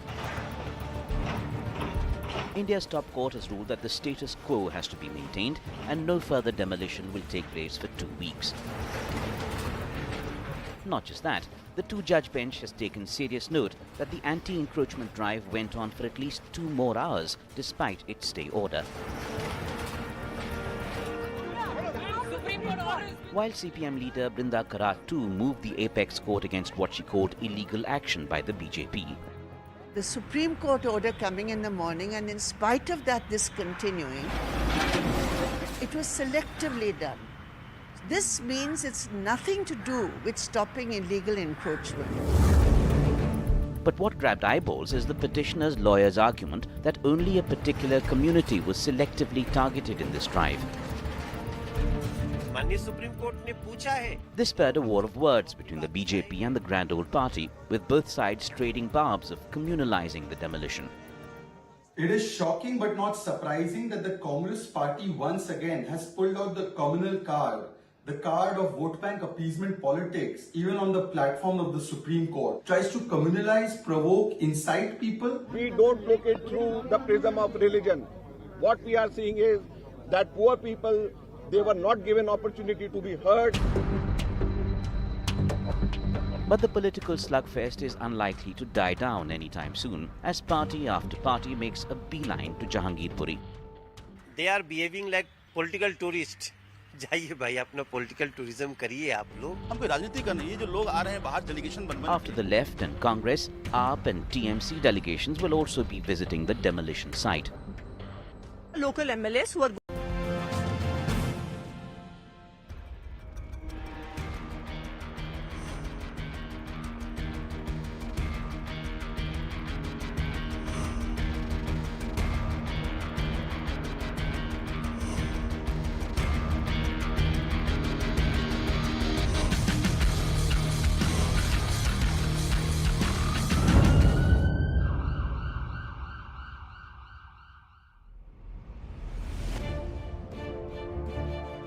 Religious conversion as organized racket and social swindle. And it's not just Punjab. CNN News 18 travelled to South Tamil Nadu, Kanyakumari, Nagarcoil, Tirunelveli to find unease against a Christian conversion push simmering under the surface. Take a closer look, talk to school children, their parents and families here, and what one finds is this sinister, coercive conversion push cloaked in school classes and social work. Tall promises for a school child of all the world's happiness, funds for studies and even high marks, extending to financing for their parents. And it all comes at a cost. Convert to Christianity. This is a CNN News 18 exclusive investigation. Now, how does this conversion racket work, especially in South Tamil Nadu? There is a modus operandi that is in place, and it begins with identifying the most vulnerable. So, these targets are identified in rural areas. They are mostly poor, they are oppressed, they belong to the lower caste. So, when the missionaries are going in, these groups are going in, they are very clear about who they are looking for, who they are targeting. What is the promise that is made? Once there is an identification done on who a possible convertee could be, what you're promised is a dignified living in society. You're told that you belong to the lower class, you convert to Christianity, there's no caste system there, you can live with your head held up high. Then, very importantly, and this probably is the most important inducement that comes by way of these missionaries, is a promise for good education for their children, given that most schools in South Tamil Nadu are run by Christian groups. Also healthcare, free healthcare is promised. So, a better life is promised essentially in lieu of converting to Christianity. Now, fourth, if there's also a threat that is hanging on the heads of a possible convertee. What they are told is that Hindu gods are Satan, that there will be dire divine consequences if you refuse to convert, if you refuse to go to church, or if you refuse to read the Bible. And of course, there is greed amongst the Hindu clergy, because of which these missionary groups are in a position to do what they set out to do. Now, the targets for the religious conversions were not just about anyone, but the most vulnerable ones. These are children, especially the poorer children. CNN News 18 now investigates how this plot unfolded and how vulnerable children were used as pawns in this conversion racket. Take a look. உங்களுக்கு ஸ்கூல்ல வந்துட்டு இந்த மாதிரி கிறிஸ்துவத்தை பத்தி சொன்னாங்களா? கிறிஸ்துவத்துல வந்து மதம் மாத்தணும் அப்படின்ற மாதிரி வந்து சொன்னாங்களா? இல்ல இந்த மாதிரி வந்து மதம் மாறினா வந்து நீங்க அதிகமா மார்க்லாம் வாங்குவீங்க அப்படின்ற மாதிரி வந்து சொன்னாங்களா? இல்ல இப்படி மாறினா நல்லா இருக்கும், லைஃப் நல்லா இருக்கும் அப்படின்னு சொன்னாங்க. Okay okay. இப்போ மாறினா வந்துட்டு உங்களுக்கு நல்லா இருக்கும் அப்படின்ற மாதிரி தான் வந்து சொன்னாங்க. வேற என்னென்னலாம் சொன்னாங்க உங்களுக்கு? என்னென்னலாம் வந்து சொல்லி வந்துட்டு உங்களுக்கு வந்து ஸ்கூல்ல வந்து பேசிக்கிட்டு இருந்தாங்க உங்ககிட்ட? இப்படி மாறினா வாழ்க்கை நல்லாயிருக்கும், கடவுள் நல்லா தருவார். கிறிஸ்துவத்துக்கு மாறினீங்கன்னா உங்களுக்கு வந்து மார்க்ஸ்ல அதிகமாக வாங்குவீங்க அப்படின்ற மாதிரி இது பண்ணிக்கிட்டு இருந்தாங்களா? ஓகே. இப்போ இந்த மாதிரி வந்து நீங்கள் மாறல அப்படின்னா உங்களை வந்து நீங்கள் வந்து ஃபெயிலாக போயிடுவீங்க, வாழ்க்கை நல்லா இருக்காது அப்படி இப்படின்லாம் வந்துட்டு உங்களை வந்து மிரட்டாங்களா? கஷ்டமாக அவங்க நீங்கள் மாறலன்னா கஷ்டமாக இருப்பீங்க, வறுமைக்கு போயிருவீங்க அப்படின்னு சொன்னாங்க. ஓகே. இப்போ உங்கள் கூட படித்தவங்க வந்துட்டு யாராவது வந்துட்டு இந்த மாதிரி வந்து மதம் மாறி இருக்கிறாங்களா? இல்லை அப்படிலாம். ஓகே. எவ்வளோ பேர் வரும்? 3 பேர் வந்தாங்க. ஃபஸ்ட்டு செகண்ட் தேர்டு ஃபோர்த்து ஃபிஃப்த்லேருந்து எல்லா ஸ்டூடெண்ட்ஸ் வந்து எல்லாம் அசம்பிளி பண்ணி உட்கார வச்சுருந்தாங்க. ஃபோனை பற்றி ஃபஸ்ட்டு சொன்னாங்க, அதுக்கப்புறம் வந்து கிறிஸ்டின் அது சொன்னாங்களா. ஃபோனில் என்னென்ன பேசுவாங்க? ஃபோனில் என்னது கண்ணு அது அடிச்சுனாங்க. கண் கெட்டு போயிடும், உடம்பு ஒரு மாதிரி ஆயிரும், அதுக்கப்புறம் இறந்து போயிருவீங்க அப்படின்னு சொன்னாங்க. அதுக்கப்புறம் வந்து கிறிஸ்டின் மாறினீங்கன்னா நல்லா இருப்பீங்க அப்படின்னு சொன்னீங்க. மாறலைன்னா வறுமைக்கு போயிருவீங்க அப்படின்னு சொன்னாங்க. சின்ன சின்ன பிள்ளைங்களும் இருக்காங்களா அங்கே? ஆமாம், ஃபஸ்ட்டு எல்கேஜிலேருந்து எல்லோரும் இருந்தாங்க. ரொம்ப சின்ன பசங்களும் இருக்காங்க? ஆமாம். டீப்பாக சொல்லுங்கள். எல்கேஜி, யூகேஜி, ஃபஸ்ட் ஸ்டாண்ட் எல்லாம் சின்ன பிள்ளைலேருந்து பெரிய பிள்ளை 5th வரை எல்லோரும் இருந்தாங்க. அப்போ அங்கே வந்து எல்லோரும் வந்து ஃபோனை பற்றி சொல்லிவிட்டு அதுக்கப்புறம் கிறிஸ்டினை பற்றி சொன்னாங்க. வாழ்க்கை நல்லா இருக்கும் அப்படின்னு சொன்னாங்க. அப்போ சின்ன பிள்ளைலாம் இருந்துச்சு. அப்போ மாறினீங்கன்னா நல்லாயிருக்கும், இல்லைன்னா நல்லா இருக்க மாட்டீங்க, அப்புறம் படிப்பு வராது, மாறினீங்கன்னா படிப்பு எல்லாம் வரும் அப்படின்னு சொன்னாங்க. பின்ன அவர் ஏதாவது காசு ஏதாவது தரணும்னா மொபைல் தருவாங்களா, அது ஏதாவது சொல்லுவாங்களா? ஆமாம், மாறினீங்கன்னா வாழ்க்கை நல்லாயிருக்கும், எல்லாம் தருவாங்க. ஏன்னா ஃபோனு அதெல்லாம் தருவாங்க அப்படின்னு சொன்னாங்க. மாதம் மாறினீங்கன்னா தருவாங்க. காசு தருவாங்களா? ஆமாம், மாதம் மாறினீங்கன்னா காசு தருவோம், மாறுங்க அப்படின்னு சொன்னாங்க. படிக்கிறதுக்கு புக்கு வசதி அதெல்லாம் எல்லாம் நாங்களே பார்த்துக்கிடுவோம், மாறினீங்கன்னா மட்டும் போதும், மாதம் நாங்கள் சுட்டு தருவோம், எல்லாம் புக்ஸு எல்லாம் எல்லாம் வாங்கி தருவோம், மாறுங்க அப்படின்னு சொன்னாங்க. ஆனால் ஏதாவது பசங்க மாறிடுச்சா? இல்லை, அப்படிப்பட்ட யாரும் மாறுற இன்னும் மாறுதா உங்களுக்கு தெரியாது? ஆமாம், எனக்கு தெரியாது. இப்போ மாறி இருப்பாங்கன்னு எனக்கு தெரியல. I'm being joined live by Priyank Kanungo, who is the chairperson of the National Commission for Protection of Child Rights. Priyank, thank you very much for your time here on the broadcast. You've seen the investigation that CNN News 18 has put out this morning, this afternoon as well. We are hearing from children. We are hearing from a class 3 student who's, in fact, not just one, we are hearing from more than one children who are talking to us about how these group of people come to lecture them on something as innocuous as the use of cell phones and end up preaching Christianity, end up telling them all sorts of things that are against their religion. What can the NCPCR do in a situation like this? Are you stepping into this expose that we have put out for our viewers today? Definitely. ये जो मामला है, ये पूरा का पूरा भारतीय संविधान के अनुच्छेद 28 भाग 3 का उल्लंघन है, जहां बच्चों को उनकी खुद के धर्म के अलावा कोई और शिक्षा दी जा रही है, वो भी एक शैक्षणिक संस्थान में। ये संविधान का उल्लंघन होने के कारण आईपीसी के विभिन्न प्रावधानों को अपनी ओर आकर्षित करता है, जिसमें मुकदमा दर्ज किया जाना चाहिए। तो क्या ये बच्चों के राइट टू लाइफ का प्रियांक, क्या मुकदमा आप दर्ज करेंगे? क्योंकि डीएमके सरकार तो नहीं कर रही। मैं जो प्रक्रिया करना पड़ेगा उनको, ये जो प्रक्रिया है उस प्रक्रिया के तहत हमने डीएम को आज नोटिस कर दिया है। हमने उसकी कॉपी एसपी को भी दी है। हमने उनसे 7 दिन में एक एक्शन टेकन रिपोर्ट मांगी है।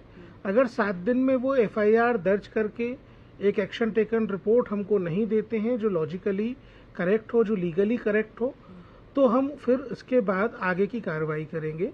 सीपीसीआर एक्ट की धारा 13 ने हमको ये अधिकार दिया है कि हम इस पूरे मामले की इंक्वायरी करवा के एक रिपोर्ट उनसे मांगे, उनको एफआईआर करने के लिए निर्देशित करें।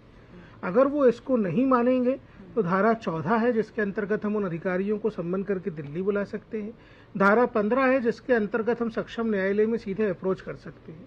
तो आयोग ने इस CNN न्यूज़ 18 पर दिखाए गए मामले का बहुत गंभीरता से संज्ञान लिया है और इसको परिणति तक पहुंचाने का काम हम करेंगे। प्रियांक, तो मुझे एक चीज़ समझाइए कि ये पहला केस तो है नहीं, खासकर सदर्न दक्षिण तमिलनाडु जो है, यहाँ पे कन्वर्जन के बहुत केसेस आते हैं। देखिए, कन्वर्जन पर से अपने आप में इलीगल नहीं है अगर वो वॉलंटरी हो, लेकिन जिस तरह से बच्चों का ब्रेन वॉश किया जा रहा है वो तो बिल्कुल सही नहीं है। वो बिल्कुल, आप कानून माने ना माने, बिल्कुल on the face of it जो काम हो रहा है वो गलत हो रहा है। लावण्या भी हुई थी, हमें पता है कि एक 17 साल की लड़की ने आत्महत्या कर ली थी जब she was forced to convert. तो ये एक पैटर्न है और इस आप एक स्पेसिफिक केस को लेकर शो कॉज कर रहे हैं तमिलनाडु सरकार को, या जितना एक पैटर्न बन रहा है हम देख रहे हैं कि एक बड़े ऑर्गेनाइज्ड वे में बच्चों के स्कूल्स जा जाकर, चाहे प्राइवेट स्कूल हो या सरकारी स्कूल हो, वहां जा जाकर बच्चों को ब्रेन वॉश किया जा रहा है, उनके धर्म के बारे में उनको उल्टी सीधी चीजें बताई जा रही हैं, बताया जा रहा है आप बाइबल पढ़ेंगे तो आपके अच्छे मार्क्स आएंगे, नहीं पढ़ेंगे तो आपकी आंखें खराब हो जाएंगी। तो ये आप एक लार्जर पैटर्न देख रहे हैं और इस लार्जर पैटर्न को इन्वेस्टिगेट करने की कोई मंशा है आप लोगों की?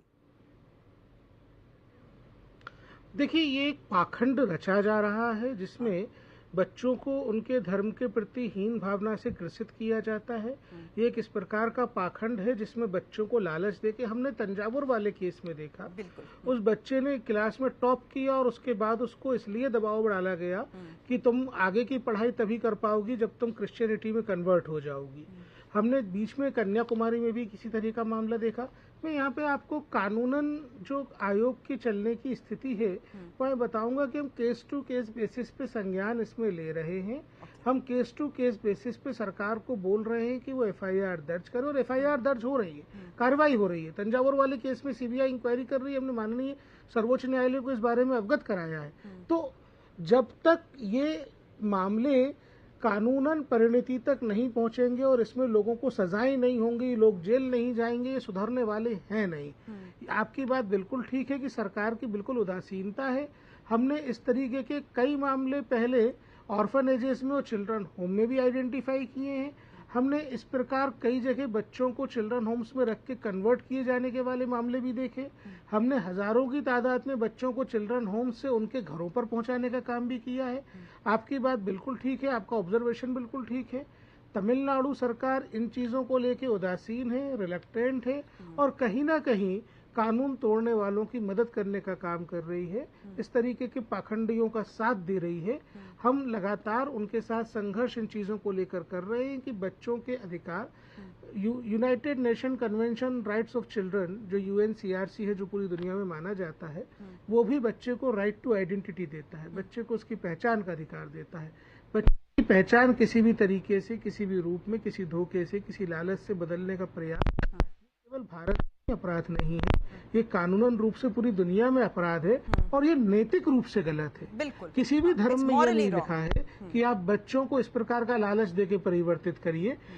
ये तो ना केवल धार्मिक रूप से गलत है, ये नैतिक रूप से गलत है, ये कानूनी रूप से गलत है। तो इस पर मैं करूंगा कि ये धार्मिक नेताओं को भी इस विषय पर आगे आना चाहिए और जिस भी धर्म के लोग इस तरीके की गतिविधि करते हैं, क्रिश्चियन करते हैं तो क्रिश्चियन धर्म के जो लीडर्स हैं उनको आगे आना चाहिए और इस तरह की गतिविधियों को रुकवाना चाहिए। ये ना केवल पूरी दुनिया में भारत को बदनाम करता है, इस तरीके का कृत्य क्रिश्चियनिटी को भी बदनाम करने का काम करता है, तो उसको तो तत्काल रोकना चाहिए। चलिए, तत्काल रोकना चाहिए। चलिए प्रियांक जी, आपने हमको बहुत बड़ी हेडलाइन दी है कि आपने संज्ञान लिया है CNN News 18 केस इन्वेस्टिगेशन का, and that you are show causing the Tamil Nadu government. Thank you very much for joining us. Anvit is the one who's got that investigation to us. Anvit, there's been a big impact of your investigation in southern Tamil Nadu. I quickly want to ask you this. The first point of contact in all these cases is the school. Children are meeting these missionaries in schools away from the eyes of their parents.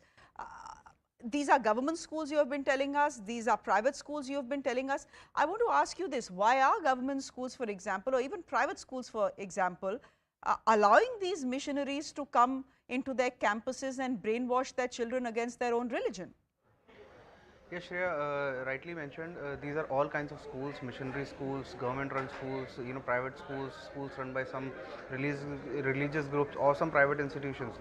But the way these groups are entering these schools, the way they are approaching these schools, it is in the garb of giving them training on some other things, either something extracurricular or telling them something about totally something different, like giving them a moral science lecture, or telling them about uses of technology, uses of cell phones, something modern and which attracts children, as well as the school thinks that the students will be told about something which would benefit them in some way or the other.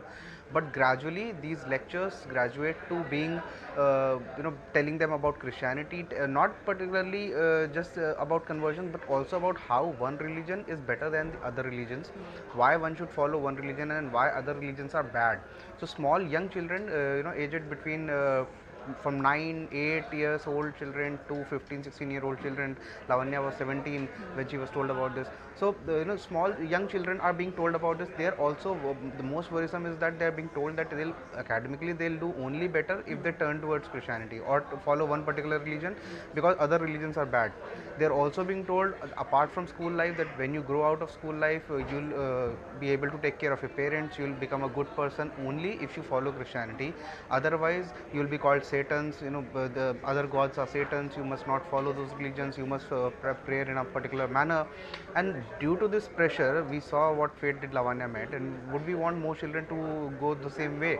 And now NCPCR has asked for a show cause to the state government. I think this is a good development, and more such notices should be sent in this direction as well. All right, we leave it there, but the point is that someone needed to have stepped in a little earlier in this case, given the fact that this is not the first time we are seeing conversions like this or attempted conversions like this. It's been going on for the last 15 to 20 years. It's the political class that has turned its complete eye away from something that that's been happening under their nose for the last 15-20 years. With that, I'm stepping into a quick break on the show. There's more on our investigation that we just put out on air on our website news18.com. We continue to track it comprehensively on CNN News 18 as well. A quick break. There's more coming up on the other side. Do stay with us. What's the dynamic between the three of you? Who's the bull? Who's the bear? Who's the calm one? Who gets mad? Kailash is the bull. Yeah, because he can. And I think he's not the bull. He's a bully. I mean, it's that can be. I mean, he's not the Kailash, bull. would you like to comment on that? You're the bully. I'm not a bully. I call a spade, and that is construed as bullying. No, in the office, in my personal life, we have a K filter. Like, like before the decision's made, it's like, what will K think about it? So it goes with the Kailash filter. No, but it's definitely, personally for me, I think he's like my life guru.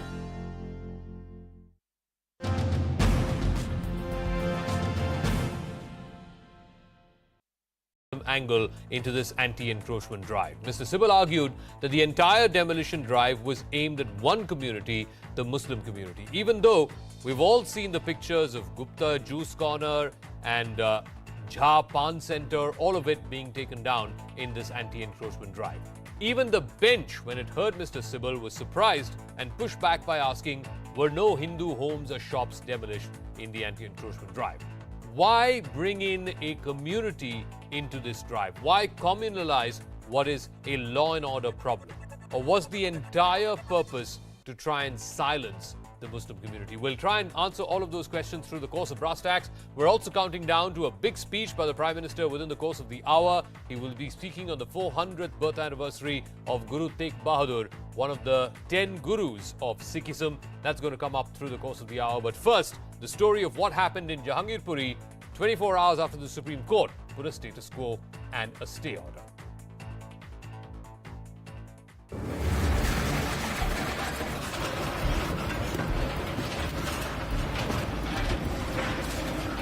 After watching their homes and livelihoods razed to the ground, some respite for Jahangirpuri residents. India's top court has ruled that the status quo has to be maintained and no further demolition will take place for 2 weeks.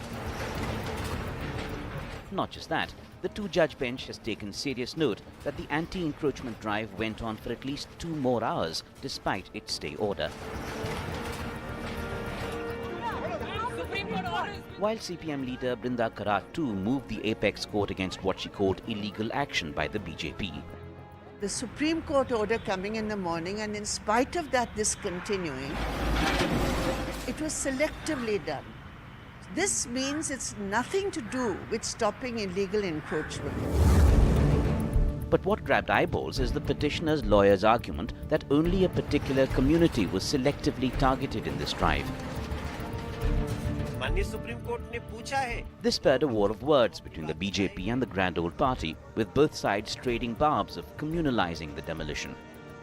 It is shocking but not surprising that the Congress party once again has pulled out the communal card, the card of vote bank appeasement politics, even on the platform of the Supreme Court. Tries to communalize, provoke, incite people. We don't look it through the prism of religion. What we are seeing is that poor people, they were not given opportunity to be heard. But the political slugfest is unlikely to die down anytime soon, as party after party makes a beeline to Jahangirpuri. They are behaving like political tourists. जाइए भाई अपना political tourism करिए आप लोग. हम कोई राजनीति कर नहीं है, जो लोग आ रहे हैं बाहर delegation बन बन. After the left and Congress, AAP and TMC delegations will also be visiting the demolition site. Local MLAs who are going to see what the situation is like, to understand and to see how, if the local residents need any help. Which begs the question, why visit a communally charged area now? Who's really fanning the communal flames in Jahangirpuri? Bureau Report, CNN News 18.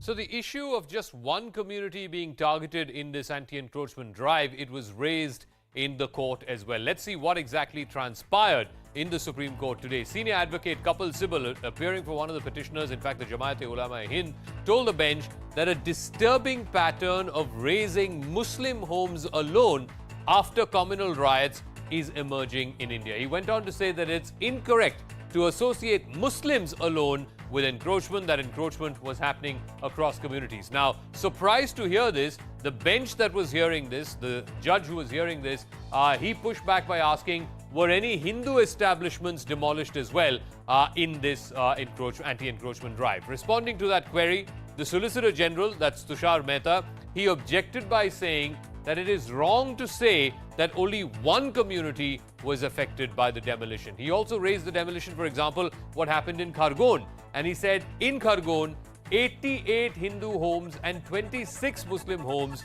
were demolished in that particular. Welcome back. This is news coming in from Karnataka, where a war of words is now emerging over the Hubli riots. Former Chief Minister and Karnataka's leader of opposition, Mr. Siddaramaiah, asking for a ban on the Asaduddin Owaisi-led party, the AIMIM, comparing it to the SDPI and to the RSS. Now, condemning the violence that took place in Hubli, Mr. Siddaramaiah said that if the government has the guts, they should ban organizations that disrupt peace, like the SDPI, like the AIM, like the RSS and the Bajrang Dal. ನೀವು ಮಾಡೋಕ್ಕೆ ದಮ್ಮಿದ್ರು ಮಾಡಿ ಯಾವ್ಯಾವ ಸಮಾಜದಲ್ಲಿ ಶಾಂತಿ ಕದರ್ತಕ್ಕಂಥ ಆರ್ಗನೈಸೇಷನ್ಗಳಿದ್ದಾವೆ ಅವನ್ನ ಮಾಡಿ SDP, MIM ಇರ್ಬೋದು, RSS ಇರ್ಬೋದು, ಬಜರಂಗ್ ದಳ ಇರ್ಬೋದು ಮಾಡಿ. Let me go straight across to Harish, who is joining us on the phone line. In fact, he's live with us. Harish, any reactions coming in from the government?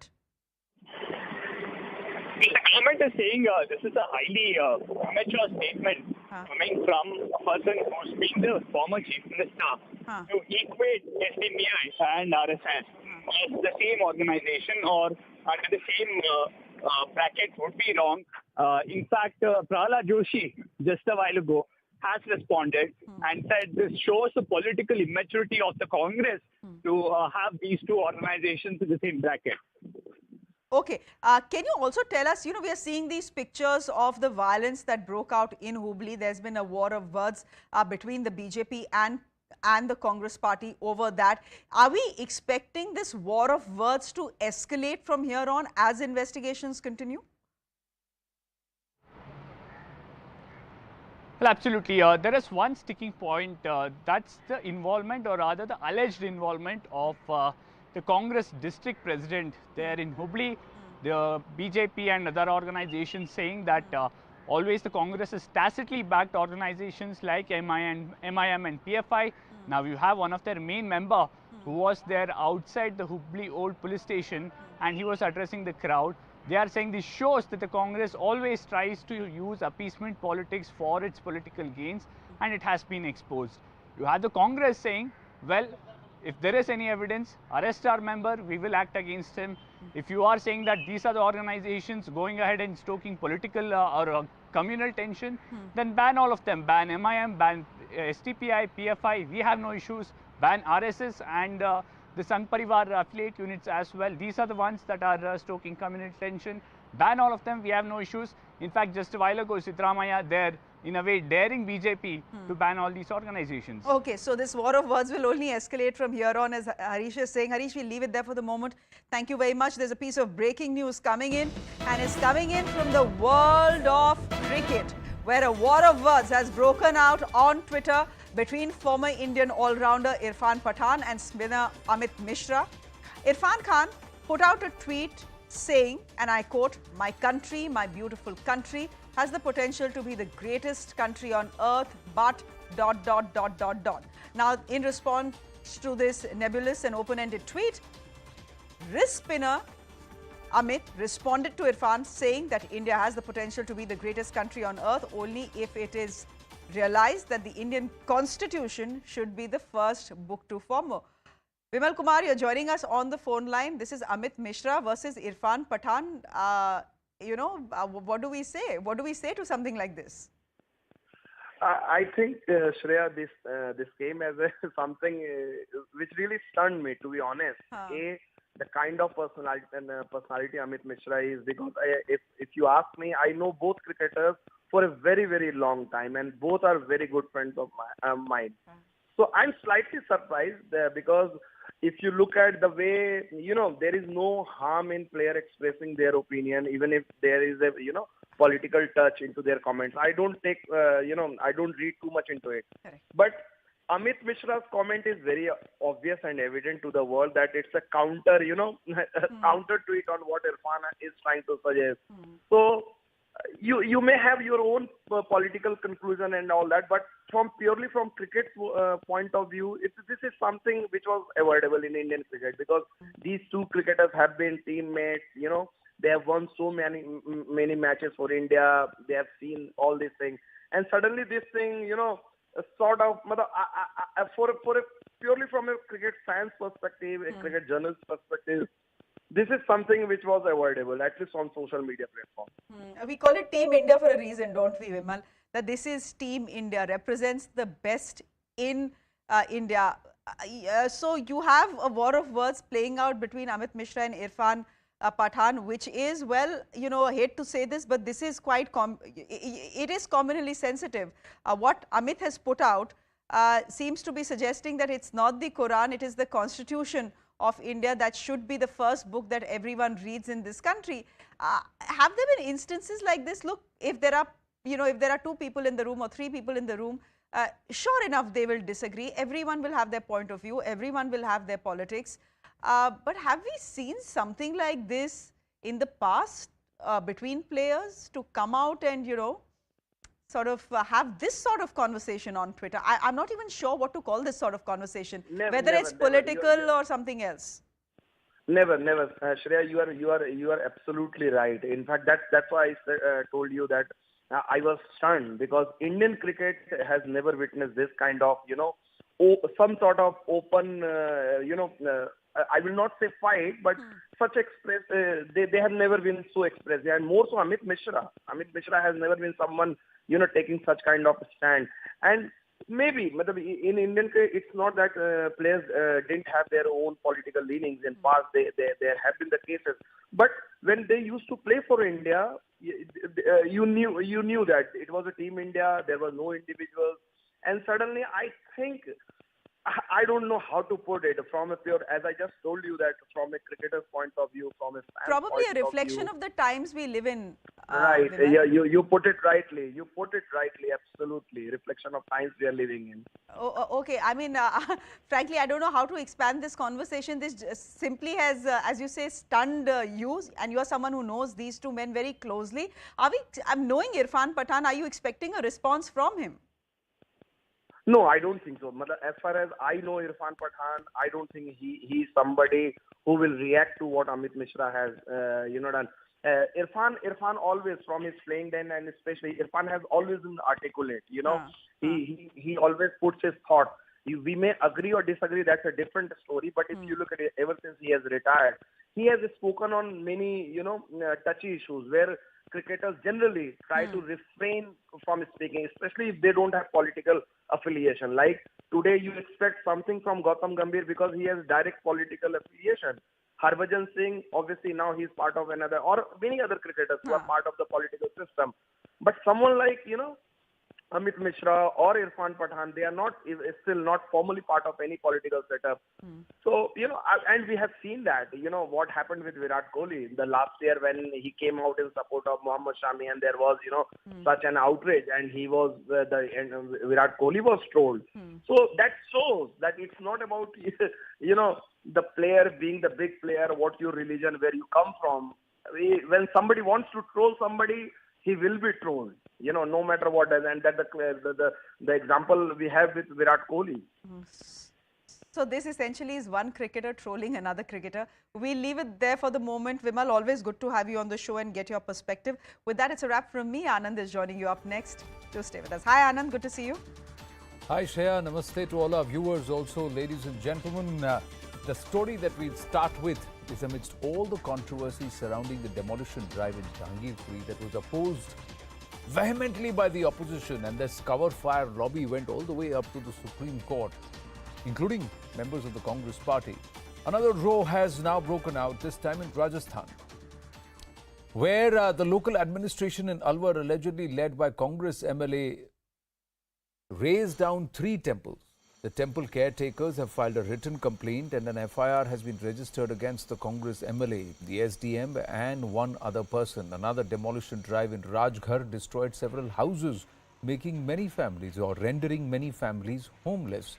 The BJP has launched an all-out attack at the Ashok Gehlot government, terming the demolition drive as anti-Hindu. Meanwhile, Congress blames the BJP chairman of the Rajgarh Municipal Board for the demolition, and the claim is that there was the acceptance even of the temple priest that a 300-year-old Shiva temple will be razed, including the idol or the deity within.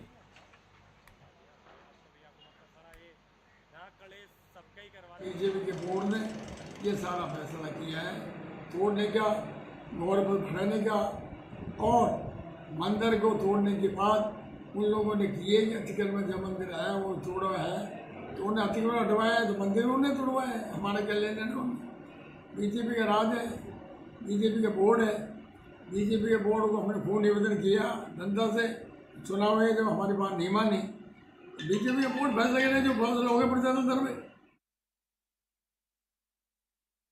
आज राजस्थान में जिस प्रकार के दृश्य देखने को मिल रहे हैं वो अपने आप में बहुत चिंताजनक है, बहुत दुखद है।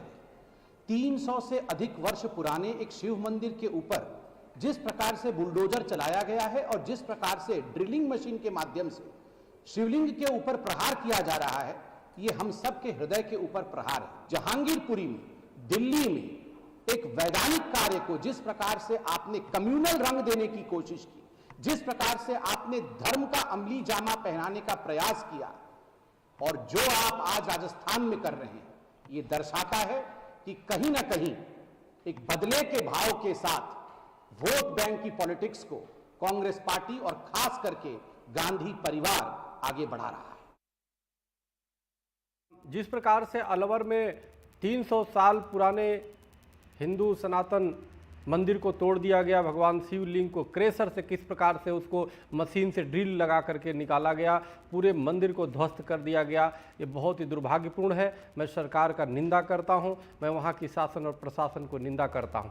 साथ में ये कहना चाहता हूं, आखिर वो कहाँ गए जो छद्म धर्मनिरपेक्षता वाले नेता थे? कहाँ गए राहुल गांधी? कहाँ गए प्रियंका गांधी, जो बात बात में मुस्लिमों को तुष्टीकरण करते हैं, लेकिन इतने 300 साल पुराने मंदिर को तोड़ दिया गया और विपक्ष के नेता शांत है, मौन है।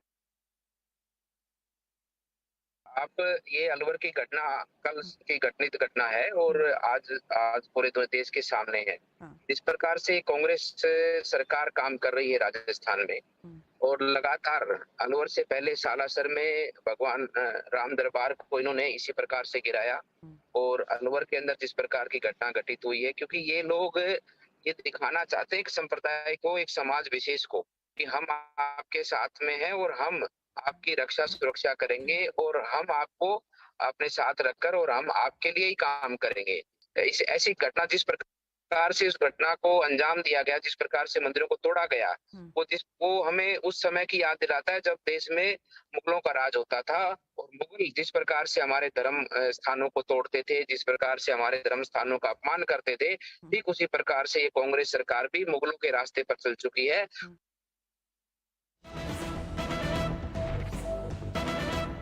And the Rajasthan beat. Well, let's go across to UK Prime Minister Boris Johnson addressing a press conference.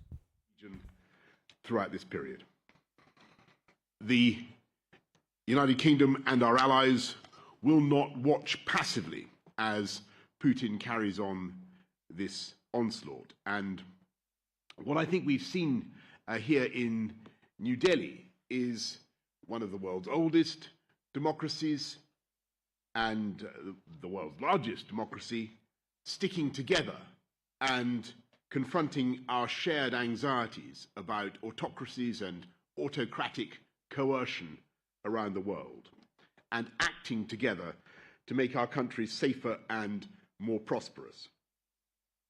Our new and expanded defence and security partnership will enable India to strengthen its own domestic defence industry, as well as protecting vital shared interests in the Indo-Pacific. Our collaboration on energy security, including our new offer on offshore wind, the new UK-India Hydrogen Science and Innovation Hub, and our joint work on solar power, will help to reduce our collective dependence on imported hydrocarbons in favour of cheaper and more sustainable homegrown renewables. And our global innovation partnership will help transfer climate and energy smart innovations to developing countries around the wider Indo-Pacific. As we deepen the partnership between our countries, we won't just make our people safer, we'll make them more prosperous as well, creating new jobs, driving up wages and driving down prices for consumers, all of which helps with the cost of living. And our partnership with India is particularly powerful in achieving these things because India is an incredible rising power in Asia, one of the fastest growing economies in the world, already worth £2.25 trillion and set to be the world's third largest economy by 2050. India is also our biggest partner in the Indo-Pacific, which is increasingly the geopolitical center of the world, with 2/3 of humanity and 1/3 of the global economy. And that share is rising every year. Indian investment already supports almost 500,000 British jobs. And with a population bigger than the US and the EU combined, there is so much potential for us to take our trade and investment to a whole new level. On this visit alone, we've secured new deals worth £1 billion, creating more than 11,000 jobs, and perhaps most significantly of all, we're using our Brexit freedoms to reach a bilateral free trade agreement. And today, Prime Minister Modi and I told our negotiators to get it done by Diwali in October. This could double our trade and investment by the end of the decade, driving down prices for consumers and increasing wages across the UK by as much as £3 billion. So what we're getting on with here is delivering on the priorities of the British people, but also deepening a friendship with a nation with whom we have profound ties of language, culture, and kinship, while making both our countries safer and our economies stronger. And we're going to take a few questions from the media, and we have, I'm going to go first to some UK journalists and then to some of our Indian colleagues. So first of all, can I go to Ben Wright of the BBC? Thank you, Prime Minister. In your discussions about Ukraine, did you ask Prime Minister Modi to use his influence in Moscow to put pressure on Russia? And did you get any sense that he would do that? And on trade, you said there'll be a free trade agreement with India by Diwali, but considering the number of party investigations going on back home, are you absolutely sure you'll still be Prime Minister then? Okay, the second answer is yes, but on the on your point about Ukraine and the Indian perspective. Look, I mean, I think you have to recognise that the Indians have actually, and Narendra Modi in particular, have come out and been very strong in their language about what's happened in Bucha, And talking to Narendra, to Prime Minister Modi today, it's clear that he has already intervened several times, and I'm sure this is no secret from our Indian friends. He's intervened several times with Vladimir Putin, really to ask him what on earth he thinks he's doing, and where he thinks this is going. And what the Indians want is peace, and they want the Russians out. And I totally agree with that. And I think that there's a difference in the balance clearly, because India has a historic relationship with Russia, which everybody understands and respects. That goes back decades. But what was so interesting about the last couple of days has been the way in which Britain and India are being really encouraged, obliged by the pressure of events today. As I say, autocratic coercion, whether it's in Russia or China or wherever, to do more together, and that is, I think, offering up a huge joint agenda. And there are three big areas where you're seeing work being done now. They're on the green growth side, big agenda for us, clean power, and a lot of work is being done on that. They're on the security and defence side, and a huge amount there, which I could go into, and then of course on the trade agreement. And there, I think, all trade agreements are tricky, Ben, to get to your point about trade, but and there will be tough asks of both sides, but I'm sure we can do it. And what you got today was a massive push from both governments to get it done, and so I'm very encouraged. Anushka Astana, ITV.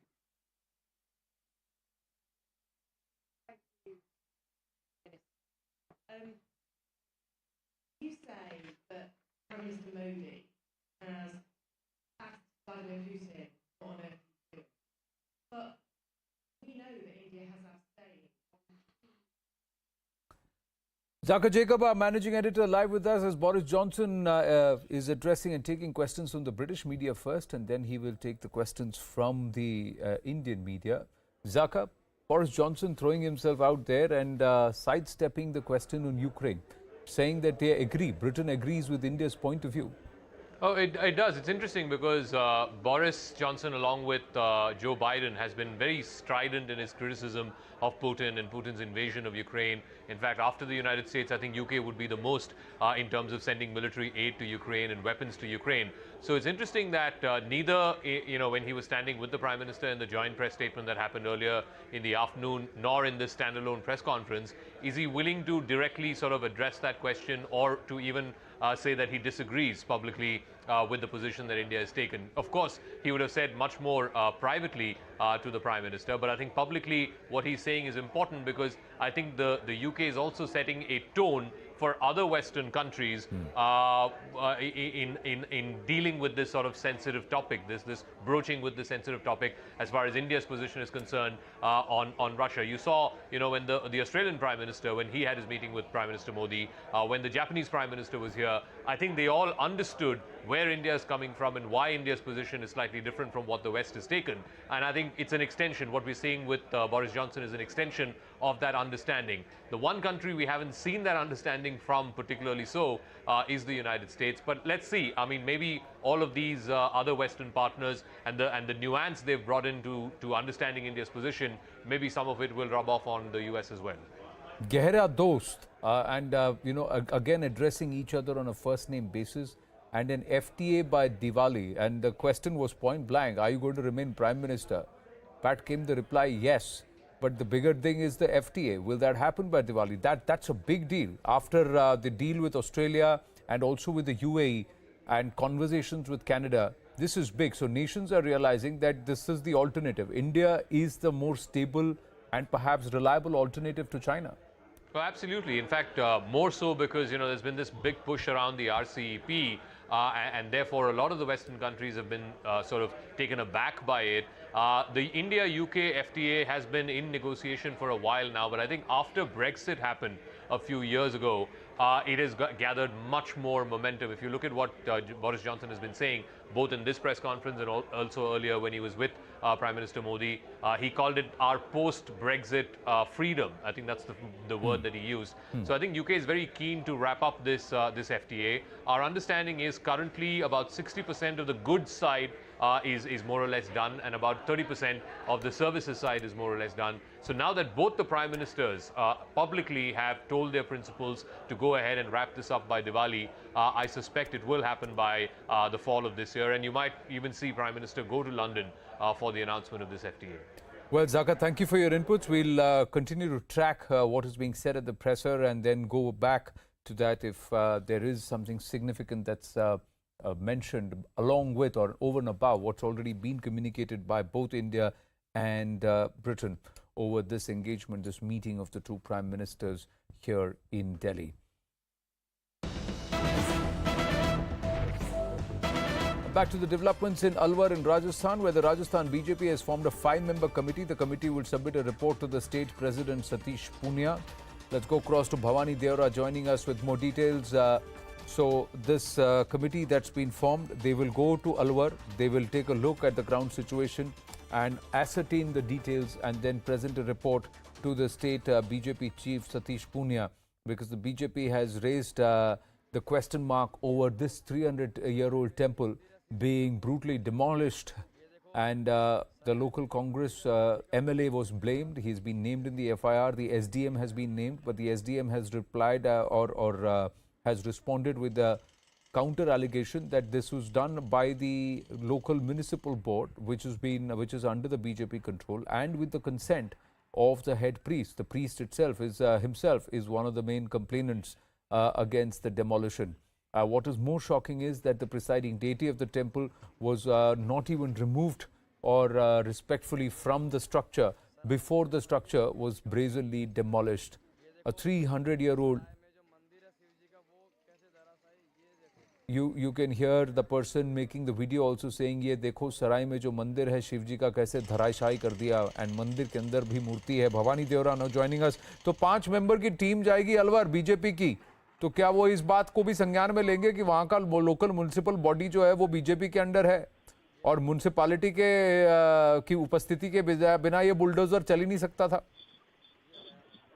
देखिए इसके अंदर BJP और कांग्रेस दोनों जिम्मेदार हैं, और कांग्रेस की सीधी जिम्मेदारी इसकी होती है राजस्थान के सरकार कांग्रेस की, और जो एडमिनिस्ट्रेशन होता है, अगर कहीं पर भी एनसीओ अतिक्रमण हटाना है तो वो काम होता है एडमिनिस्ट्रेशन का, यानी कि लोकल एसडीएम होता है, उसके बाद नगर पालिका का जो प्रशासनिक अधिकारी होता है वो सरकार की होता है, और पुलिस सुरक्षा को बैठाया जाता है राजस्थान सरकार की पुलिस होती है.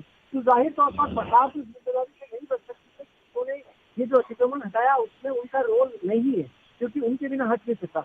अब दूसरा सवाल जो कांग्रेस उठा रही है वो इस बात को लेकर उठा रही है कि वहाँ नगर पालिका का बीजेपी का बोर्ड है, बीजेपी से अतिक्रमण हटाने का लेकर प्रस्ताव पारित हुआ था और उसके बाद में हटाया गया था. अब बीजेपी की ओर से अभी पूरी तरह से सफाई का इंतजार है. बीजेपी हालांकि कह रही है कि ये काम है वो लोकल एडमिनिस्ट्रेशन ने किया, बीजेपी को एडमिनिस्ट्रेशन ने किया, बीजेपी को पूछा नहीं गया था. और लोकल हम उनसे अभी कोशिश करें, जो बोर्ड के मेंबर हैं उनसे बात करने की कोशिश करें, जो पार्षद हैं और जो चेयरमैन हैं उनका क्या रोल था अभी वो पूरी तरह से साफ नहीं हुआ. एक बार वो तस्वीर साफ हो जाए, जो बीजेपी का डेलीगेशन जा रहा है वो ये देखने की, दोनों चीज़ें देखने की कोशिश करेगा कि उनके बोर्ड ने क्या उनसे परमिशन ली गई थी या फिर अपने स्तर पर ये एक्शन लिया गया.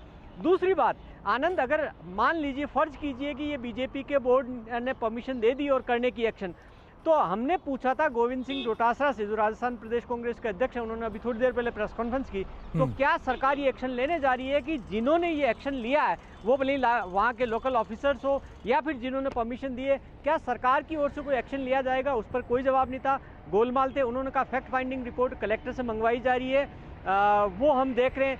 तो कुल मिलाकर ब्लेम गेम की यहाँ पर कोशिश जरूर हो रही है. लेकिन आनंद, आप तस्वीरें देखिए अब सवाल ये नहीं है कि बीजेपी और कांग्रेस में से कौन ज्यादा जिम्मेदार है, सवाल इस बात का है कि किस तरीके से मंदिर को तोड़ा गया। गुंबद आप देखिए कि पीछे से कैसे गुंबद ऊपर से तोड़े गए, किस तरीके से बुलडोजर से डेमोलिश किया गया, फिर उसके बाद में कटर से आप शिवलिंग को कटर से काट रहे हो, आप मूर्तियां जो आप कटर की अब तस्वीरें देख रहे हैं। तो ये कई सारे सवाल खड़े हो रहे हैं कि वहाँ जो दस्ता गया था, जो अधिकारी गए थे और जो वहाँ पर खड़े होकर डेमोलिशन ये करवा रहे थे, वो कितने ज्यादा जिम्मेदार है और सरकार को क्या उन पर एक्शन नहीं लेना चाहिए जो अभी तक नहीं लिया गया। जी आनंद, तो ये बीजेपी की टीम कब तक पहुंचेगी भवानी? और जिस तरीके से, जिस बर्बरता से इस मंदिर को तोड़ा गया है, 300 साल पुराना मंदिर है, तो क्या वहां के जो स्थानीय हैं उन्होंने कोई विरोध प्रदर्शन नहीं किया? किसी ने वहां सवाल नहीं उठाया? एसडीएम का कहना है कि खुद पुजारी ने वहां पूजा कर करके अनुमति दे दी कि तोड़ दो मंदिर। अगर पुजारी ने अगर पूजा करके अनुमति दे दी होती तो फिर पुलिस थाने के अंदर कंप्लेन दर्ज नहीं कराई जाती है। थाने में कंप्लेन दर्ज कराई है और उस कंप्लेन किन लोगों के खिलाफ है? कांग्रेस के वहाँ के जो स्थानीय विधायक है जौहरी लाल मीणा, उनके खिलाफ है। लोकल जो नगर पालिका का जो इंचार्ज अथॉरिटी होता है ईओ, उसके खिलाफ है। वहाँ लोकल जो एसडीएम है उनके खिलाफ एफआईआर दर्ज कराई गई है। तो सवाल सबसे बड़ा ये है कि अगर परमिशन होती तो वही पुजारी केस क्यों दर्ज कराते? तब अगर विश्वास में लिया होता, और अगर मंदिर तोड़ने से पहले अगर एसडीएम कह रहे हैं कि नहीं वहाँ तो पूजा करके उन्होंने परमिशन दी, तो अगर जब ऐसा अतिक्रमण जब भी तोड़ा जाता, अगर मान लीजिए कि मंदिर रास्ते में था और तोड़ना जरूरी था, तो उस टाइम बाकायदा एक लिखित सहमति ली जाती है। दूसरा, उसको हटाने का एक प्रोसेस होता है। ये तमाम चीजें की जा रही है, लेकिन ये तमाम चीजें एडमिनिस्ट्रेशन के पास ऐसा कुछ भी नहीं है कि उन्होंने ऐसा किया था, तो वो कहीं नजर नहीं आ रहा। बीजेपी अभी डॉक्टर खिरोड़ीलाल मीणा हमारे साथ हैं, जरा उनसे भी बात कर लेते हैं। खिरोड़ीलाल मीणा जी नमस्ते। ये किस तरह, ये जिस तरह से अलवर में ये मंदिर तोड़ा गया है, 300 साल पुराने शिव मंदिर को, और मंदिर में शिवलिंग था, शिवलिंग को कटर से काटा गया, गुंबज को इससे तोड़ दिया गया, कोई ऐसा कैसे कर सकता है?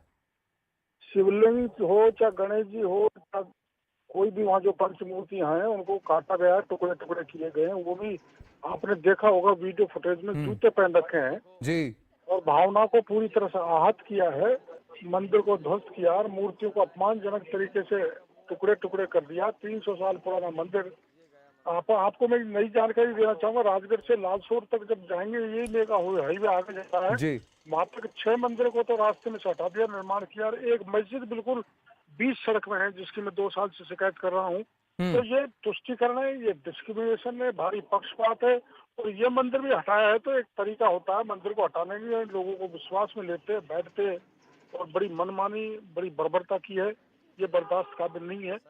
जिन लोगों ने भी ये किया अधिकारियों ने, उनके खिलाफ सख्त कार्रवाई की जानी चाहिए, क्योंकि इसमें हिंदू बहुसंख्यक लोगों की भावना पर जी।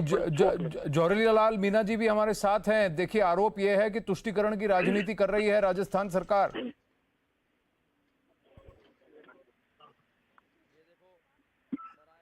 जौहरी लाल मीणा जी, हाँ बोलो।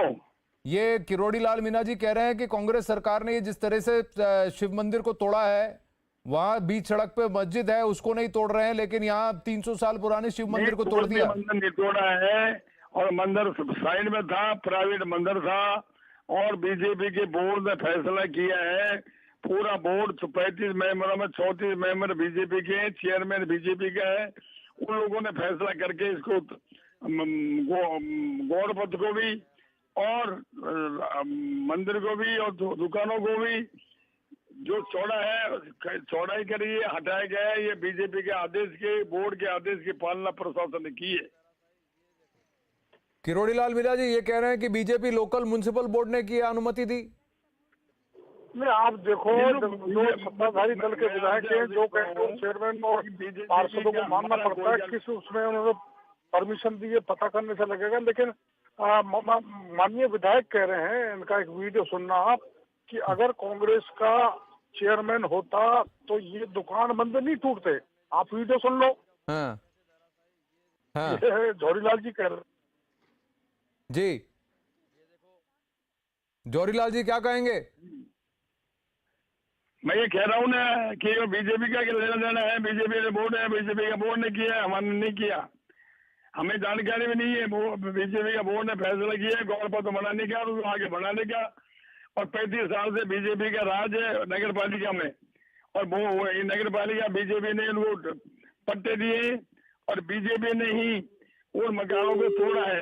बीजेपी का बोर्ड यदि सही होता तो बीजेपी का बोर्ड आज ये स्थिति है कि एक भी मेंबर इस राजगढ़ में नहीं है, न चेयरमैन है। उन्होंने ये जनता ने कहा कि 1000 रुपये उन्होंने परमिशन दी तो हो गया, तोड़ देते हैं। 300 साल पुराना मंदिर है, परमिशन बीजेपी ने दी। आरोप तो कांग्रेस के एमएलए पे लग रहा है कि कांग्रेस के एमएलए ने जोर लगाया। आरोप गलत लग रहा है, कांग्रेस के एमएलए को लेना देना नहीं है। तो आपका कांग्रेस के एमएलए क्या लेना देना है? जो बीजेपी ने तोड़ा है, बीजेपी के पास से एक भी सारे गायब हो गए, एक भी राजगढ़ में नहीं है। यदि उन्हें गायब नहीं आ जाए फिर जनता के बीच में रहना चाहिए। मैं भी तो जनता के बीच में हूँ। तो आप ये कह रहे हैं कि सारे पार्षद अब राजगढ़ से गायब है। 35 साल से यहाँ बीजेपी का वर्चस्व है और बीजेपी ने ही इसको तोड़वाया, ये आपका आरोप है, बीजेपी का आरोप है और कंप्लेनेंट का आरोप है कि लोकल कांग्रेस एमएलए ने इसको तोड़वाया। चलिए तथ्य की जांच हम भी करेंगे, लेकिन हमें बताया जा रहा है कि कांग्रेस बीजेपी दोनों की मिलीभगत है इसमें, और दोनों ने मिल करके 300 साल पुराने इस मंदिर को इतनी बर्बरता से तोड़ दिया कि अंदर रखी मूर्तियों का भी अनादर किया है। जूते पहन के मंदिर के अंदर गए हैं और वहां पे जो मूर्तियां थी उनको कटर से लेकर काटा गया है। ये तस्वीरें भी सामने निकल के आई हैं। वो बीजेपी ने तोड़वाए, कांग्रेस को लपेटो मत बिना बात में। तो आप कह रहे हैं कांग्रेस को लपेटो मत, ये बीजेपी ने तोड़वाए हैं। जौहरीलाल मीणा जी धन्यवाद।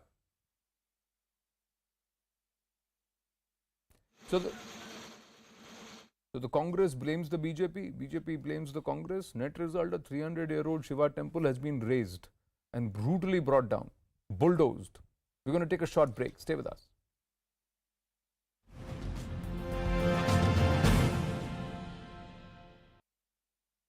He objected by saying that it is wrong to say that only one community was affected by the demolition. He also raised the demolition, for example, what happened in Khargon. And he said in Khargon, 88 Hindu homes and 26 Muslim homes were demolished in that particular action that was taken in the aftermath of the riots that happened there. So the question is, who is bringing a communal angle into this entire discourse? The Supreme Court today put a stay on any further demolition in Jahangirpuri. It also issued notices to the MCD as well as other parties.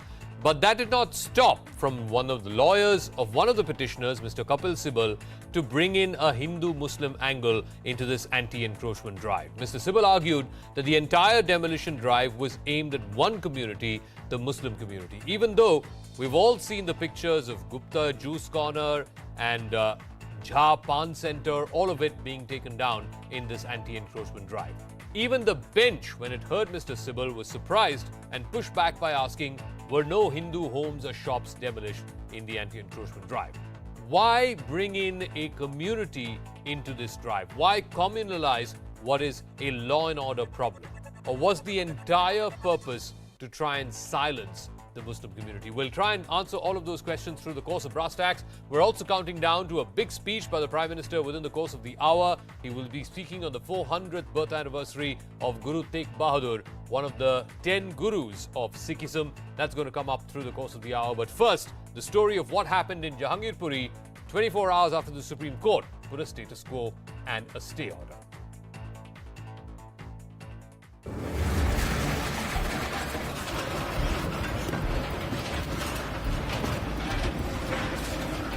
After watching their homes and livelihoods razed to the ground, some respite for Jahangirpuri residents. India's top court has ruled that the status quo has to be maintained and no further demolition will take place for 2 weeks. Not just that, the two-judge bench has taken serious note that the anti-encroachment drive went on for at least 2 more hours despite its stay order. While CPM leader Brinda Karat too moved the apex court against what she called illegal action by the BJP. The Supreme Court order coming in the morning, and in spite of that discontinuing, it was selectively done. This means it's nothing to do with stopping illegal encroachment. But what grabbed eyeballs is the petitioner's lawyer's argument that only a particular community was selectively targeted in this drive. This spurred a war of words between the BJP and the Grand Old Party, with both sides trading barbs of communalizing the demolition. It is shocking but not surprising that the Congress party once again has pulled out the communal card, the card of vote bank appeasement politics, even on the platform of the Supreme Court. Tries to communalize, provoke, incite people. We don't look it through the prism of religion. What we are seeing is that poor people, they were not given opportunity to be heard. But the political slugfest is unlikely to die down anytime soon, as party after party makes a beeline to Jahangirpuri. They are behaving like political tourists. जाइए भाई अपना political tourism करिए आप लोग. हम कोई राजनीति का नहीं.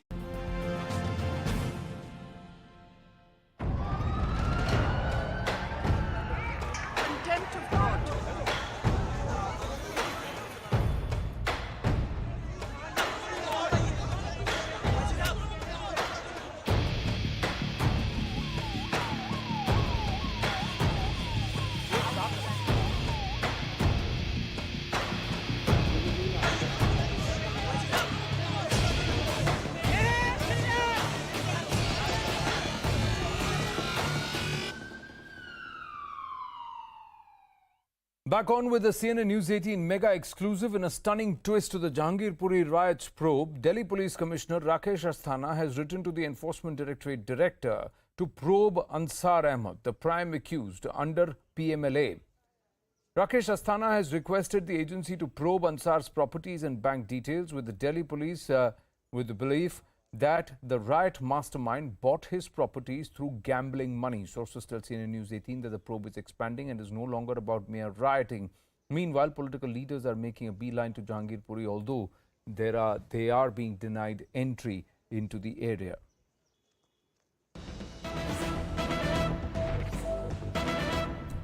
And more news coming through again. A CNN News 18 exclusive courtesy of investigations editor Manoj Gupta. Delhi Chief Commissioner of Police Rakesh Asthana has personally interrogated the mastermind Ansar in the Jahangirpuri riots case. Sources say Rakesh Asthana visited Rohini Crime Branch office at around 11:30 a.m. this morning and stayed there for about 3 hours. His focus was mainly to understand the mind behind this rioting. He also verified a few facts personally and instructed senior officials accordingly. Anvit now joins us with more details. Anvit, so the Delhi Commissioner himself personally interrogating the mastermind Ansar, and then there also notice coming that or information coming through that he's written to the ED. So the scope of this investigation is only expanding. Yes, Anand, both the news are coming, both are exclusives. And see, Rakesh Asthana today went to the Rohini Crime Branch office and he interacted with Ansar and also with the officers who had been interrogating him for the past 2-3 days. Now, see, the focus of Delhi police is to track the money trail, because in all these incidents we have seen that how money is circulated through illegal means. Also, you know, focus would be to find out, like you said, that they're trying to find out how was this entire thing orchestrated. So the focus is also to find out who orchestrated this, who is the mastermind behind it. Is Ansar the mastermind, or Ansar and people like Sonu Chikna, who had been seen firing openly on the police as well on the crowds, were they just pawns being handled by someone sitting abroad, someone in Bangladesh, or someone who had been, you know, using these Bangladeshi immigrants and Rohingyas and channelizing them and you know, mobilizing these crowd and resources to create such a situation in Jahangirpuri, like we also saw earlier in 2020 communal riots, how WhatsApp groups had been formed, how social media was being used to incite violence, to, you know, to provoke people and to make them mobilize from different parts of the capital, bring them to Northeast Delhi. So similar things could have happened this time as well. And now Delhi police's probe is focused on money trail as well as on who orchestrated this entire thing, and that is why I believe Rakesh Asthana also went today to focus more on these two aspects of probe in Jahangirpuri riots. Right, thank you for your inputs, Anvit. We're going to swing back and speak with you in just a bit, because it's a mega CNN News 18 investigation that's blown the lid of a massive conversion racket rampant in South Tamil Nadu.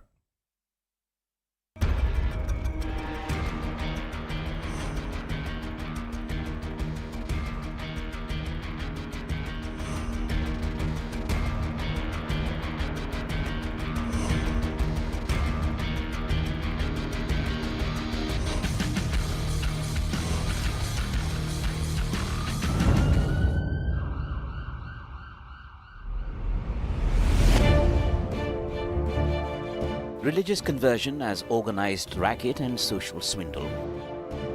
And it's not just Punjab. CNN News 18 travelled to South Tamil Nadu, Kanyakumari, Nagarkoil, Tirunelveli to find unease against a Christian conversion push simmering under the surface. Take a closer look, talk to school children, their parents and families here, and what one finds is this sinister, coercive conversion push cloaked in school classes and social work. Told promises for a school child of all the world's happiness, funds for studies and even high marks, extending to financing for their parents. And it all comes at a cost. Convert to Christianity. This is a CNN News 18 exclusive investigation.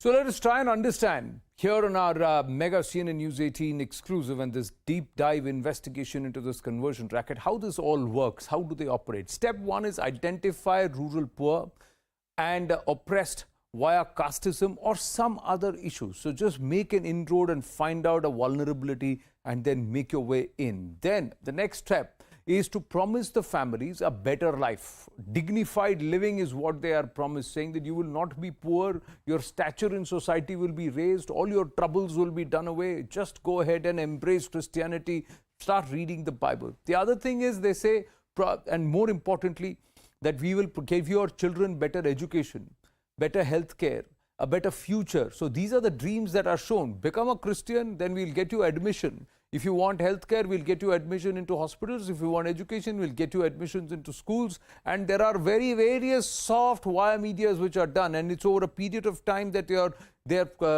led to believe that this is the only option that they have. They also warn of dire divine consequences if they refuse or if they have a change of heart. That if they accept and then they have a change of heart, so then they've put the fear that there will be dire consequences. And somewhere these machinations work in such a way that something happens which lends these people, gullible people, to believe, oh, it's happening because I said no. Step 5, take advantage of the greed among Hindu clergy. So pick up the ills on the non-Christian ways of life, largely the Hindu ways of life, point that out, say this is the wrong method, and even go ahead and in certain cases what we've been able to unearth is they really talk down the other religion. You have the freedom in our country as per the constitution to propagate, profess your own faith, but you don't have the right to talk down another religion. But this here, Hinduism is being billed as Satan. That's what's being done. Listen in. This is the exclusive that we have, where the targets for religious conversion were not just anyone, but the most vulnerable ones, children, against whom you're never supposed to use this kind of a language and tactic, and it's being done in schools, that too government-run schools. CNN News 18's investigation gets into how this plot unfolded, how vulnerable children were used as pawns in this entire conversion racket. Here's a detailed report. உங்களுக்கு ஸ்கூல்ல வந்துட்டு இந்த மாதிரி கிறிஸ்தவத்தை பத்தி சொன்னாங்களா? கிறிஸ்தவத்துல வந்து மதம் மாத்தணும் அப்படின்ற மாதிரி வந்து சொன்னாங்களா? இல்ல இந்த மாதிரி வந்து மதம் மாறினா வந்து நீங்க அதிகமா மார்க்லாம் வாங்குவீங்க அப்படின்ற மாதிரி வந்து சொன்னாங்களா? இல்ல இப்படி மாறினா நல்லா இருக்கும், லைஃப் நல்லா இருக்கும் அப்படின்னு சொன்னாங்க. Okay okay. இப்போ மாறினா வந்துட்டு உங்களுக்கு நல்லா இருக்கும் அப்படின்ற மாதிரி தான் வந்து சொன்னாங்க. வேற என்னென்னலாம் சொன்னாங்க உங்களுக்கு? என்னென்னலாம் வந்து சொல்லி வந்துட்டு உங்களுக்கு வந்து ஸ்கூல்ல வந்து பேசிக்கிட்டு இருந்தாங்க உங்ககிட்ட?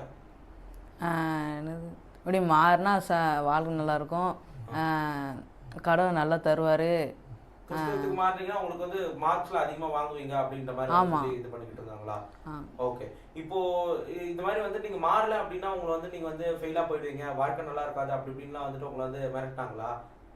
கஷ்டமாக அவங்க நீங்கள் மாறலன்னா கஷ்டமாக இருப்பீங்க, வறுமைக்கு போயிருவீங்க அப்படின்னு சொன்னாங்க. ஓகே. இப்போ உங்க கூட படிச்சவங்க வந்துட்டு யாராவது வந்துட்டு இந்த மாதிரி வந்து மதம் மாறி இருக்கிறாங்களா? இல்லை அப்படிலாம் 3 பேர் வந்தாங்க. ஃபஸ்ட்டு செகண்ட் தேர்டு ஃபோர்த்து ஃபிஃப்த்லேருந்து எல்லா ஸ்டூடெண்ட்ஸ் வந்து எல்லாம் அசம்பிளி பண்ணி உட்கார வச்சுருந்தாங்க.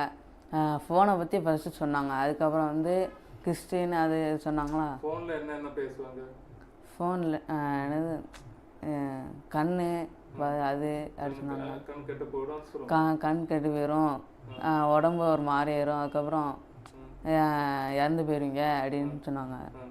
அதுக்கப்புறம் வந்து கிறிஸ்டின் மாறினீங்கன்னா நல்லா இருப்பீங்க அப்படின்னு சொன்னீங்க, மாறலைன்னா வறுமைக்கு போயிருவீங்க அப்படின்னு சொன்னாங்க. சின்ன சின்ன பிள்ளைங்களும் இருக்காங்களா அங்கே? ஆமாம், ஃபஸ்ட்டு எல்கேஜிலேருந்து எல்லோரும் இருந்தாங்க. ரொம்ப சின்ன பசங்களும் இருக்காங்க? ஆமாம். டீப்பாக சொல்லுங்கள். எல்கேஜி, யூகேஜி, ஃபஸ்ட் ஸ்டாண்டர்ட் எல்லாம் சின்ன பிள்ளைலேருந்து பெரிய பிள்ளை 5th வரை எல்லோரும் இருந்தாங்க. அப்போ அங்கே வந்து எல்லோரும் வந்து ஃபோனை பற்றி சொல்லிவிட்டு அதுக்கப்புறம் கிறிஸ்டினை பற்றி சொன்னாங்க. வாழ்க்கை நல்லா இருக்கும் அப்படின்னு சொன்னாங்க. அப்போ சின்ன பிள்ளைலாம் இருந்துச்சு.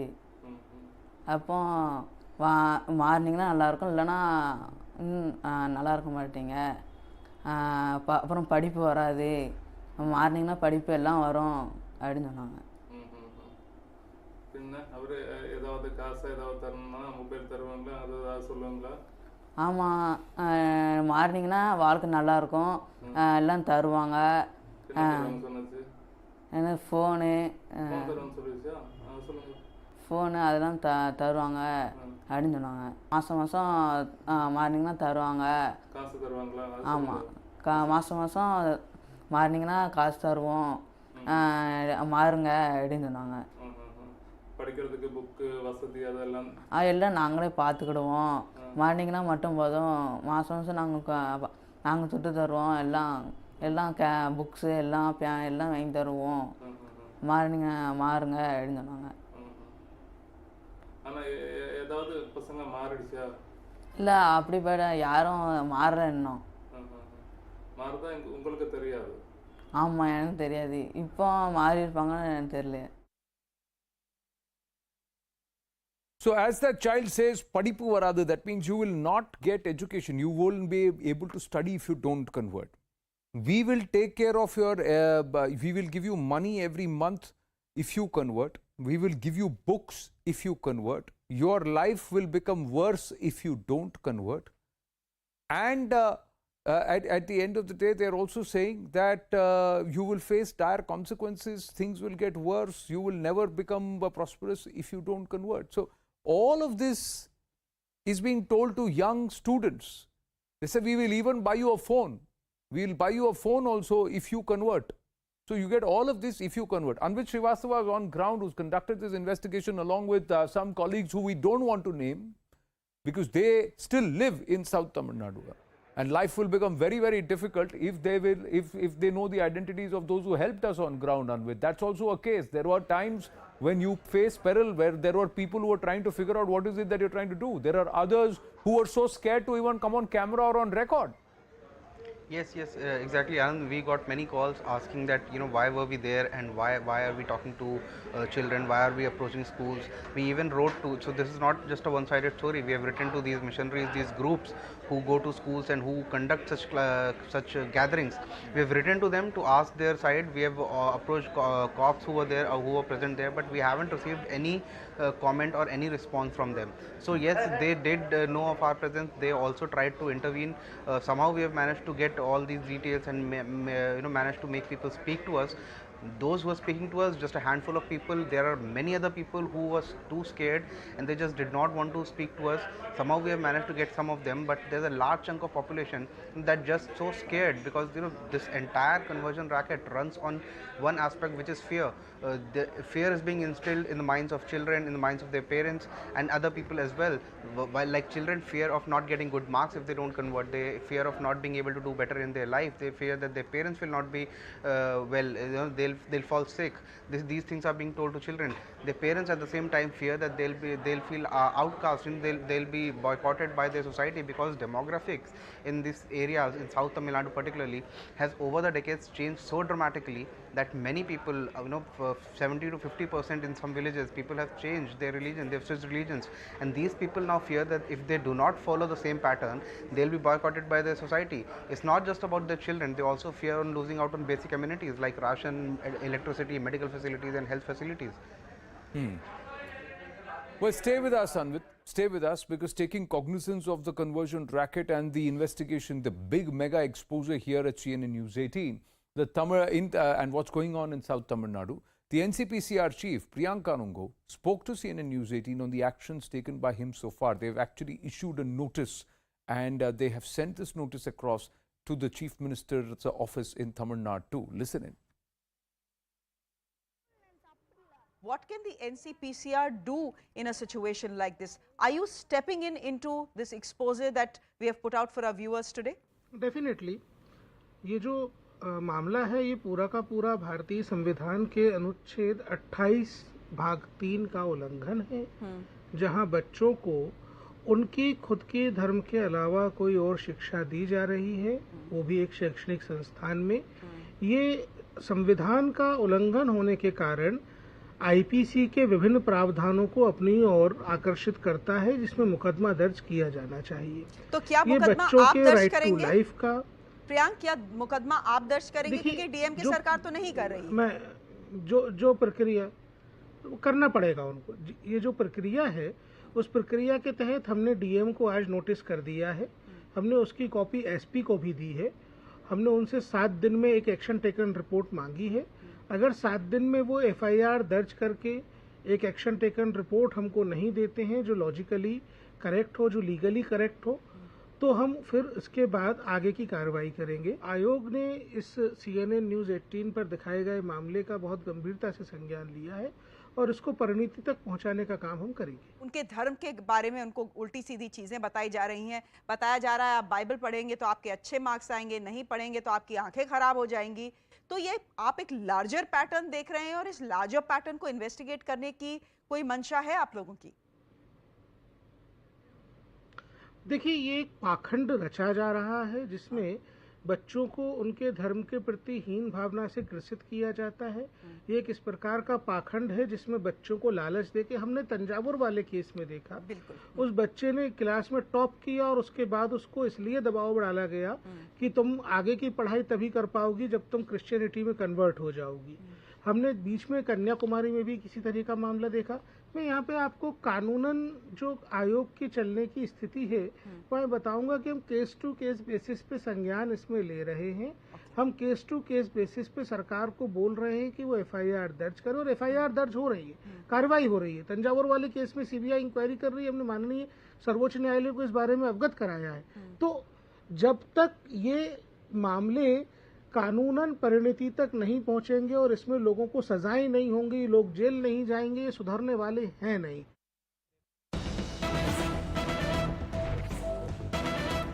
And a public interest litigation petition has been filed in the Supreme Court of India seeking a nationwide ban on halal certified products and withdrawal of halal certification. Ashish Merishi joining us with more details.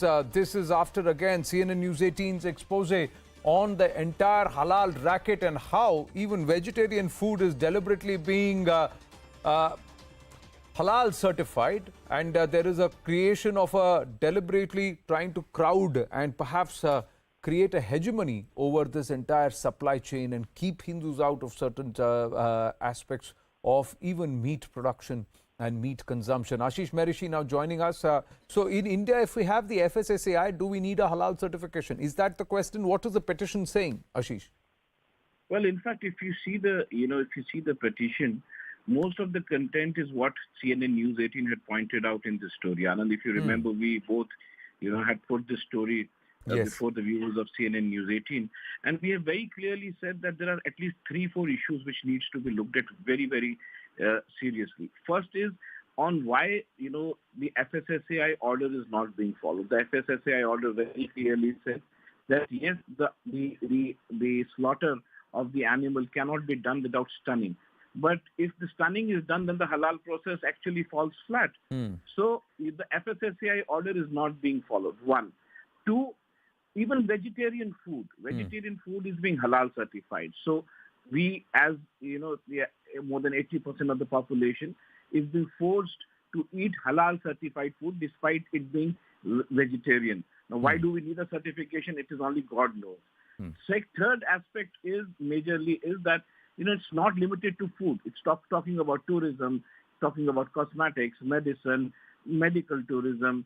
So everything, including your lifestyle, including your travel, everything is being halal certified. Now, why do you need something, a halal certification for your travel, for your tourism, for your pharmacy, for your cosmetics? Why do you need all these things? Even in fact, if you have to export material to certain countries, more than 56 countries, in Islamic countries, from India, you need a halal certification, whether it is cement, whether it is steel, whether it is any product. So why do you need all these things? That is something really, really curious, something really, really interesting. Well, is the funding of legal fees for terror accused, is that angle also mentioned? Will that also be brought up, that the Jamiat Ulema Hind, one of the largest halal certifiers in our country, is also using the funds as per their own charter mentioned in their website to try and fund the legal fees of terror accused? And it's the Jamiat which is there everywhere where these encroachments have been bulldozed to try and represent those, and also in some cases even the rioters and the riot accused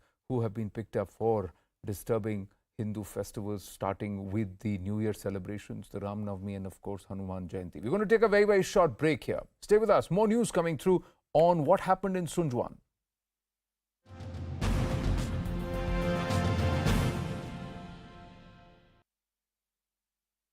Need any help?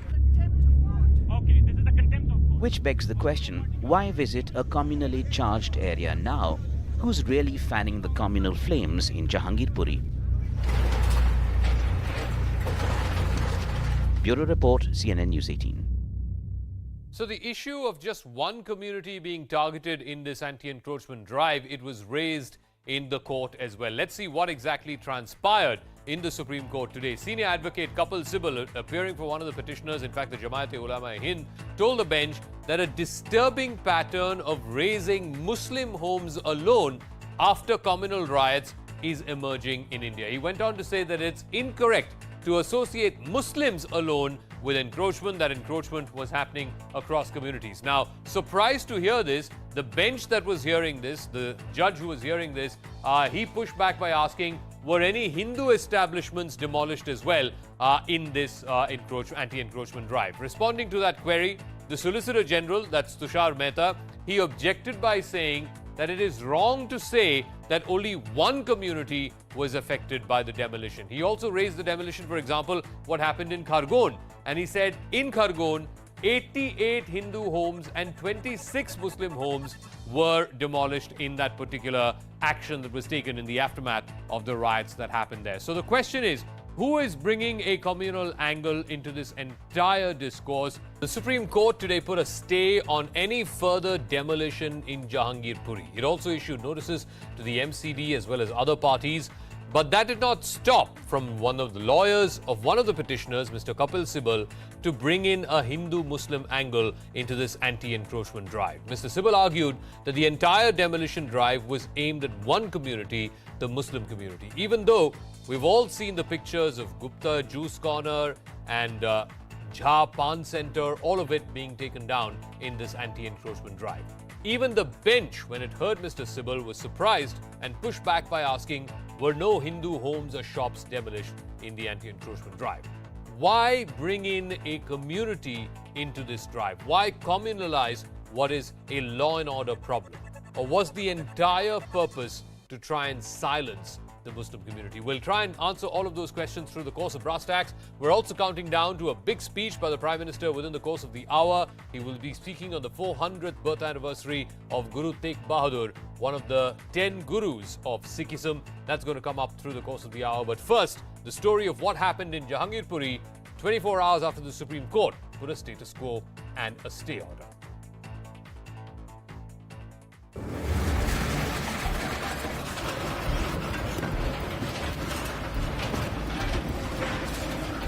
After watching their homes and livelihoods razed to the ground, some respite for Jahangirpuri residents. And the Sunjwan encounter, there is information that the Prime Minister's visit was the target and the Jaish is behind it. Arunima is on ground, joining us with the details. Yes, Arunima.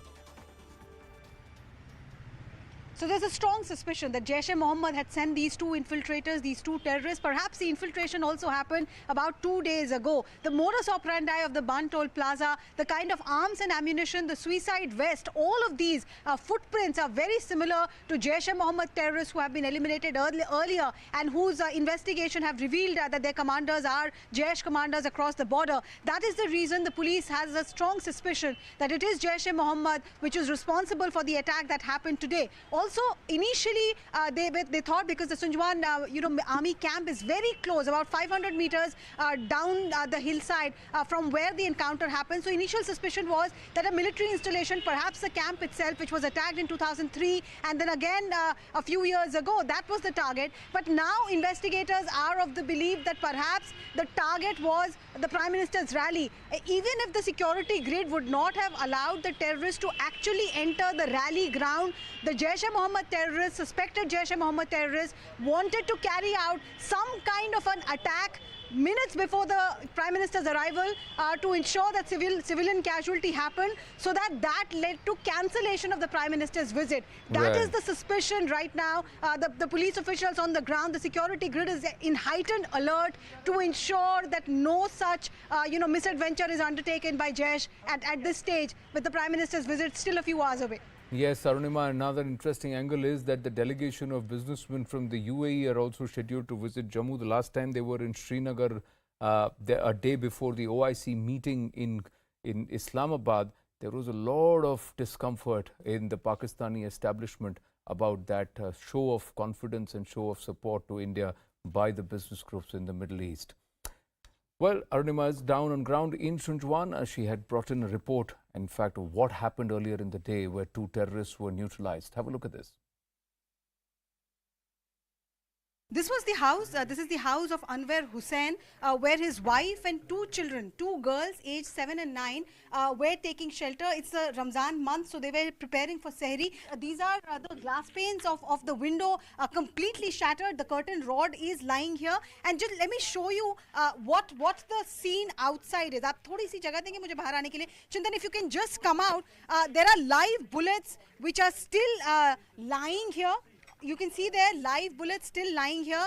The air conditioner that was in this bedroom of Anwar Hussain's house, you can see these are marks caused by the bullet. So that's the impact. And this is the washroom that he was talking about. Because the gates of this house was locked, the terrorists allegedly hid in this bathroom. One terrorist was gunned down outside. The other one was killed inside.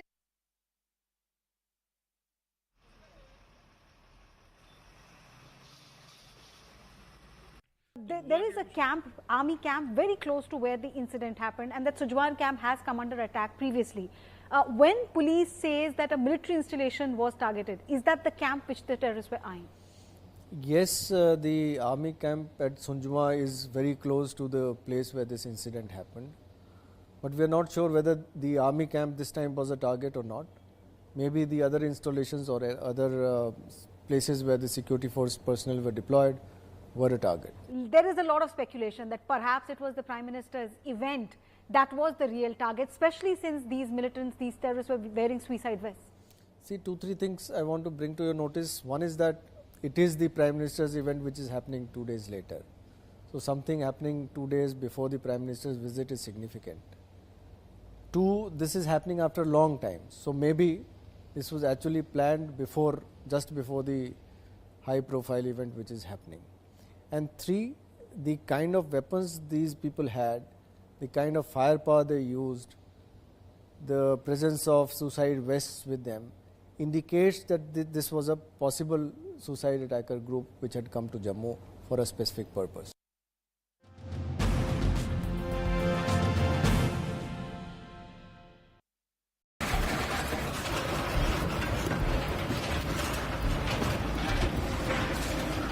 After watching their homes and livelihoods razed to the ground, some respite for Jahangirpuri residents. India's top court has ruled that the status quo has to be maintained and no further demolition will take place for 2 weeks. Not just that, the 2-judge bench has taken serious note that the anti-encroachment drive went on for at least 2 more hours despite its stay order. While CPM leader Brinda Karat too moved the apex court against what she called illegal action by the BJP. The Supreme Court order coming in the morning, and in spite of that discontinuing, it was selectively done. This means it's nothing to do with stopping illegal encroachment. But what grabbed eyeballs is the petitioner's lawyer's argument that only a particular community was selectively targeted in this drive. This spurred a war of words between the BJP and the Grand Old Party, with both sides trading barbs of communalizing the demolition. It is shocking but not surprising that the Congress party once again has pulled out the communal card, the card of vote bank appeasement politics, even on the platform of the Supreme Court. Tries to communalize, provoke, incite people. We don't look it through the prism of religion. What we are seeing is that poor people, they were not given opportunity to be heard. But the political slugfest is unlikely to die down anytime soon, as party after party makes a beeline to Jahangirpuri. They are behaving like political tourists. जाइए भाई अपना political tourism करिए आप लोग. हम कोई राजनीति कर नहीं है जो लोग आ रहे हैं बाहर delegation बन. After the left and Congress, AAP and TMC delegations will also be visiting the demolition site. Local MLAs who are going to see what the situation is like, to understand and to see how, if the local residents need any help. Which begs the question, why visit a communally charged area now? Who's really fanning the communal flames in Jahangirpuri? Bureau Report, CNN News 18. So the issue of just one community being targeted in this anti-encroachment drive, it was raised in the court as well. Let's see what exactly transpired in the Supreme Court today. Senior advocate Kapil Sibal, appearing for one of the petitioners, in fact the Jamaat-e-Ulama-e-Hind, told the bench that a disturbing pattern of raising Muslim homes alone after communal riots is emerging in India. He went on to say that it's incorrect to associate Muslims alone with encroachment, that encroachment was happening across communities. Now, surprised to hear this, the bench that was hearing this, the judge who was hearing this,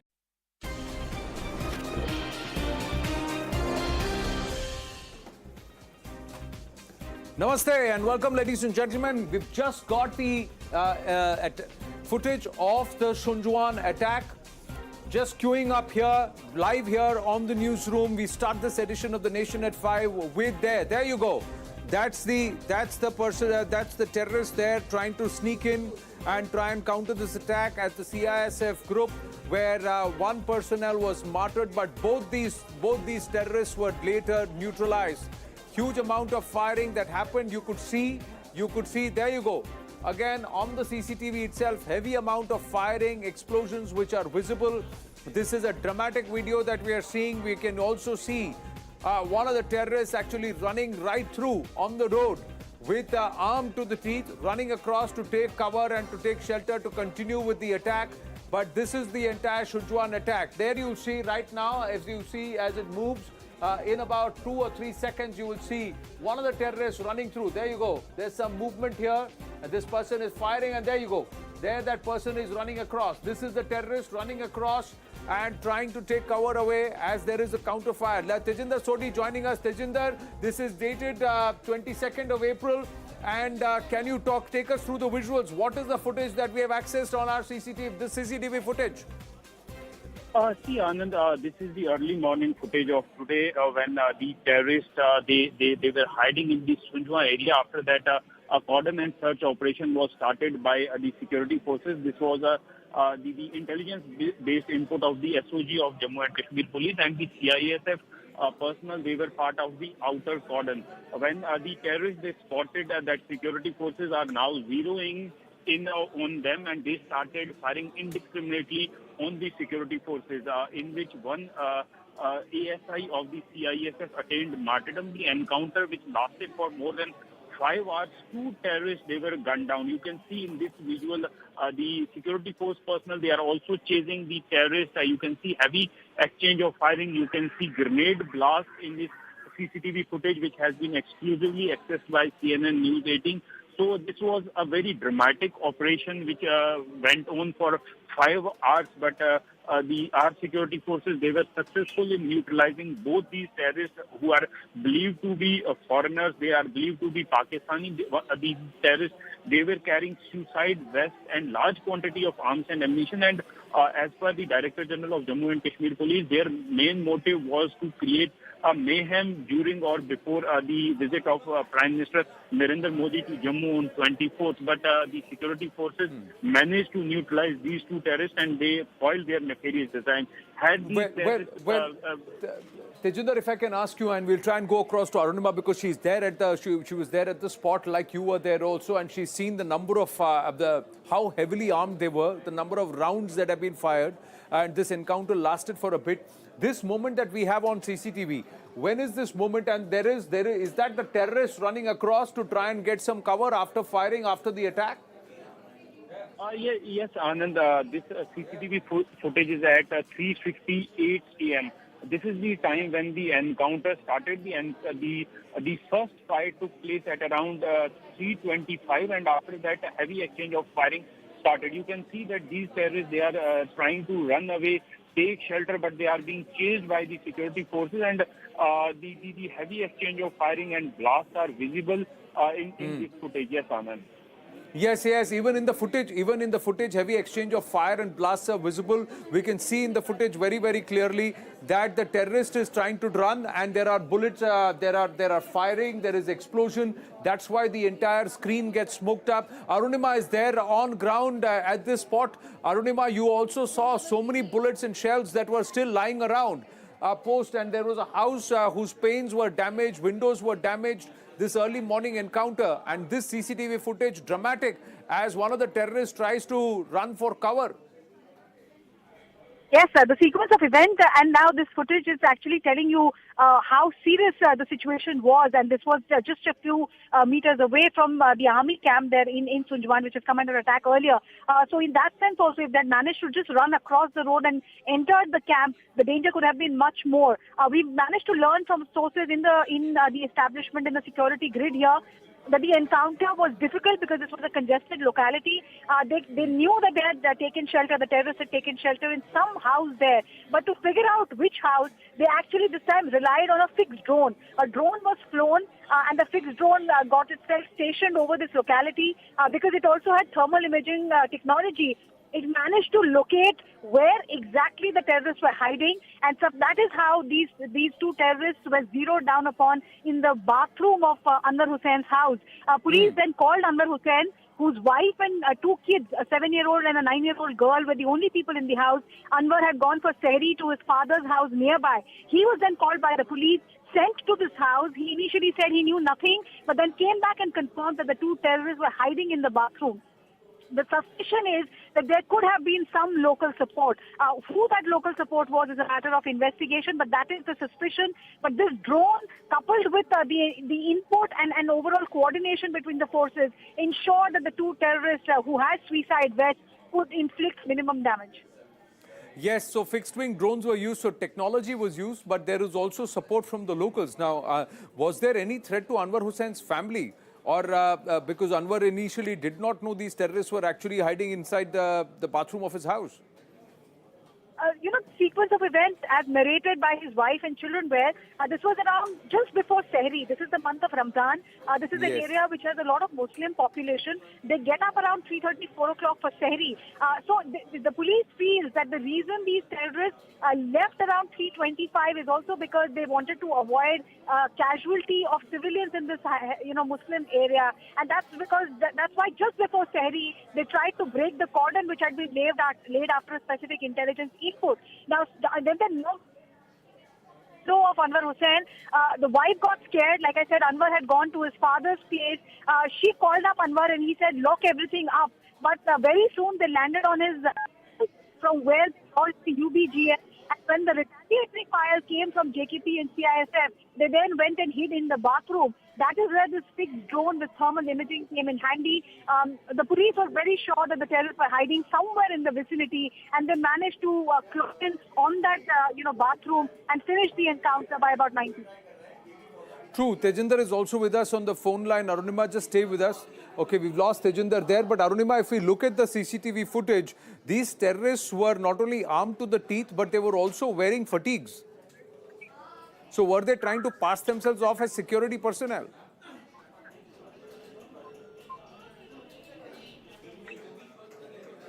Arunima, can you hear me? Is that from me, Alex? Well, Arunima, in the CCTV footage, one of the terrorists is running for cover. We can see the terrorists dressed in fatigues, armed to the teeth. Were they hoping that they will be able to pass themselves off as security personnel?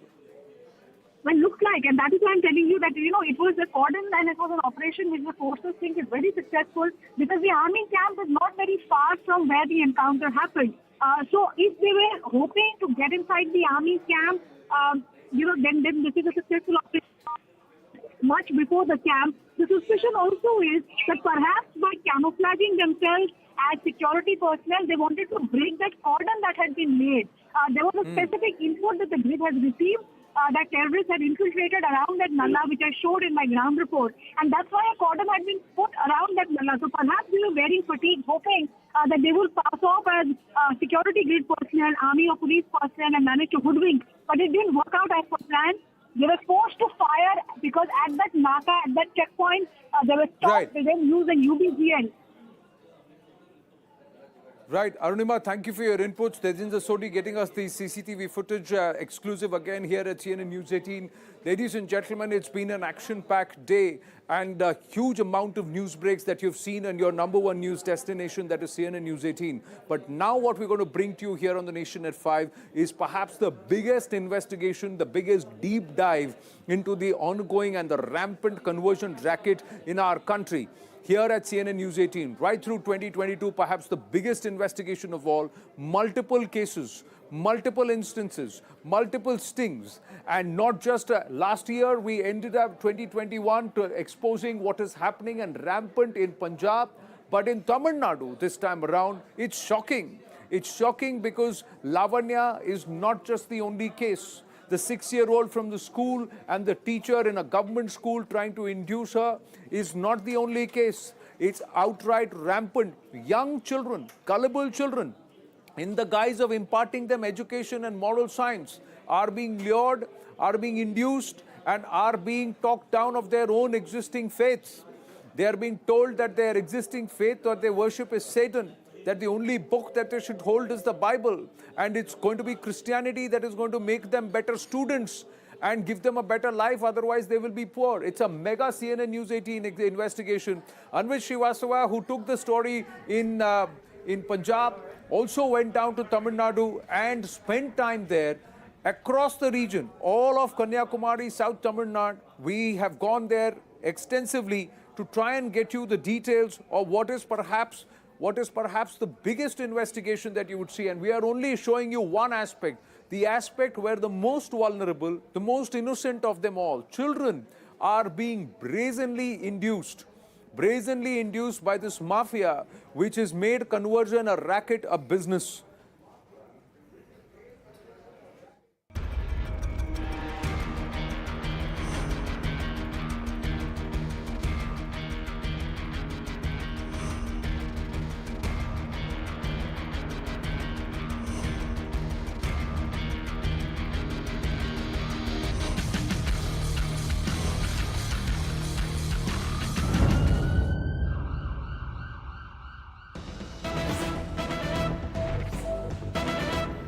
And here is another expose as part of our mega investigation, an ugly conversion racket that stands exposed. Students between the age group of 10 and 11 tell CNN News 18 that prayer assemblies are being brazenly used as conversion platforms. They say that Hindus were equated to Satan and they were asked to pray to Jesus, a vicious dimension that now emerges. Listen in. Prayer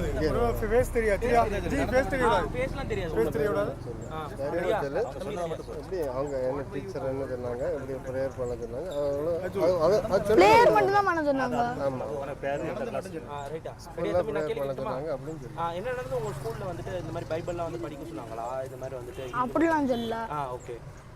தான் சொன்னாங்க. Prayer பண்ணா என்ன நடக்கும்னு சொன்னாங்க?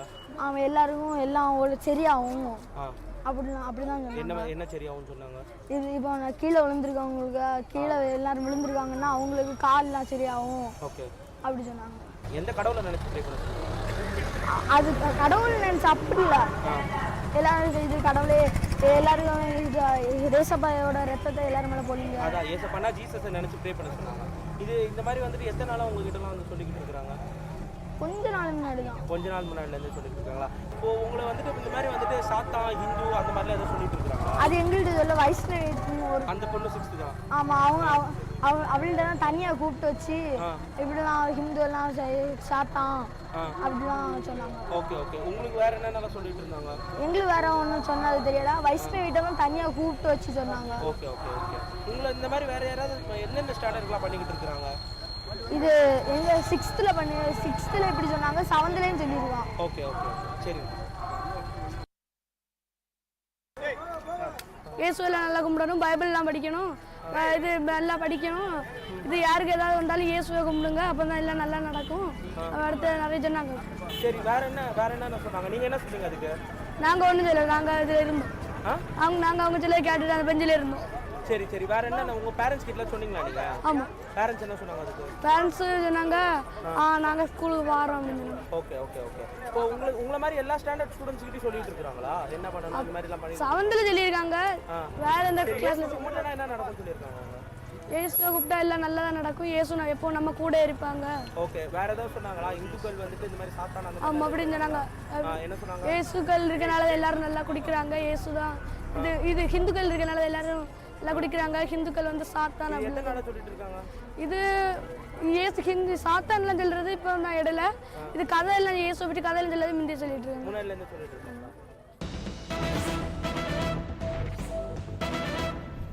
And more, the father of the student is now told CNN News 18, and he's spoken to Anvit, where he says that he was just told a day back that his 6-year-old had to go through in the school, where he was told to pray to Jesus Christ and warned that a prayer to a Hindu deity would lead to deformities. Listen in. மகா வந்து நேற்றுக்கு எல்லாரும் ஜெபம் பண்ணணும் அப்படின்னு சொல்லி ஜெபம் பண்ணணும், எல்லாரும் இது பண்ணணும்னு சொல்லிக்கிட்டு ப்ரேயர் பண்ணணும்னு சொல்லிக்கிட்டு இப்போ 2 நாளாக இது பண்ணாங்க மிஸ்ன்னு சொல்லி மகா வந்து கம்ப்ளைண்ட் சொன்னான். அது இது பண்ணணும் இல்லை. இல்லை கம்ப்ளைண்ட் இன்னைக்கு கேட்கலான்னு பார்த்தேன், நமக்கு இல்லை கேட்கல. இல்லை நான் இப்போ காலைல வந்து விட்டுட்டு போனேன், எனக்கு தொழில் உண்டு. தெரியல, நேற்றுக்கு தான் என்னட்ட சொன்னது. இந்த மாதிரி தொடர்ந்து எல்லா ஸ்டாண்டர்ட்லயும் வந்து சொல்லிட்டு இருக்காங்க. நாங்க ஒரு பொண்ணு வந்து 6th ஸ்டாண்டர்ட் இருக்காங்க, ஒரு பொண்ணு வந்து 7th ஸ்டாண்டர்ட் இருக்காங்க. இந்த மாதிரி வந்து எல்லா ஸ்டாண்டர்ட்லயும் சொல்லிட்டு இருக்காங்க. இல்ல அது இல்ல, ஏன்னா மகா 6th படிக்க நேத்து வந்து சொன்னான். ஓகே. இது மாதிரி என்னன்னு சொன்னாங்க ஆக்சுவலா? இது ஜெபம் பண்ணணும், எல்லாரும் ப்ரேயர் பண்ணணும், அப்படி இப்படின்னு ஏதாவது நொண்டி கால் எல்லாம் இதாக அப்படி இப்படின்னு சொன்னாங்க. மதத்துக்குள்ள வேறுபாடு வந்து வேறுபாடு. ஆமா ஆமா, அந்த மாதிரி பார்த்து பாக்குங்க. இதுவரை கம்ப்ளைண்ட் கிடையாது. இன்னைக்கு தான் நேற்றே தான் கம்ப்ளைண்ட் இருந்துச்சு. சரி okay. What all inducements and misinformation, false promises, false information, all being given to children who are vulnerable at a place where they're supposed to be educated. They are actually being used as conversion tools. Anvit, this is shocking, and this is the same school where that 6-year-old came out and said this is what the government teacher was telling us, and this is now they are saying this is what is being said at the prayer assemblies. Yes. That means so it's not just one teacher. No, the whole school is hand in glove is what is going on. Definitely, and not just one teacher and not just one class. These students were of class 6, but they told us that even students of class 7th and 8th are being told similar things. And not just in prayer halls they are anyway being made to say Christian prayers. But apart from that, they are all being told that you must read Jesus, you must read Bible, you must pray in a particular way. And why is it happening? People are questioning that even if they are being asked why are they following, it is because they have been instilled with fear. Children have different kind of fear. They are being told that if you do not follow this pattern, you will academically not do better. You will not be able to take care of your families. In the same place, parents are being told separate things. They are being told if your son... How can you tell a child that you will get deformities if you don't convert to Christianity, if you don't pray to Jesus? How can you tell a child that you will not get education, or you will not remember, or you will forget, and you cannot study hard if you don't convert to Christianity? That is brazen. This is misuse of the right or a freedom that's given to you to propagate your religion. You are misusing that, and they are also talking down your current faith. That's also happening. Definitely. So parents are being told that if you don't tell your child to follow this particular religion, he will have deformities. He'll fall sick, and parents are being threatened that he might children might die also, and therefore you should convert to Christianity. We saw another case which you mentioned earlier, that a mother turns to Christianity only to save her own daughter, and then daughter dies, and then she has no option but to convert back to Hinduism. So all kinds of fear are being instilled just because the democracy has so so democratically changed over the past 2 decades that these parents are also being told that if you do not follow this particular pattern, you'll become outcast. You'll be boycotted by the others who are living in the same society. But why are parents still sending their children to the school if they know consistently that this is what is happening? Many parents have complained. They have taken up the matter with the school administration. So these are people who are not very much aware. They complain to school administration. School administration in many cases are not taking these complaints forward. In this particular case, we saw that there was a policeman present in the case when the video of the girl in 6th standard went viral. The cop is not doing anything. He's saying that let the school handle it at their own level, and only when it escalates further, then we'll take the matter up. But what level will it escalate to? Like we saw Lavanya's case. We don't want any other children to meet a similar fate. No, but there will be the argument कि हमने तो बोला है, but convert तो नहीं किया है. So we have not. So how do you counter something like that? Because a lot of time this is how they try and escape. Exactly. A lot of times what happens is, oh, I may have suggested it. Suggestion is not a crime. But this is misinformation. This is misinformation, and the kind of fear they are instilling into their mind. If you tell a small child, young child, that you'll not be promoted to a class, you'll not get good marks if you don't follow Christianity, or if you don't pray in a particular manner, you'll lag behind in comparison to other students.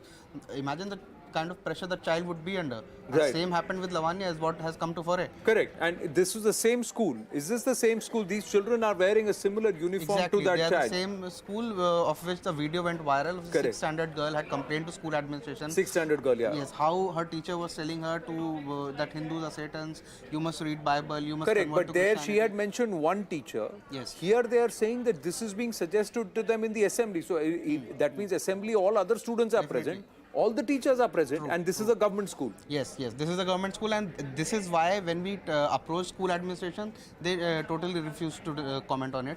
They did not come forward with any explanation. We asked the school administration, other teachers as well to talk to us, but they completely denied. They completely denied. And with great job done with the investigation, there are more parts to it, and he's done a lot of hard work on ground. And I also have to credit some of the local help that we got, because they also put themselves in danger to help us with the investigation. We're deliberately withholding their names because they are locals, they are people present there, and we do not want a situation where intimidation happens because we have put out this expose to those people, because you faced intimidation on ground. Definitely. So when we meant to talk to cops, they tried to drive us out of that school where we were in, and we got many calls that why we have learned that your team is here. What are you doing here? Why are you in this city? Unknown numbers. Unknown numbers. We're getting calls that why are you in this city? We have learned that you have visited some schools.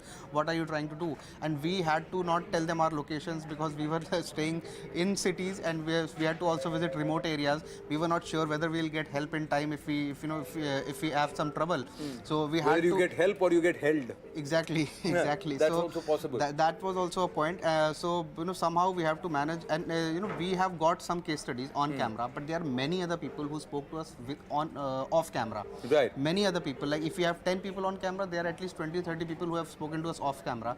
They have told us how these practices are rampant, how children are being told that you'll meet complete failure in life if you do not convert.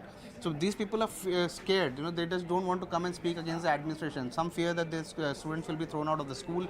Some fear that state administration might take some action on them, because there are other facilities that they take from states. But these are people come from lower strata also. Correct. So they fear that what if they are boycotted tomorrow? Right. So you object here, and then you have to pay the price for it there. So Anvit, great job done. I'm going to take this story forward with our guests who have been also listening and looking at the investigation that we've done. Uma Anandan, Vice President, Temple Worshippers Society. Dr. Teva Prakash, he's the President of the Malviya Educational Group, and Prerna Thiruvaipati, Vice President of the Hindu Janashakti. My namaskarams to everybody. Let me ask Umaji first. Umaji, how is this allowed in a government school with children? This is what children are being told. This is nothing new in Tamil Nadu. This is what is happening for decades. Why this happened? Another thing, about 2 months or 6 months back in Kanchipuram, a boy was wearing Rudraksha, and the teacher pulled the Rudraksha down and threw it. And she said, you're not supposed to wear all these things. In another Christian school, a private school, a girl child wore mehendi and came to the school. She was forbidden. All these things have been happening for years. The last 50 years of Dravidian rule has seen this.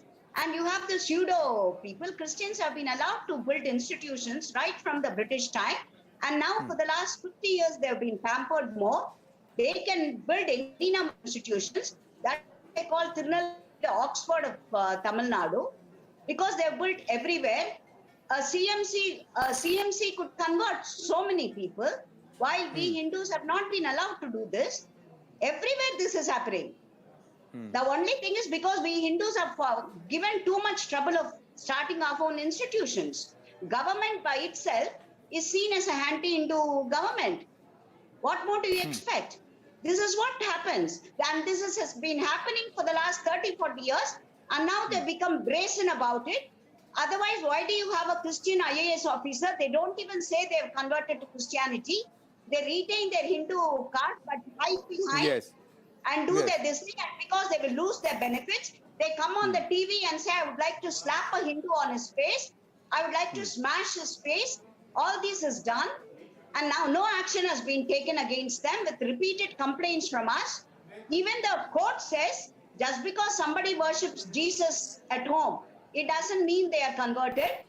The entire scenario is against us. So it's a very, very well thought out of game plan that you're talking about, because Justice Swaminathan of the Madurai bench of the Madras High Court actually spoke about this entire concept of crypto-Christians. That means people who have converted to Christianity but don't declare, continue to retain their Hindu identity just to derive certain caste benefits or reservation benefits. But Dr. Thiva Prakash, that is another aspect, but this is in schools and it's brazen. In the case of Lavanya, it was shocking, but Lavanya is not the only case. It looks like it's happening with everybody else all across Tamil Nadu. We have just gone to South Tamil Nadu and about 3 or 4 districts. Good evening, Anand. Good evening, viewers. Good evening, the panelists. What you have shown is only a tip of the iceberg. The entire problem is hidden. Because people were not willing to complain because they were afraid their words will be thrown out of school. And the second thing is even the police officers may harass. The people are afraid that police officers may harass them, and so they are not willing to complain. Another thing is, this is a government school. Government paid teacher is doing this conversion job. But there are 200 to 300 private schools run by missionaries and Christian individuals. They are purposely doing this. Every prayer they have, every counseling session they will have, and even some NGOs like people, they will enter into the school campus. They will say they are going to produce an awareness program about anemia or something like that. And then they will collect their numbers. They will indirectly talk about conversion. They indirectly talk about, we have a god called Sasta. They will make it Satan. Satan means devil. So like that, they will gradually inject those. So Dharma Shastra or Ayyappan becomes devil, Satan. And then you have the political narrative where they will deride Rama and Vel, that is Murugan. So they will use all of that also. The Dravidian parties, according to their principle, they know God. So no Hindu god. No god means for them no Hindu gods. They will talk ill about Hindu gods only. So they are also facilitating this process of religious conversion happening through the schools. And parents are not hospitals everywhere. See, they go inside hospitals, they go inside prisons, they do their propagation, no questions asked. While in a Hindu institution, I cannot teach about Hindu values. No, but yeah, that is exactly what I am trying to ask you, Umaji. So if you were to go out and say that let's talk about the Bhagavad Gita, let's talk about Krishna, let's talk about Rama, let's talk about Ayyappa, let's talk about the beauty of a henotheistic form that believes that it's only one God but many manifestations, understand the difference between idols and deities. If you start talking about all of that, then they will say, see, this Hindutva gang is here. Yes, see, Hindu institutions are attacked. When a Hindu institution like Padma Seshadri, when nothing happened, they're taken to task. What about the complaints against Christian pastors? What about complaints about Christian teachers like this, misbehaving with girl children? Nothing has happened so far. No action against them. While the media went gaga over PSBB issue and Shiv Shankar Baba, the Hindu godmen are targeted. into institutions are targeted, into individuals are targeted, into everything to do with Hinduism targeted. I cannot teach Bhagavad Gita. I cannot teach Hindu hymns in my school. I cannot even first start an institution. With great difficulty, I start an institution with Hindu values. And the irony is that Hindu faith itself does not have the freedom to try and set up its own institutions and educational institutions because the law does not provide for that. But this is government schools. 1 minute, Umaji, I'm just going to bring in Prerna Tiruvapati. Prerna ji, the fact is this is government schools. Government schools, why is this being allowed? And this is brazen. This is not a missionary school. This is a government school, and there are other private schools where this is being followed brazenly. With children you are doing this. That's also against the law. Namaskaram, Anandji. Namaskaram, Anandji. Thank you so much for having me on your show. Namaskaram, Prerna ji. Please, go ahead, please. Anandji, this is not just happening in Tamil Nadu. In Andhra Pradesh as well, this is happening rampantly in government schools, government-funded schools. Not private institutions, but government-funded schools. And the main reason none of this is coming out, or the media is not covering it, is because of the government that is in, the ruling party, as well as the Dalit students, the minor Dalit students who are actually studying in these Andhra Pradesh government schools are being coerced into reading the Bible and converting to Christianity against the wishes of their Hindu parents. This is not coming out in public. And when we wrote a letter to the National Commission of Scheduled Castes, it turns out that the Andhra Pradesh chairman for the National Commission is a person named Victor Prasad. So the appointment of this person who is heading the National Commission of Andhra Pradesh needs to be questioned because it is unconstitutional. His appointment itself is unconstitutional. His name is Victor Prasad, and he's the chairman of the AP Commission. This needs to be probed, and this comes from the central government. It's a cabinet secretary post. How can a Christian be appointed? And people who are actually eligible, the candidates who actually need to be on that post, they are losing their chance. So what you're saying is that this is so brazen, it is so brazen that everybody sees it is happening, but nobody is pushing it and talking about it because it's not being highlighted. So we've done the job of highlighting it. Prerna ji, I'm going to come back to you. What I want to do is I just quickly want to play out what are parts of our investigation. The students, especially, what they are saying is happening to them in schools. It's not just one school. It's across districts, multiple schools. It's the same story everywhere, ladies and gentlemen. Listen in.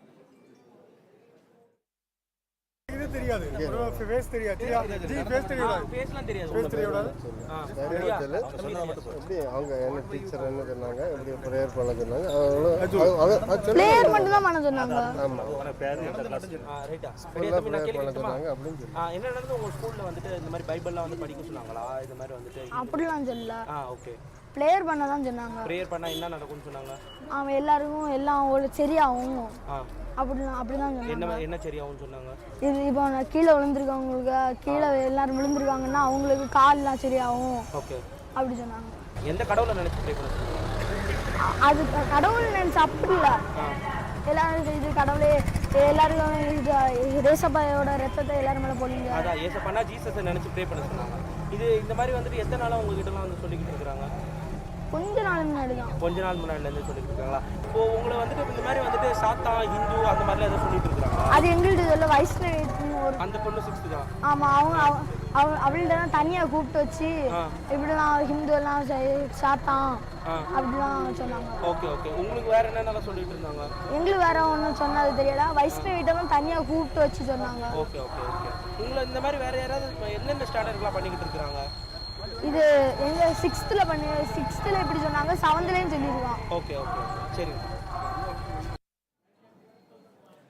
Well, we got to take a break, but Umaji, Dr. Thaiva Prakash, and also Prerna ji, thank you very, very much. The story continues, ladies and gentlemen. This is our only focus, the big focus later tonight at 7:57 p.m. on the right stand. We take a short break here on The Nation at 5. We turn the spotlight towards Alwar, where a day after we put out the reality of Hindus in Malpura, Rajasthan, comes the story of a 300-year-old Shiva temple being demolished, bulldozed in Alwar.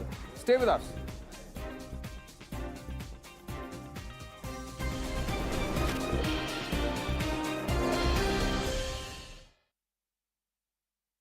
the petitioner's lawyer's argument that only a particular community was selectively targeted in this drive.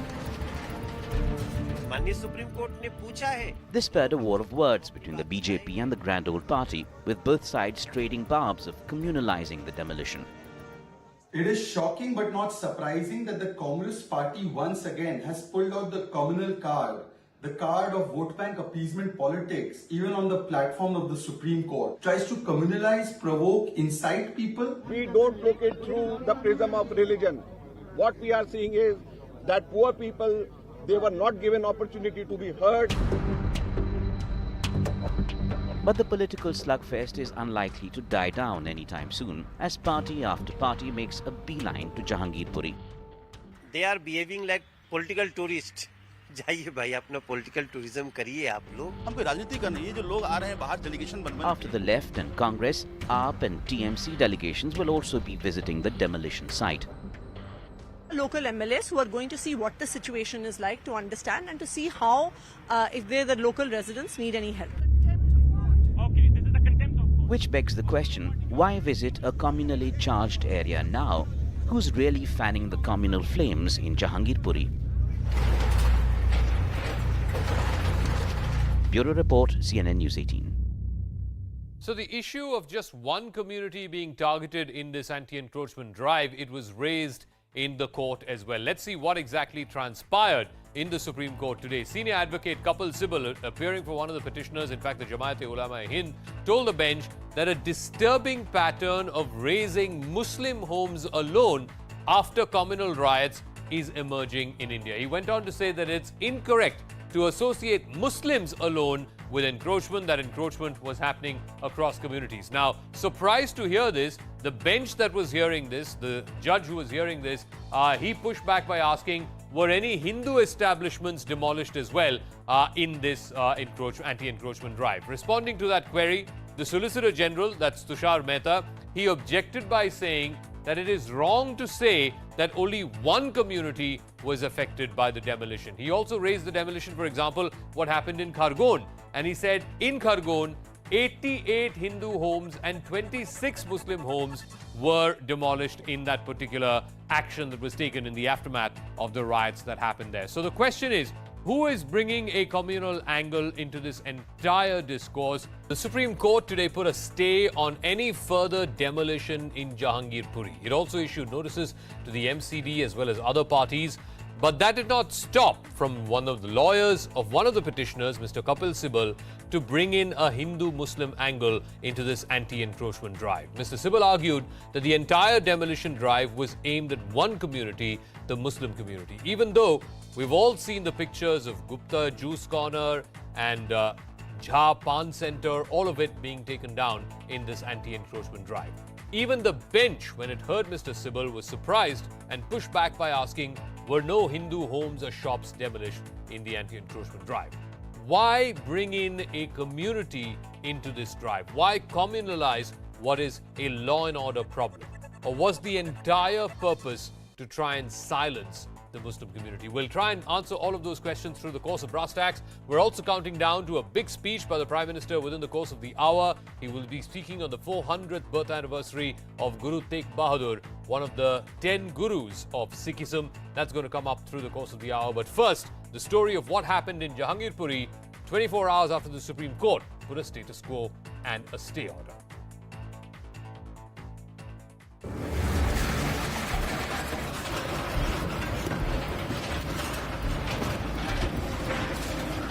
After watching their homes and livelihoods razed to the ground, some respite for Jahangirpuri residents. India's top court has ruled that the status quo has to be maintained and no further demolition will take place for 2 weeks.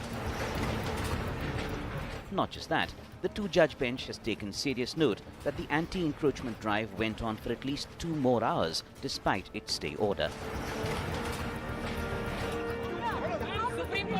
While CPM leader Brinda Karat too moved the apex court against what she called illegal action by the BJP.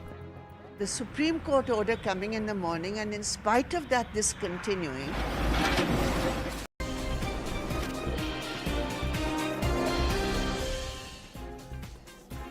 Back on, ladies and gentlemen, with a big development that has come in from Alwar. A day after we exposed the exodus of Hindus from the Malpura area in Tonk district of Rajasthan, comes the shocking story of bulldozing and demolition of a 300-year-old Shiva temple.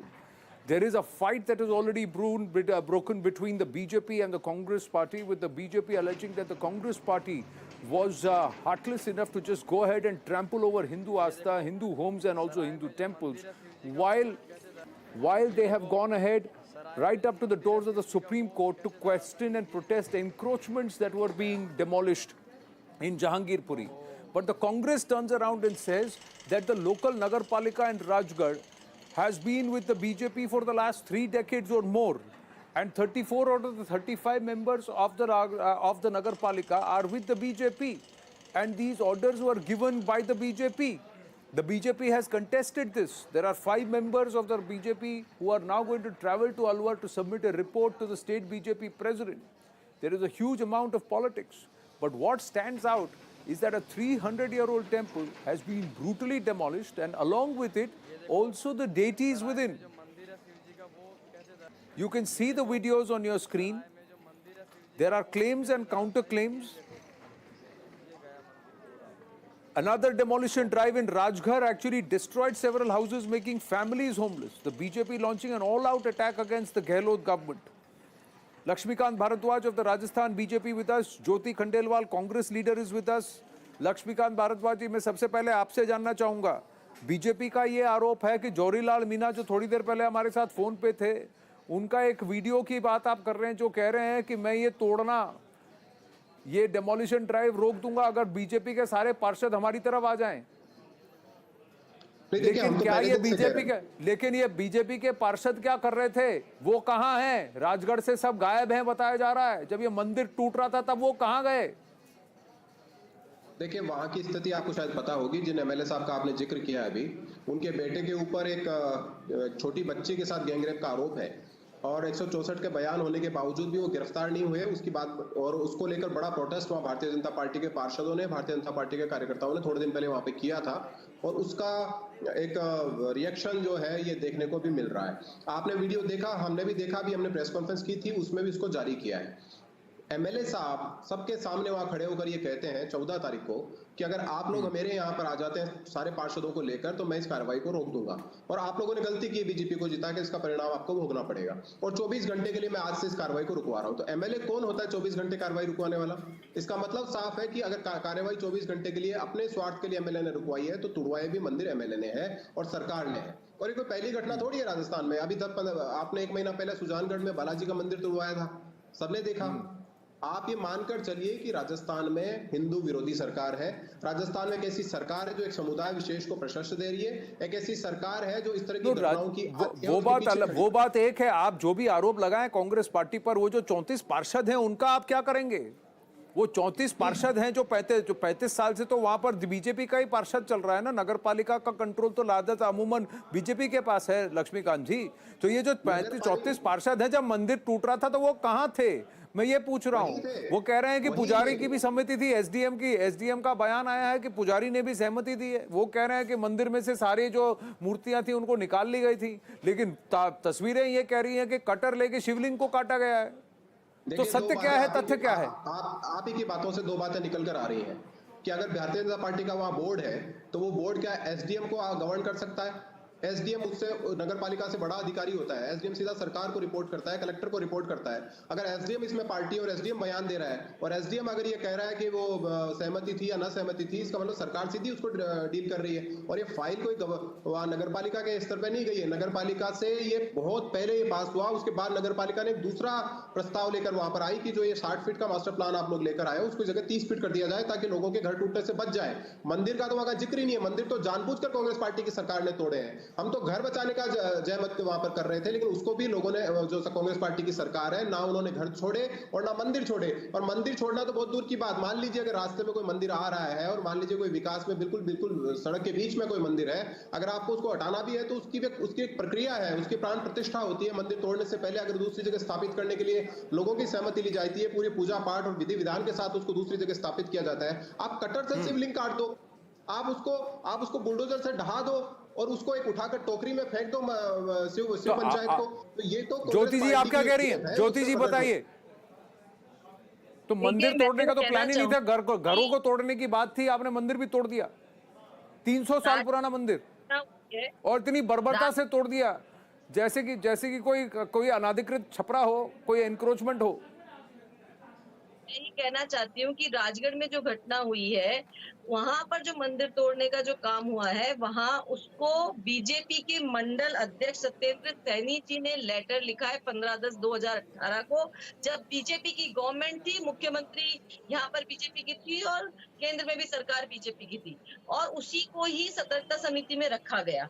अभी भी वहां पर BJP का नगर पालिका में BJP का अध्यक्ष है सतीश वारिया जी, उनके पार्षद है सर, पूरी कंप्लीट उनके पास मेजोरिटी कांग्रेस का सिर्फ एक पार्षद है वहां पर, वो अपनी बोर्ड मीटिंग में उस मंदिर को हटाने का प्रस्ताव लेकर के आते हैं और उसके बाद उस कार्रवाई को वो करते हैं। देखिए, मंदिर को हटाना और मंदिर को तोड़ देना दोनों में फर्क है, और मंदिर को हटाने की एक विधि होती है, एक विधि होती है, और मंदिर को तोड़ने का कोई प्रस्ताव। मैं तो ये कह रहा हूं, इन तस्वीरों में देखिए कि शिवलिंग को कटर से काटा हुआ है, मंदिर के अंदर जूता पहन के अंदर घुसे हैं और छत से सीधा तोड़ दिया। एक तरीका, एक विधि होती है। अगर मंदिर के अगर आप कहीं और जाकर स्थापना करना चाहते हैं, उसको थोड़ा अगर आप हटा रहे हैं तो हटाने की बात अलग है, तोड़ने की बात अलग है। ये तो पूरी तरह से ध्वस्त कर दिया गया है। मैं भी यही कहना चाहती हूँ कि बिल्कुल कहाँ जब उन्होंने प्रस्ताव पास किया था और कार्रवाई हो रही थी, तो वहाँ पे नगर पालिका के अध्यक्ष और पार्षद कहाँ थे? नहीं तो वहाँ का एमएलए कहाँ था? विधायक जी कहाँ थे? विधायक जी तो कह रहे थे कि मैं रुकवा दूंगा अगर तुम लोग सब मेरी पार्टी में आ जाओ। उनकी बाइट है जवाहरीलाल मीना जी की, तो जवाहरीलाल मीना जी भी तो वहाँ नहीं थे। लक्ष्मीकांत जी के कथन पर हंसी आती है, जो ये बोलते हैं कि हिंदू विरोधी सरकार है। अपनी पिछली सरकार को उठा करके देखे, वो जवाब दीजिए। अरे जवाहरीलाल मीना जी कहाँ थे मुझे बताइए ना। अगर आप हिंदू हित की बात कर रही हैं तो आपके पार्टी के विधायक कहाँ थे? उन्होंने क्यों नहीं कहा कि ये गलत है, ये नहीं होना चाहिए? वहां के स्थान के एसडीएम ने ये क्यों नहीं किया? ये क्यों नहीं कहा कि अगर मंदिर को हटाया जा रहा है तो फिर तरीके से हटाया जाएगा? अंदर जो प्राण प्रतिष्ठा करके वहां पर जो विराजमान है, उनको शिव जी का लिंग विराजमान है, उसको तरीके से निकाला जाए। कटर से लेके काट दिया और जूते वूते पहन के अंदर चले गए, तो फिर मंदिर का क्या औचित्य? नहीं। में भी था, उसको भी और वो भी 300 साल पुराना मंदिर, ऐसा भी नहीं कि 4-5 साल पहले या कल परसों बनाया गया वो मंदिर। 300 साल पुराना मंदिर, ये प्राचीन मंदिर है। बिल्कुल मैं यही कहना चाहती हूँ, लक्ष्मीकांत जी से बड़ी बातें कर रहे हैं वो हिंदुओं के समर्थक होने की। देखिए एक बात यहाँ साफ है, मालपुरा टोंक में हमने देख लिया, अब अलवर में भी देख लिया। आप अपनी सियासत की रोटियां चमकाते रहिए, हिंदुओं में मंदिर टूटे, हिंदू अपने घर से पलायन करें। जब तक आपकी सियासत चमकती है, आप दोनों पार्टी से मैं यही पूछने वाला हूँ। आप एक भारद्वाज हैं, एक खंडेलवाल हैं, और आप दोनों को फर्क नहीं पड़ता, आप सियासत कर रहे हैं। यहीं पे मैं इस बात को मैं इस बात को यहीं पे अब विराम देने वाला हूं कि आप हिंदू बर्दाश्त करता है, हिंदू देखता है, हिंदू सॉफ्ट है तो तोड़ दो, कोई बात नहीं। बाकी सुप्रीम कोर्ट पहुंच जाते हैं तो फिर तो फिर ठीक है, वो संगठित हैं तो सुप्रीम कोर्ट तक पहुंच जाएंगे तो ठीक है, उनको लिए कुछ मत करना। या फिर आपके वोट बैंक की राजनीति ऐसे चमकती है। अगर रिस्पेक्ट करना है तो सबके लिए सब बराबर होना चाहिए ना, एक के लिए कम दूसरे के लिए ज्यादा तो नहीं होना चाहिए ना। लक्ष्मीकांत जी आखिरी बात, मुझे इस वार्ता को समाप्त करना होगा। जी, आप इनसे पूछिए कि अगर ये सब कुछ भारतीय जनता पार्टी ने किया है तो जो एसडीएम, जो ईओ, जो पुलिस के अधिकारी वहां कटर लेकर मंदिर को काट रहे हैं, जो मंदिर को डेमोलिश कर रहे हैं, लक्ष्मीकांत जी मैं बस एक ही बात कहूंगा, मैं बस एक ही बात कहूंगा कि मंदिर टूटने के बाद, मंदिर के बुलडोज होने के बाद बीजेपी जाग रहे हैं। बीजेपी के 34 पार्षद वहां उस बुलडोजर के सामने क्यों नहीं खड़े थे, ये आपको भी पूछने की आवश्यकता है। अगर आप अपने आप को हिंदू हित की बात करते हैं तो आप सच में करके दिखाइए वहां पर। आपकी वसुंधरा राजे जी के कार्यकाल में भी बहुत कुछ हुआ है जिसके भी तथ्य निकल कर आ रहे हैं। तो ये हिंदू के नाम पर राजनीतिक रोटियां सेकने से ज्यादा अगर आप पहले उन 34 पार्षदों से माफी मंगवाइए कि वो गायब क्यों है राजगढ़ से। आप पहले उन 34 पार्षदों से माफी भी मंगवाइए लक्ष्मीकांत जी। मुझे इस वक्त एक अल्प विराम लेना होगा। I have to take a short break. Laxmikant Bhardwaj and Jyoti Khandelwal, thank you very very much.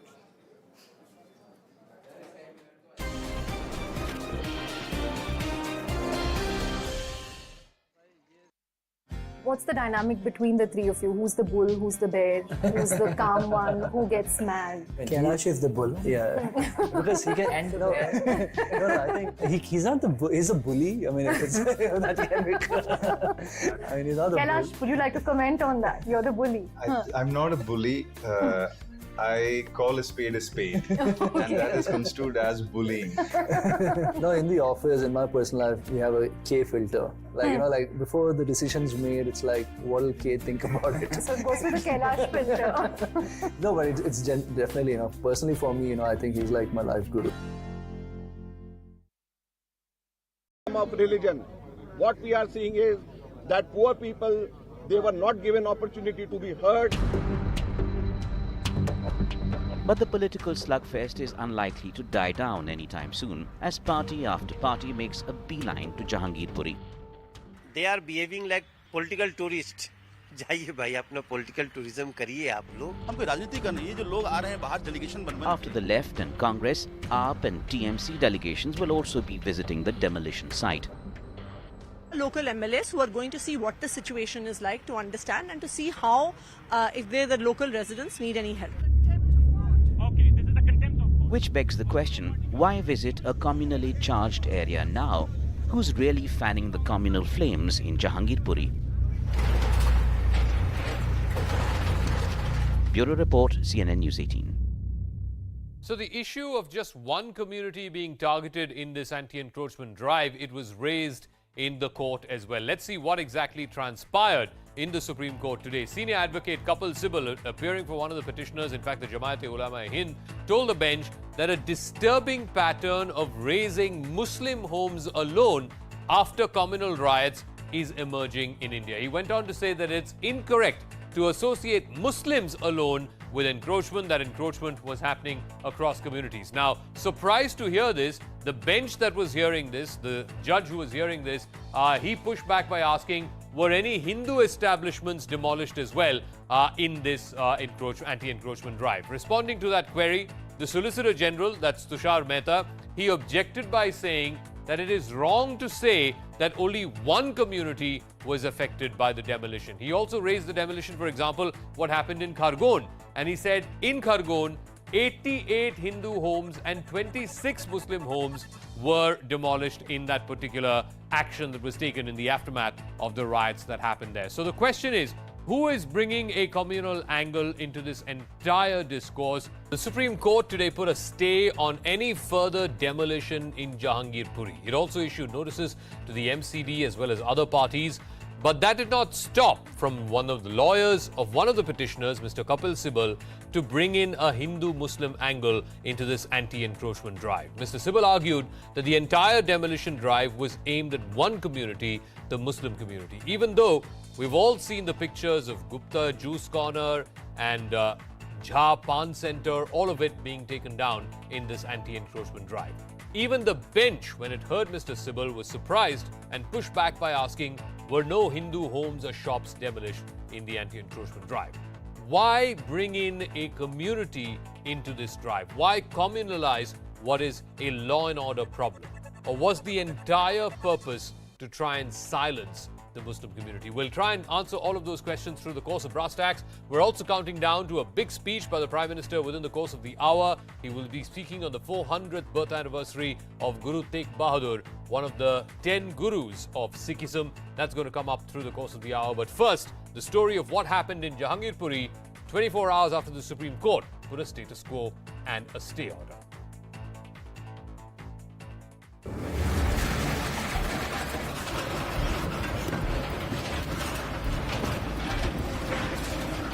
After watching their homes and livelihoods razed to the ground, some respite for Jahangirpuri residents.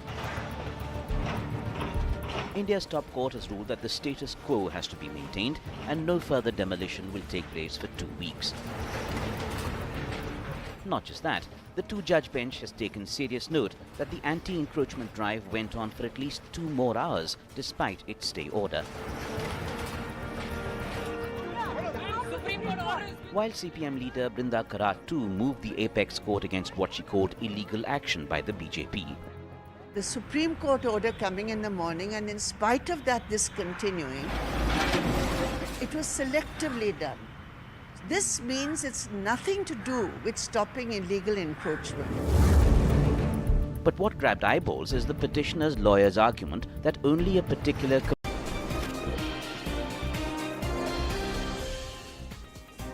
Back on the nation at 5, and even as Boris Johnson, the British Prime Minister, has signed not just landmark engagements with India, but also hinted at a proper full FTA or a trade deal, free trade deal by Diwali. That's what he said. His shadow minister, that is from the Labour Party, the opposition, that's the British concept, Naz Shah, has just come out and spewed vitriol. And this is the time that for India should turn around and respond to such people who try and deliberately rake up and rabble-rouse, parrot a Pakistan narrative, parrot a divisive narrative, parrot a narrative which does not behove of somebody who's an MP of a nation. This is what she has tweeted, where she tries to raise, and she's also tried to come out and said that she's goaded Boris Johnson in trying to raise the issue of human rights. Deteriorating state of human rights. Now, this is a narrative which is peddled by somebody like Naz Shah. We need to understand who she is. She not only has her origins in Pak, she's also married to somebody who's a Pakistani. She's always pushed the Pakistan narrative against India. She's never taken a pro-India position. She's made news with anti-Semitism barb. So she's also has this very bigoted Islamist bent where she hates Jews too. Where he's saying move out all the Jews out of Israel and just send them to the US. She's participated in June 2021 in a pro-Palestine rally in Bradford. In July 2021, she sought UK law to criminalize acts blasphemous to the Prophet. Nothing we honor more than our beloved Prophet. So it's not even the Constitution, but it's the Prophet and it's her religion that supersedes. As an MP, this is her stated position. She termed UK keeping Pakistan on the red list as callous. So openly towing, and also she pushed for a debate on Kashmir at the Labour Party conference. And she's also turned around and unnecessarily meddled into India's affairs. She's termed PM Modi a butcher. That's the kind of language that she's used. I have Amna Begum Ansari and Zeba Zuaria joining us at this point. Amna ji, namaste, and Zeba, namaste. I just want to ask the two of you ladies, how would you want to, in your way, respond to somebody like Naz Shah, respond to somebody and entities who sit somewhere else in some other country, poke their nose in India's affairs, and more importantly, keep raising this human rights bogey? Amna ji. Right.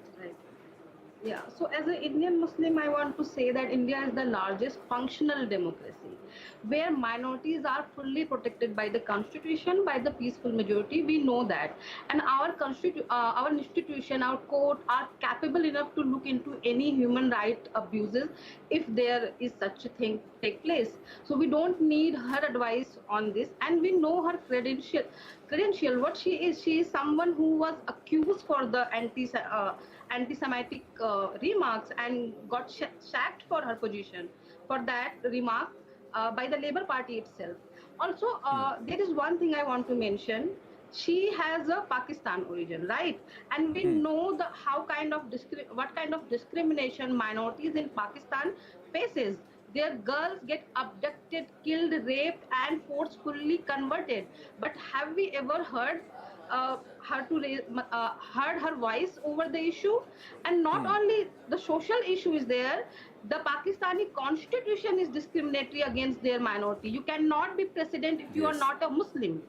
But that gives away the hypocrisy of her and the people like her, that all the barb of and ranting of human rights is not about the human right. That is basically agenda driven, that they are serving the interest of someone in geopolitics. Also, I want to add one point here. The good thing is that their hypocrisy is out. They are exposed, they are busted, but unfortunately, the way they are using the noble idea of human right for their agenda, it is going to do bigger damage to our society and world. Because people are going to lose trust in these values. So we have to understand this entire complexity. Yes, this human rights bogey is always used as an adversarial tool, and nations try to do this, and these nations have no right, especially the British. Zeba, your thoughts?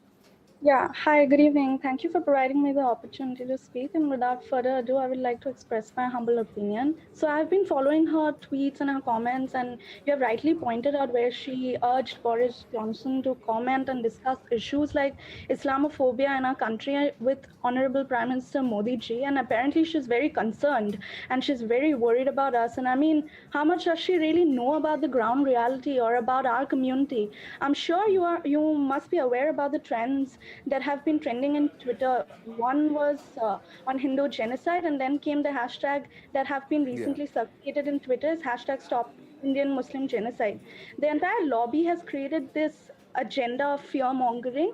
The entire narrative of victimhood that is peddled bring, harmful outcomes, and it serves radical effort to manipulate Indian Muslim en masse, and it puts a religious facade, creating fake social discontent to claim that all problems we as a community are facing stems from an assault on our religious identity. And I mean, the narrative of targeting crimes against Indian Muslim can be easily falsified, but on the other hand, the number of crimes on Hindus, we have seen what happened during Ram Navami in entire India, specifically pointing out in they have an agenda, Zeba and Amnaji, and I thank you for making the time. I know I have paucity of time. We've overrun our schedule here on The Nation at 5, but I will invite you ladies to join me later this evening and to talk at length on this. Thank you very, very much. We're going to wind up The Nation at 5 on that note. Viewpoint with Zaka right now.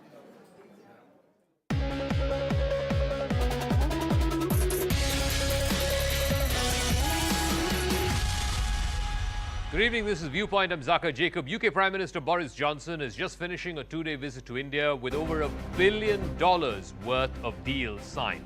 He called Prime Minister Modi a khas dost. There's a big impetus by both the Prime Ministers to get a free trade agreement completed by Diwali.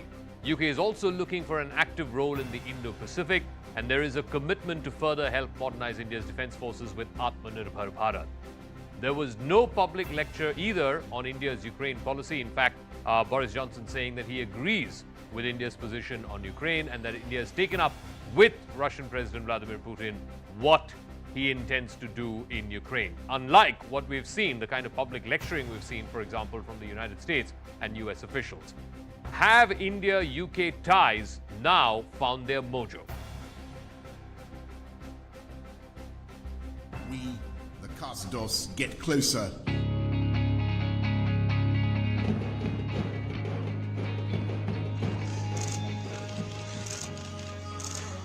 It was his maiden visit to India, and UK Prime Minister Boris Johnson struck all the right chords as he headed to meet his friend Narendra Modi. This morning we've had wonderful talks. The Prime Ministers of the two superpowers posed together on several occasions, highlighting the growing friendship between both countries. Johnson's two-day visit was aimed at strengthening ties between Delhi and London, and neither side disappointed. Talks majorly revolved around defense, trade, climate and energy sector, but the highlight was the announcement on the free trade agreement between both nations, both sides expressing the hope of inking the final deal before Diwali later this year. पिछले कुछ महीनों में भारत ने UAE और Australia के साथ free trade agreement का समापन किया है। उसी गति, उसी कमिटमेंट के साथ हम यूके के साथ भी एफटीए पर आगे बढ़ना चाहेंगे।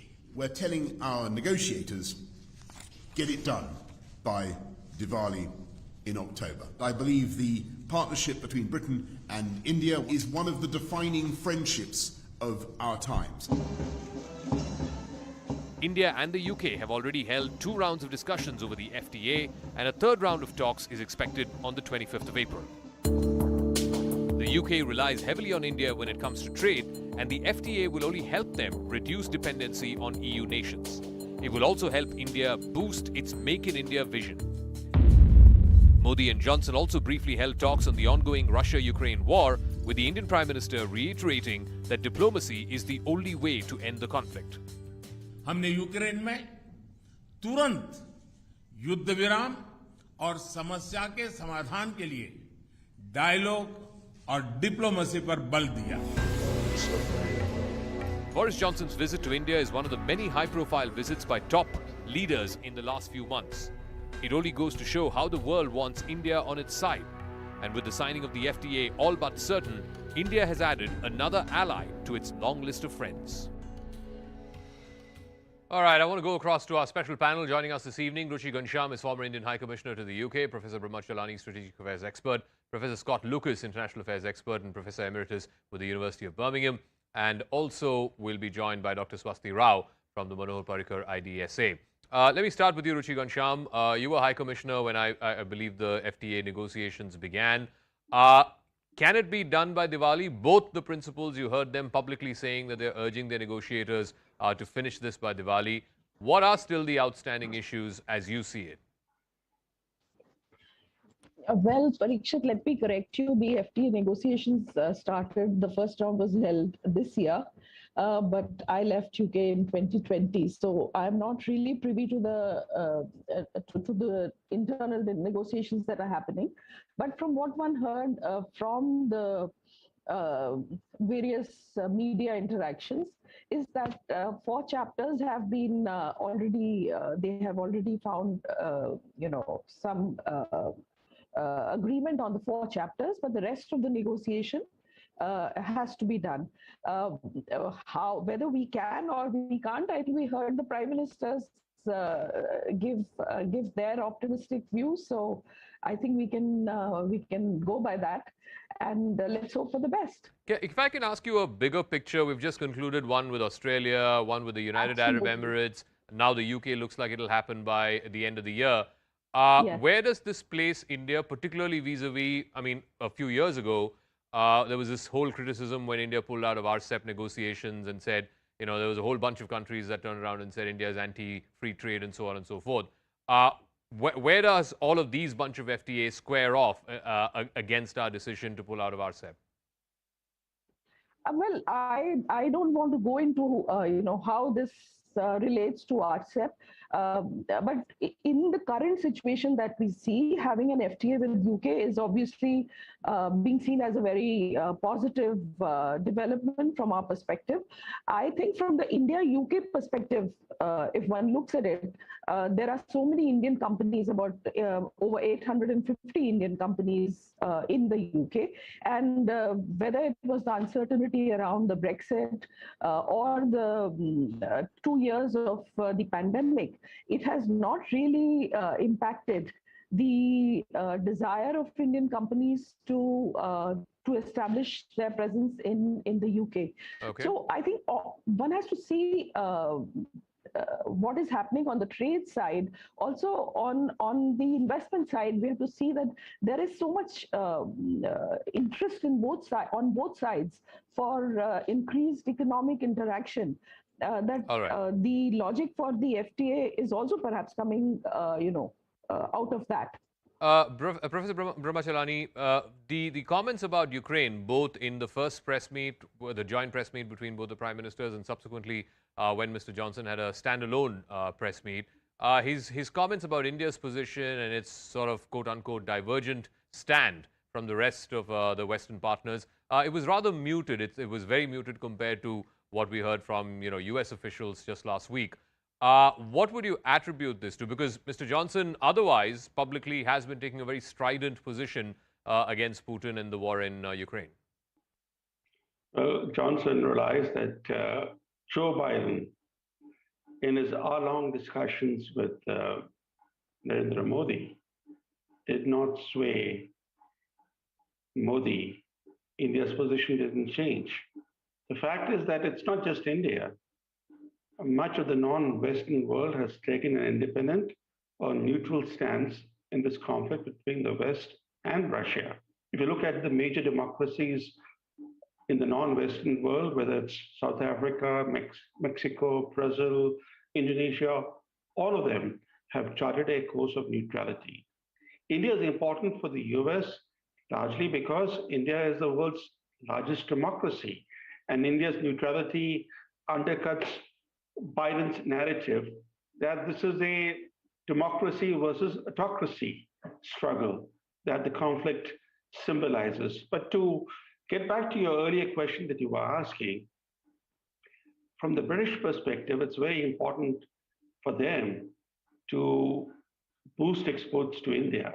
A post-Brexit UK is looking for newer markets and is seeking to boost its exports, and it is looking at India as one attractive market. It has zeroed in on defense exports, believing that defense exports to India can be significantly boosted. Yeah. But from the Indian perspective, and this goes to the question you were asking about free trade agreement, one thing that we often tend to forget is that India is not an export-oriented economy. FTAs are good for economies like the Asian tigers that rely heavily on exports for growth. India is an import-dependent economy. It relies on domestic consumption for its economic growth. And FTAs in the past have not really helped India economically because India has FTAs with many countries, with ASEAN, with Japan, with South Korea. None of these FTAs have really aided India's economic growth. So from the British perspective, it's clear that they want an FTA with India, and they want it by Diwali, which is the deadline that both prime ministers have set now. And given the fact that Australia and India recently had their own FTA, there's no reason why Britain and India may not be able to finalize an FTA by October. But the question is, what will India gain from such an FTA? I want to ask Professor Scott Lucas again on the question of Ukraine, because I think there's very clearly a divergence in the manner in which Boris Johnson, even when he went to Kiev a few days ago, or in all his public statements and pronouncements once this war began, he was taking as strident a position as Joe Biden and some of the other Western leaders were. Compared to that, what he said today in India seemed rather muted. Why? Well, because there was an agreement which was struck between U.S. and Indian officials last week during the meetings in Washington, which is to accept each other's positions. It was overshadowed by a bit of a scuffle, especially in the Indian media, over statements about India's human rights record. But the fact is that the U.S. is not pressing India now to reduce its purchases of heavily discounted oil from Russia, at least publicly. It is not pressing India, at least publicly, to take a stance against the Russian invasion, or even to use that word. And in return, India is not taking too much of a stance that appears to excuse the Russian invasion. Thus, the Indian call, for example, for investigations of the alleged Russian war crimes. So that was pretty much on the cards before Johnson went in. Let me add something on the FTA, however, and I don't want to ruin a good party, and I don't want to ruin a good mood, but for domestic reasons, there really isn't any serious content, at least behind Johnson's trip regarding the FTA. He did this for two reasons. One is he's in serious political trouble here in the UK. He may not be prime minister by June because of his violation of coronavirus laws. And secondly, I've heard for 3 years the Johnson government in the post-Brexit period say, we're going to get free trade agreements around the world. It has not yet gotten one significant free trade agreement because here's the reality. Free trade agreements take years, not months, to negotiate. So if there's a free trade agreement by Diwali, and I wish there would be one, I'll come back on your program and say I'm wrong. But I don't think it's going to happen. Do you seriously believe that after both the prime ministers publicly said that they are asking the negotiators to get it done by Diwali, those are the words used by Johnson, that the negotiators will be able to go back on it? Well, it's not a question of negotiators going back on it. As your previous guest have said, saying you'll have a free trade agreement is different from all the detailed work you have to do in practice regarding trade, investment, regarding each other's legal systems, regarding health and safety regulations, regarding re-exporting provisions. So when Boris Johnson took office in 2019, he said he would have a free trade agreement with America within a year. It's 3 years later. It hasn't happened. And there are no significant U.S.-UK free trade negotiations going on right now. Okay, I want to ask Dr. Swasti Rao, one other area that they touched upon, and the British seem very keen about this, is they want to play a role in the Indo-Pacific. They want to know what India's thoughts are on the ever-changing situation there, and aggressive China, and the UK is saying that they want in on the Indo-Pacific. So what happens? Is this whole distinction now sort of blurring between Quad and AUKUS? Is Quad also going to do the same thing as AUKUS, or is it going to be different? How is this going to play out? Good evening, Saka. My opinion is that if you want to understand UK's understanding of Indo-Pacific or UK's outreach to Indo-Pacific, a better marker than AUKUS would be their integrated review, which came out last year in March and which is technically called the Global Britain in a Competitive Age. Right, so March 2021, they came out with this detailed foreign policy white paper, where which is touted as their worldview in a post-European Union world. So a post-Brexit world, what is to be Global Britain's worldview? And in that document, they had really focused on Indo-Pacific because for obvious reasons, 3/4 of world's trades, including that of Great Britain's, passes through Indo-Pacific. And when you carefully look at that document, there are 3 or 4 points that come up, which are very important for us to understand how this entire thing is going to unfold, in the sense how UK's approach to Indo-Pacific is going to unfold. So, like, for instance, the first thing that it says is that they recognize that there is going to be multipolarity. So towards 2030, right, in about 10 years from now, the world is going to be further pushed to multipolarity, wherein the role of the mid-level powers, the middle powers, is going to rise. Okay, so that is stated very, very clearly. And then integrated review tells United Kingdom to have a coherent strategy to engage with this changing, geostrategic, geoeconomic paradigm with respect to the shift in the center of gravity. The second point, which is outlined in the Indo-Pacific, is about the rise of China. They say that, yes, China is going to have more share in the global trade owing to its embeddedness in the global supply chains. Okay. But at the same time, China is an authoritarian state from where global powers like Britain needs the support of its partners and allies in putting up a rules-based international order, particularly in the Indo-Pacific. Okay, so they say that very, very closely. The third point that they say is about the broad pragmatic engagement with the Indo-Pacific, where they say that UK is going to be working closely with allies and partners, especially regional players and middle powers like India, okay, with respect to two things. One is by furthering economic cooperation, like, for example, that is the entire impetus behind the FTA, and secondly, through defense, cooperation. So not just India, also, UK recently had a deepening of defense and economic relations with Japan, and now there are talks that Japan could be joining AUKUS as well. So India so far is the only Quad country that with whom UK does not have an FTA. So with what is happening now in this particular, Boris Johnson's visit to India, is that we have zeroed in on two most important pillars. It is still to begin, okay, but the biggest roadblock is probably now out of picture, which is that both the sides are willing.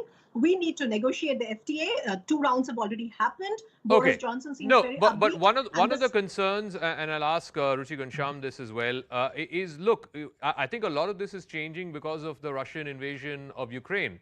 The feeling here in India, at least amongst some scholars, seems to be that the US and Western powers are going to be bogged down by what's happening in Ukraine perhaps for a number of years, and it's only going to bring Russia and China closer together. And we don't know how that may change Chinese behavior in the South China Sea, in the East China Sea, at the LAC. Maybe they'll be emboldened by what Putin has managed to get away with. Ruchi Ghanshyam. Ruchi Ghanshyam, that question's to you, ma'am. Okay, sorry. No, I had lost the audio for a little bit. I myself also, was, as the previous panelist was speaking, I was thinking about exactly the same thing, that, the focus of the Western world has been obviously been on Europe for the past several weeks, and it seemed that the focus on Indo-Pacific is getting lost. So it is as I see it, it's a good thing that at least the attention is back on the Indo-Pacific. There is again in the joint statement, the term free, open, and inclusive Indo-Pacific is again mentioned, and that this discussion is not off the table and not forgotten. Because from India's perspective, actually, having a free, open, and inclusive Indo-Pacific is also important. Okay. And definitely the point that you mentioned about the impact that this may have on China's behavior towards this region would be also an important consideration. So having some attention on Indo-Pacific would be is important. Professor Chalani, again, it comes back to if the West is going to be preoccupied and bogged down by what's happening with Russia and Ukraine and Europe, how does India then position itself? Because clearly, we don't know what lessons the Chinese PLA is taking away from Putin's adventure, as it were. If they're going to be emboldened and if they feel like they can get away with it, that would mean increased sort of activity around the East China Sea, the South China Sea, definitely with Taiwan and so on.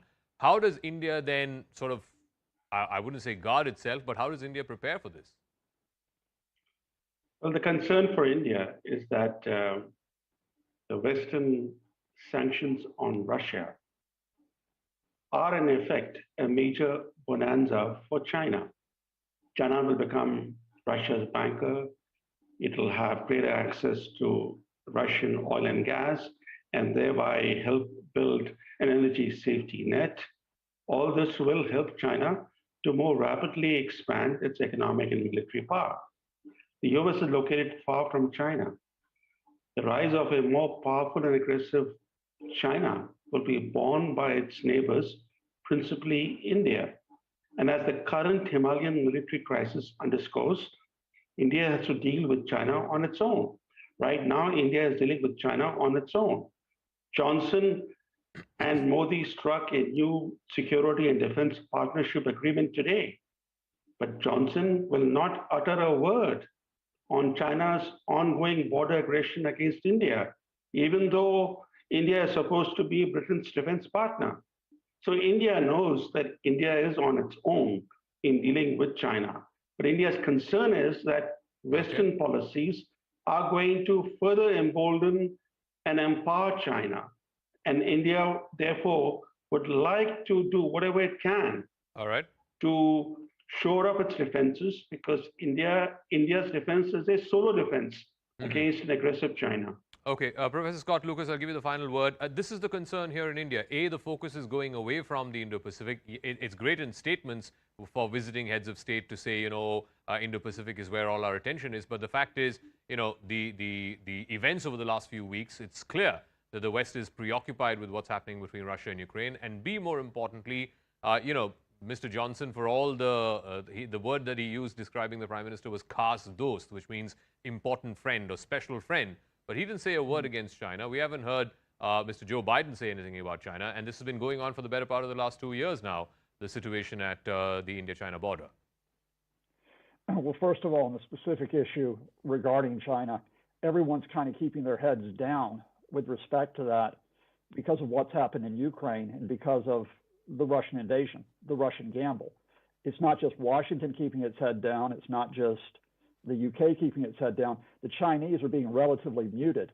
Beyond condemning sanctions against Russia, they're not making any big moves because this is affecting them. This is actually hurting their economy as well. Now, on the broader issue, look, responsible leaders, whether it's in India, whether it's in Europe, whether it's in the United States, Australia, Japan, they should be able to walk and chew gum at the same time. And by that, I mean they should be able to take responsible decisions regarding Ukraine and also be able to take responsible decisions about the Indo-Pacific region. That is precisely why we saw Indian leaders in Washington last week to say it's not all about Ukraine. That is precisely why we saw the Australian and Japanese leaders in Delhi recently, because it's not all about Ukraine. In other words, I think we could be into a long-term issue here as Russia isolates itself, as Russia pulls down the economy. But I think that leaders can deal with both the Indo-Pacific area and with the crisis around Ukraine and do it in a way which minimizes the damage. All right, thank you very much. I'd never heard that phrase before, walk and chew gum at the same time. You would imagine it's a fairly easy thing to do, but thank you very much for enlightening us. Thank you to all our panelists. I'm going to move on to another piece of breaking news that's coming in, and this is to do with the newly installed government under Shahbaz Sharif in Pakistan. It's now given a clean chit to the United States over the letter threat or the allegations that were leveled by former Pakistan Prime Minister Imran Khan. The clean chit was given at the National Security Council meeting today that was attended by top cabinet ministers and also all 3 service chiefs, including the Chief of Army Staff, General Bajwa. The meeting discussed the telegram that was received by the Pakistan Embassy in Washington. Shalinder Wangu has more details on this. So this entire controversy, jo ilzam Imran Khan ne lagaya tha, and he lost his government because of that, वो पूरे झूठे निकले. देखिए, इमरान खान जिस तरह से अपने exit को बचाने के लिए लगातार ये कहते आ रहे थे कि कॉन्स्पिरेसी हुई है, इसमें यूएस का नाम तक उन्होंने लिया, ऑफिशियल का नाम उन्होंने लिया, और उसी को आगे ले जाते हुए हमने ये भी देखा कि कल लाहौर में कल बहुत बड़ी रैली उन्होंने की थी जिसमें बहुत से लोग आए थे. वो एक अच्छे क्राउड पुलर तो हैं, लेकिन जो उन्होंने एलिगेशन लगाए थे वो साबित नहीं कर पाए, ना कोर्ट के सामने ना ही अपने एलाइज के सामने, जिसके चलते उनकी सरकार चली गई. लेकिन अब शहबाज शरीफ का क्लीन चिट देना ये अपने आप में दिखाता है कि शहबाज शरीफ जो नए प्राइम मिनिस्टर हैं पाकिस्तान के, वो नहीं चाहते हैं कि वो अमेरिका के साथ संबंध बिगाड़ें. और हम लगातार ये देख रहे थे, शहबाज शरीफ डे वन से ये बात कह रहे हैं कि इसमें कोई सच्चाई नहीं है, झूठा एलिगेशन है, झूठी चिट्ठी है, जिस तरह के उन्होंने स्टेटमेंट्स दिए थे. लेकिन अब देखना ये भी होगा कि इमरान खान जिस तरह से लगातार एंटी अमेरिका सेंटिमेंट को अभी भी उसको उठा रहे हैं, और हमारे सोर्सेज ये बता रहे हैं कि उनके इस वे ऑफ डूइंग से जो पाकिस्तान की बहुत सी जो लोग हैं, जो पब्लिक है, वो अभी भी इमरान खान के साथ खुद को जोड़ रही है. हालांकि एस्टैब्लिशमेंट नहीं चाहती कि इमरान खान लौटे सत्ता में. हालांकि अब देखना होगा कि जब इलेक्शंस दोबारा होते हैं आने वाले 1 साल के अंदर, हालांकि ये भी बताया जा रहा है कि इसी साल इलेक्शंस भी हो सकते हैं पाकिस्तान में, तो ऐसे में इमरान खान को जो कार्ड है एंटी अमेरिका और कॉन्स्पिरेसी का, वो कितना उनको फायदा दिलाता है. लेकिन फिलहाल शहबाज शरीफ की तरफ से साफ कर दिया गया है कि यूएस की तरफ से कोई कॉन्स्पिरेसी नहीं हुई. All right, Shalinder Wangu, many thanks for joining us. We'll see how the story plays itself out domestically in Pakistan and also in US-Pak bilateral ties. That's a wrap. On the other side, Shreya will be joining.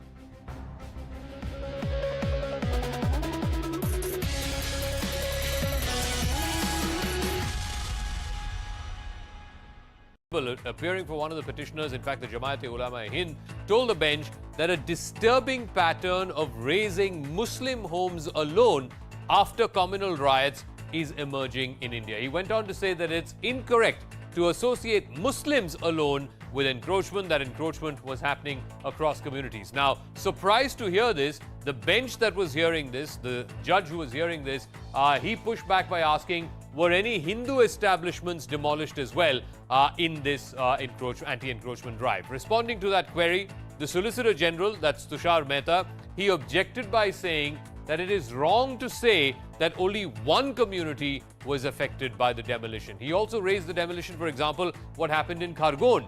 And he said in Khargon, 88 Hindu homes and 26 Muslim homes were demolished in that particular action that was taken in the aftermath of the riots that happened there. So the question is, who is bringing a communal angle into this entire discourse? The Supreme Court today put a stay on any further demolition in Jahangirpuri. It also issued notices to the MCD as well as other parties.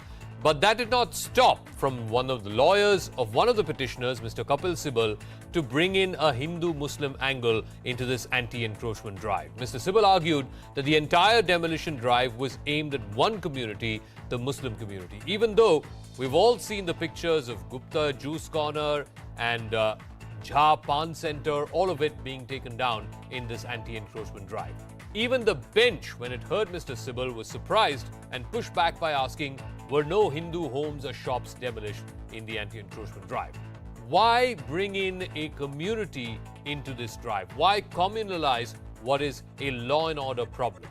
Or was the entire purpose to try and silence the Muslim community? We'll try and answer all of those questions through the course of Brass Tacks. We're also counting down to a big speech by the Prime Minister within the course of the hour. He will be speaking on the 400th birth anniversary of Guru Tegh Bahadur, one of the 10 gurus of Sikhism. That's going to come up through the course of the hour. But first, the story of what happened in Jahangirpuri 24 hours after the Supreme Court put a status quo and a stay order.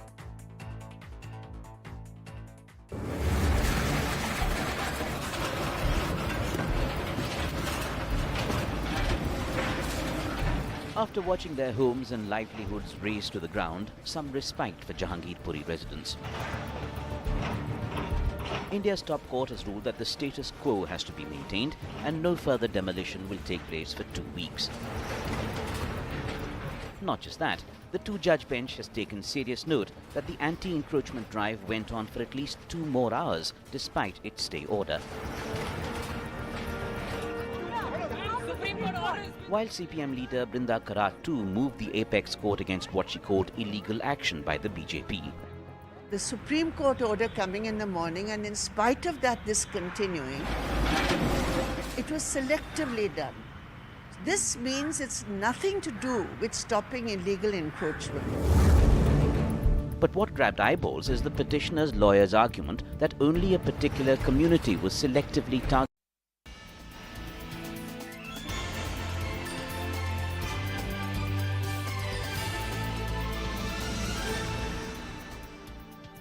Hello everyone, good evening. I'm Shreya Dhondial.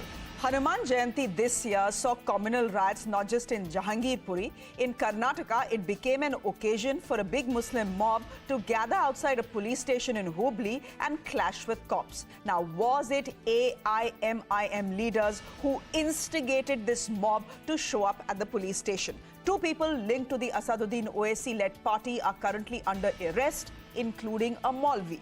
The Congress now daring the BJP to ban the AIMIM and then raising temperatures, comparing the RSS to the SDPI, which, as you know, is the political wing of the PFI.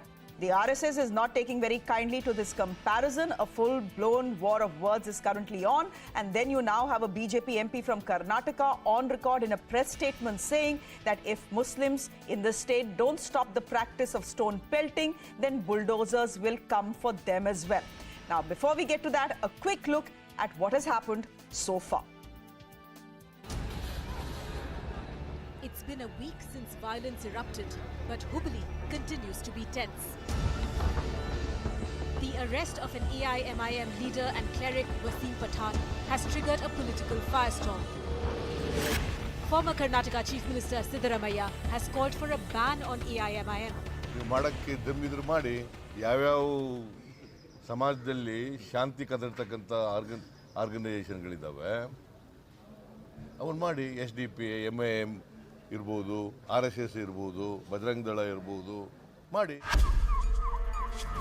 On the 16th of April, a mob gathered outside the old Hubli police station and started pelting stones. Wasim Pathan had claimed he was trying to pacify the crowds, but the reality was caught on camera. Not only was he seen arguing with policemen, he also sat on a dharna outside the police station, further instigating the crowd. Chief Minister Basavaraj Bommai promised the strictest possible action. Now police are taking strict action. They have arrested more than 150 people, and some kingpins are also been arrested. And we will take a strict action. While authorities investigate the violence in Hubli, is Congress's ban AIMIM chorus valid? More importantly, what explains the Congress's right turn? That is the question that we are asking of our guests who are joining us this evening. Mohan Vishwas is the Karnataka BJP spokesperson on the show with us. We have Lalu Yadav. He's the Karnataka Congress spokesperson. Thank you, sir, for being with us on the show. Dr. Pavan Rao Ambedkar is the AIMIM spokesperson joining us this evening. And Ratan Sharda from the RSS, also an author. Thank you all for joining us. Dr. Ambedkar, I'm starting with you. 2 of your party members, including a cleric called Wasim Pathan, are currently under arrest. Were they present at the scene of the crime in Hubli when the police station was being attacked? Yes, they were. We all saw them. There are viral videos there. What is a political party doing inciting violence like this? That too on a day which anyway has been communally sensitive across the country, Hanuman Jayanti. Forget the ruling BJP, sir. The opposition Congress is now calling for a ban on your party. No. We condemn this violence and this issue, but you are not raising the right issue. Okay. Who are the instigators? Why are you not targeting the right persons? Why are you not open your eyes and collecting the right persons? Who are instigating in the name of religion in this country? Okay. Who are instigating in the name of religion that in the name of Ajan, we will start this issue, we will start this issue. Why are you not naming Dr. that Ambedkar, person. nahi, Why Dr. why are you Ambedkar, not why are you not naming those persons Dr. who are Dr. Ambedkar, instigating and I saying asked you a simple continuously question. that Don't give me jalebi, na, Dr. Ambedkar. I asked you a No, simple no, no, question. bro. I'm asking you what was Wasim Pathan? He's a member of the AIMIM. You'll agree with that, na, sir? We all know he's a member of the AIMIM. He's also a cleric. What was he doing there in Hubli, instigating crowds? Now, when the Congress is calling for a ban on the AIMIM, there is a. I don't. No. We are not accepting that he was instigating. He was making a crowd in a peaceful manner. But why are you not naming those persons who are continuously raising the slogans, dirty slogans in front of the masjids, dirty slogans in the name Hubli. of religion? Why Why are you sir? not? Why? I'm talking about Hubli, No, sir. no. I'm talking about what happened on Hanuman Jayanti outside the police station, where a huge mob gathered and pelted the police station with stones, where policemen were injured. Look, the fact is, we know what instigated. Actually, ma'am, what the original? No, we know what the original incidents was. Actually, there was a morphed photograph. No, let me tell our viewers, because you know we need to be transparent about it. There was a Hindu boy who on WhatsApp put out a picture, and it was a morphed picture, of course. It was a photoshopped picture of a saffron flag on the Medina. That was wrong. The question is why. Whatever the reason, in his mind? whatever the reason, the fact is it was was wrong, Dr. Ambedkar. The fact is what that Hindu boy did was absolutely wrong. And because what he did was absolutely wrong, he was arrested and he was put behind bars in that very same police station, sir. Shreya, listen. So, in a sense, the person who did the wrong thing has been arrested, put behind bars. What was the need for this mob to gather, instigated by political parties like yours, and pelted stones at the police station, sir? No one was stone pelting. Listen, clear. I just want to say, no one was. Who was investigating? This man Abhishek, who is in his status, what is going on? His status showing that a mosque has a flag, Bhagwa flag. Why? This person is not a single person. The whole ideology is running behind him, and whole ideology is supporting him to do this type of activity for investigating a large community which is belonging in this country. Why are you investigating in the name of religion? The reason behind this is that in India there is an ideology which is flourished in 1925 and continuously running in this country and making this country hatred in the name of religion. They are creating the violence in this country. Okay, Ratan Sharda, the direct aim that Dr. Ambedkar is taking is at the RSS and at the RSS ideology. In fact, Mr. Siddharamaiah, when he's saying that ban the AIMIM, is also comparing the AIMIM to the RSS and the SDPI, which is the political wing of the PFI, and saying ban all of them. If you ban all of them, koi communal danga hoga hi nahi is desh mein. It is so amusing that Mr. Ambedkar is talking about you know, the religion of peace and religion of violence, etc.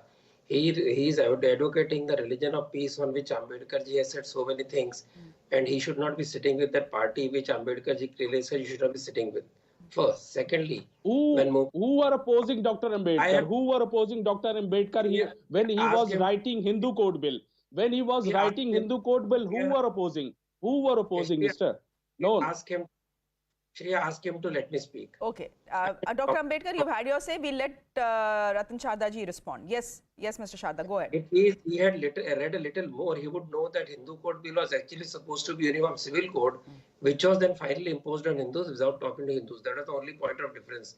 And not only that, RSS Pracharak was the chief agent of Bhandara Bipolar, Dr. Ambedkar. That is one point. Secondly, when in 1885, Sayyid Ahmad Khan talked about when Mopla massacre of Hindus took place, there was no RSS. When partition took place, who were the prime players? The Muslim League and the Congress. and Jinnah belong to Congress. So let us get into it. Now let me come to the real debating point. You said who started the two-nation theory? No, sir. Abhi, let's not go back into history, na, sir. We have enough troubles in this present time to go back to history. Who started the two-nation theory? Dr. Ambedkar, please. Let's not go to ancient history. Let's not go back to our independence struggle because we have enough trouble right now. Let's talk about the trouble brewing now. Why is he talking about the partition of this country? When there is a partition of India, there is a conspiracy to partition this country. 1925. Okay. Mr. Ambedkar, who talked of 1925, you talked. I just took a little year back behind that. So Moplar why do has you to want place, to make this country a Hindu Rashtra? Why do you want to make this country a Hindu Rashtra? Are you not following the constitution? Are you not following the constitution? Are you not happy with the democracy of this country? Mr. Ambedkar, please. No, don't try to hijack this debate. Is not correct. His statement is not correct. If his statement is not correct, I'll give you time to correct his statement. But please don't try and hijack this debate and interrupt when someone else speaks. Please, I have 4 panelists here. I need to speak to all of them. Please. Now let me come to now the main cause. What is a sensitive area? You use the word sensitive area. What is a sensitive area? Where the second largest majority of India is in a bigger number. But there is never a sensitive area where Hindus are there in the large number. So this idea of sensitive area has to be understood very carefully. Thirdly, why Hanuman Jayanti should be a sensitive reason? Tell me why I cannot celebrate Hanuman Jayanti.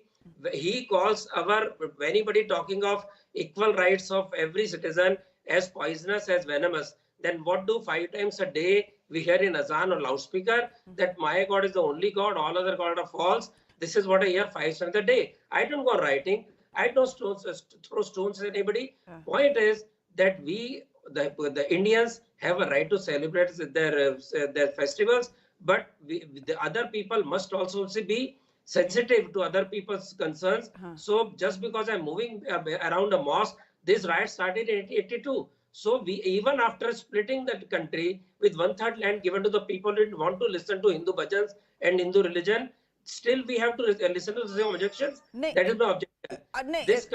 My question, Mr. Radhachadar, let's come back to the debate at hand. I asked you a specific question about what Dr. Ambedkar had said, also that the Congress is comparing you to the SDPI and to the PFI and to the AIMIM, saying if you ban all of them, koi danga hoga nahi desh mein.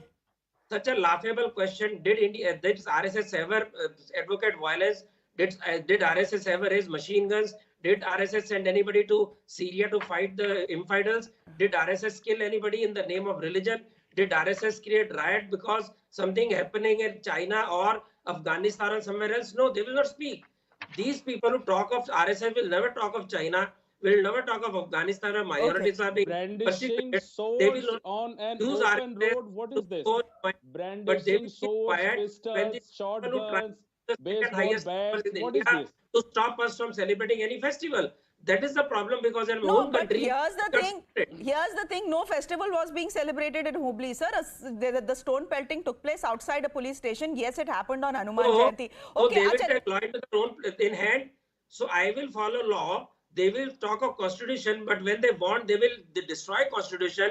They will take law into their own hands. They will throw stones. They don't believe in law, because ask IIMM. They say Sharia is above law. Pick up any debate. When it comes to courage, they say Sharia is above constitution. That is the reason they oppose triple talaq. They oppose every form of Muslim society, and they talk of constitution. They will throw stone at police station. They talk of constitution. Okay. I'm getting in the Congress spokesperson here as well, because after all, it was Mr. Siddaramaiah who has inspired this debate. So we really need to get back to that. Nagarjun Yadav, it's all very well for Mr. Siddaramaiah to ask for a ban on the AIMIM or the RSS. But what about the Congress itself? By that yardstick, the Congress should be banned as well, because we have seen viral videos of your own district president at the site of the crime in Hubli. No, I won't agree with the district president was involved there. Very, very clearly, I'm telling you, the Congress president of Karnataka state, Mr. D.K. Shivakumar, has given a free hand to the police and say that any of my party members are involved there, please take a stringent action against them. We will not accept any kind of violence supported by anybody. But what was he doing? But what was he doing outside the, sir? What was he doing outside the police station then? I'm asking a question. Past 4 days, what is the police doing? Why have they not arrested him? He is there in Hubli. It is a very prima facie, it's known very well, the police knows very well. He is not involved in that. Okay. He's available in Hubli. He's available. He's doing the press conferences every day. If he's involved, why are we debating it? Police should take action against such a person if he's really involved. Anybody for that matter, whether it's a Congress member or RSS member or it is a BJP member, if they're taking law into the hand, they should be handled with the iron hand. Okay. Law is greater than anybody in this country. Everybody should follow the law of this land. Now the issue coming to the Siddaramaiah Sahib is telling that STP and PFI and AIMI to be banned. That is the issue why we raised this. When we are in the government, they were challenging us every day saying that PFI should be banned for the communal riots in Karnataka. BJP was going every day on the roads and tried to protest against the Siddaramaiah government. Today we are challenging, why don't you ban all the organizations which are creating communal licenses today, whether it's Hindu organizations or Muslim organizations. We want a developmental politics. We want Karnataka to grow. We don't want to be like this every day, 144 section in Karnataka state, every district, now and then. Today, 134 people have been arrested. Till Saturday, the curfew has been extended. What is the status of common people there? No, but I'm saying if by Siddaramaiah is trying to say by that logic that even the Congress should be AIMI or PFI or STPI or RSS or Bajrang Dal, anybody involved with communal organization. But your own Congress district president was there. Hindu politics in Karnataka state. He is the responsible of BJP for doing all these things. Acha, give me a minute. Gentlemen, give me a minute. The BJP spokesperson has not spoken and there is a reason for that. Just a minute. There is some news coming in. We have a BJP MP from Karnataka. His name is Pratap Simha. I'm sure our viewers are aware of who he is now warning that if Muslims don't stop pelting stones, if they don't stop this culture, then bulldozers will be reaching their homes like Uttar Pradesh. Let's first quickly listen into him. ಕಲ್ಲು ಬಿಸಾಡೋ ಸಂಸ್ಕೃತಿನ first ಬಿಡಬೇಕು. ಕಲ್ಲು ಬಿಸಾಡ್ತು ಅಂತ ಹೇಳಿದ್ರೆ bulldozer ನಿಮ್ಮ ಮನೆ ಹತ್ರ ಬಂದೇ ಬರ್ತದೆ. ಹಿಂದೂಗಳ ಮೇಲೆ ನೀವು ಕಲ್ಲು ಬಿಸಾಡ್ತೀರಿ. ನೀವು ಕೇಳ್ಕೊಳ್ಳಿ ನಿಮ್ಮನ್ನ ಒಂದ್ಸರಿ, ಕ್ರೈಸ್ತರು ಯಾಕ್ರಿ ಕಲ್ಲು ಹೊಡೆಯಲ್ಲ? ಜೀವ್ಸ್ ಯಾಕೆ, ಯಹೂದಿಗಳು ಯಾಕೆ ಕಲ್ಲು ಹೊಡೆಯಲ್ಲ? ನೀವು ಒಬ್ಬರೇ ಯಾಕೆ ಕಲ್ಲು ಹೊಡಿತೀರಿ? ಕಲ್ಲು ಹೊಡೆಯೋ ಅಂಥದ್ದು ಸಂಸ್ಕೃತಿ ನಿಮ್ಮ ಹತ್ರ ಇರೋವಂಥದ್ದು, ಅದು ದಯವಿಟ್ಟು ಬಿಡಿ.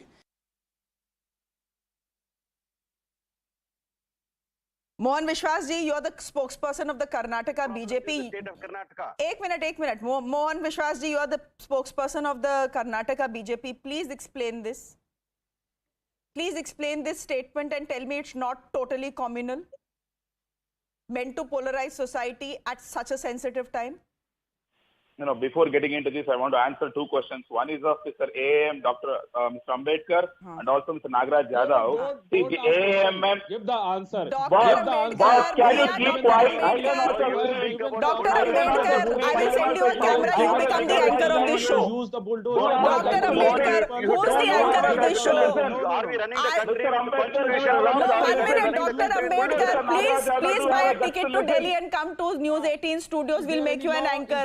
Please let me conduct this debate. Mr. Ambedkar, do you have a guts to listen what I'm going to say now? Do you have a guts to listen? Don't talk such words. Everybody has got guts. 140 Gentlemen, please don't outrage here. Use your language properly. I am going to request everyone one final time I'm asking you to BJP to let the BJP spokesperson speak here. Otherwise, I'm going to ask my producers to dip the volume of everyone else. Please, we need some sanity back in the studio. Please, gentlemen. They don't have a face. They don't have a face to listen the fact. Mr. Vishwas, now everyone's audio has been dipped. Go ahead. I'm asking you a simple question. What is this dadagiri and dhamki that your MP is giving? See, it's not about dadagiri and dhamki. If you see the pattern of the riots which has happened from 2.5 years in Karnataka, the same pattern is getting followed. In the case of KJL, DJL riots also, the Congress ex-mayor Mr. Sampath Raj was the mastermind behind it.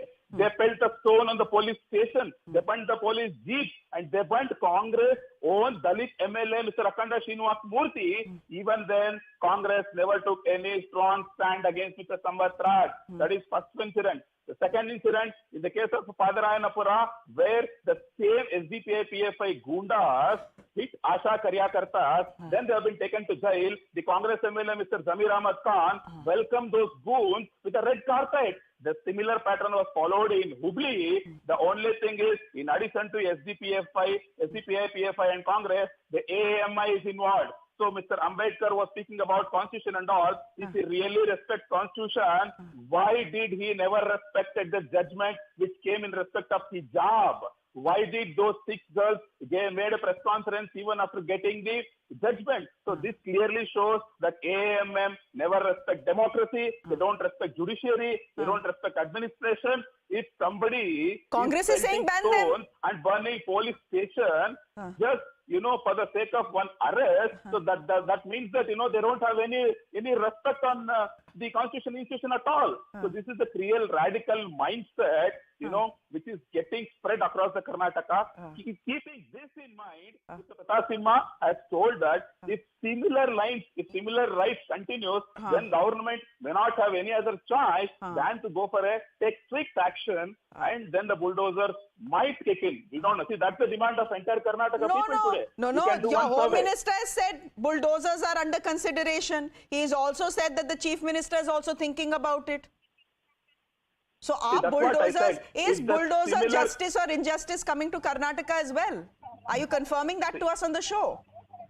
No, madam. I'll tell you. See, why this bulldozer discussion is coming? Because of UP, because of Madhya Pradesh, and because what has happened in Jahangirpuri. Okay? What has happened there, irrespective of the religion, I'm telling you, it can be Hindu, Muslim or Christian, if there is an illegal encroachment combined with this radical element, then the government is taking an action. The similar thing might happen in Karnataka. That's what Mr. Pratap Simha said. I cannot confirm now because CM has clearly said they're still thinking. Okay? So if similar thing continues, Dr. there might be. I'll give you 10 seconds. Exactly 10 seconds. I have another important story to go to. Exactly 10 seconds. Last word. Madam, I would like to make a final comment. Give me 10 seconds. Okay, I will. Yes. Shreya, why are they not going to the Supreme Court? Why they are challenging for using of the bulldozers? Why? From where they are getting the energy to use the bulldozers on an innocent people's house?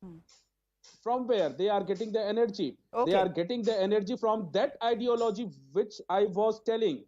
They are getting the energy from the same ideology. They are not following the rule. They are not following the constitution. They are not following the constitution and the democratic rules in this country. Okay, Nagarjun Yadav ji, before you say anything, let me tell you that we've all seen what has happened in Rajasthan today with the bulldozers.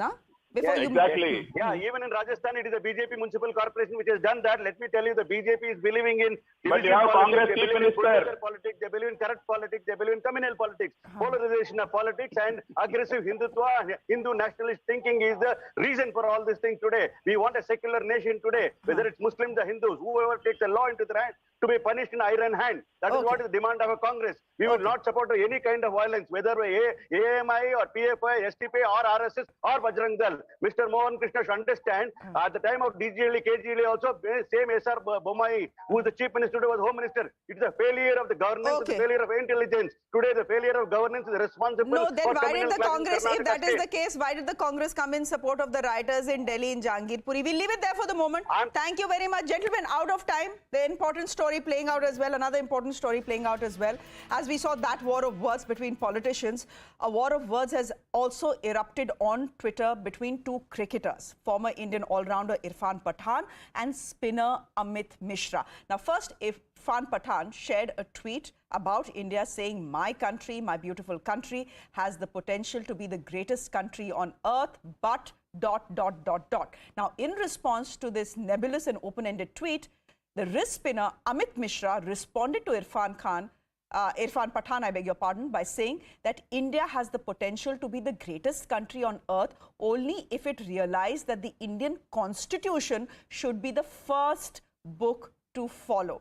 Vimar Kumar is a sports journalist. He is joining us on the show. We also have a former cricketer, Ajay Ratra, who's joining us on the show. Vimal, I'm coming to you first. We don't tend to look at our cricketers through the prism of religion. That is a very Pakistan thing to do. But here you have a communal spat rather publicly between two players, one a Hindu and the other a Muslim. I don't know what to say, but I spoke to Amit Mishra. I got a call from Amit Mishra a few minutes back, and I asked the same question to him. In fact, I invited him that he should rather come over to this debate. And he said, no, I am not here to make any political statement. What I just said that, and it was not Irfan Pathan versus Amit Mishra. These were Amit Mishra's words. I said, Irfan tweeted something and now you are tweeting, it doesn't look good. He said, no, bhai, I haven't replied to Irfan Pathan. This is my thought and this is how I think. And you tell me if something is wrong, because I am getting, different kind of reactions on Twitter. Some people are praising, some people are, criticizing. He told me interesting thing that I don't know, the one comment I have made and the whole media is talking about me, but no spoke about my exclusion when I was not picked for Delhi team despite being the champion performer in the IPL. When I was the man of the series in Zimbabwe and I was dropped, nobody spoke about that. So that also shows pride. So basically he was also, he has his own issues with media. Okay. But yeah, if you purely from a cricketer's point of view, country's point of view, cricket is one sport where we don't mix religion, and that's true. And I think Ajay Ratra can explain it better, Shreya. Absolutely. Ajay Ratra, just come in here. Were you surprised at this rather public, I mean, I don't know what to call it. This is a communal spat when you have, one cricketer say one thing and the other cricketer say that, look, India will be the greatest country on this earth if everyone thinks that the constitution is the first book to follow, very clearly indicating to the fact that for Muslims it is the Quran that is the first book to follow. Were you surprised with this, or do you think it's a reflection of the times we live in? See, Shreya, yeah, definitely I'm surprised, and what Mr. Vimal touched on that. I think एक ऐसी चीज है जहाँ पर हम religion और इन सबको बिल्कुल वो नहीं करते. I still remember the days. एक बाल्टी में हम किस तरह से सब पानी जूठा. There are only 2 glasses and hundreds of players playing. तो एक sports एक ऐसी चीज है मुझे लगता है जो हमें ये सिखाता है कि everyone is equal. और वो होता भी है. अब मैं आता हूँ अमित मिश्रा और इरफान पठान पे.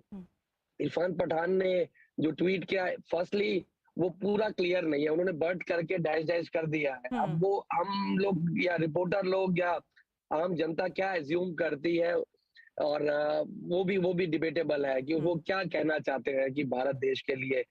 अमित मिश्रा ने जरूर कहा कि कॉन्स्टिट्यूशन सबसे ऊपर होना चाहिए, वो भी एक डिबेटेबल है कि आप हर इंसान के लिए जो भी रिलीजियस फॉलो करता है वो शुड रिस्पेक्ट दैट.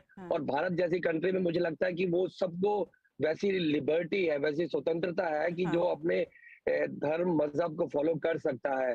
तो थोड़ा सा चीजें कंफ्यूजन है कि इरफान पठान क्या कहना चाहते हैं, जैसे विमल भाई ने भी कहा. नहीं, इरफान पठान का जो ट्वीट है ना, टाइमिंग, अजय भाई, timing is everything for a tweet, and जो timing था, it's very clear what this tweet was about, and it's also very clear what Amit's tweet was all about. Anyhow, that spat has played out rather publicly, but both players, I think, have decided to put a lid on it and not take it forward, so we'll not take it forward anymore. Vimal, we'll leave it there for the moment. Thank you for your time. Ajay ji, thank you very much for your time as well. With that, it's a wrap from me. Thanks very much for watching.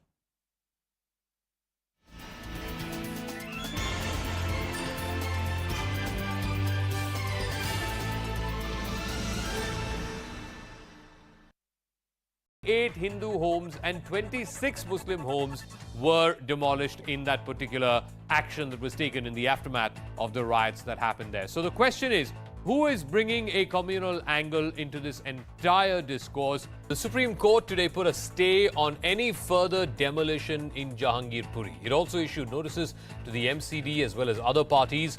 But that did not stop from one of the lawyers of one of the petitioners, Mr. Kapil Sibal, to bring in a Hindu-Muslim angle into this anti-encroachment drive. Mr. Sibal argued that the entire demolition drive was aimed at one community, the Muslim community. Even though we've all seen the pictures of Gupta Juice Corner and Jha Pan Center, all of it being taken down in this anti-encroachment drive. Even the bench, when it heard Mr. Sibal, was surprised and pushed back by asking, were no Hindu homes or shops demolished in the anti-encroachment drive? Why bring in a community into this drive? Why communalize what is a law and order problem? Or was the entire purpose to try and silence the Muslim community? We'll try and answer all of those questions through the course of Brass Tacks. We're also counting down to a big speech by the Prime Minister within the course of the hour. He will be speaking on the 400th birth anniversary of Guru Tegh Bahadur, one of the 10 gurus of Sikhism. That's going to come up through the course of the hour. But first, the story of what happened in Jahangirpuri 24 hours after the Supreme Court put a status quo and a stay order.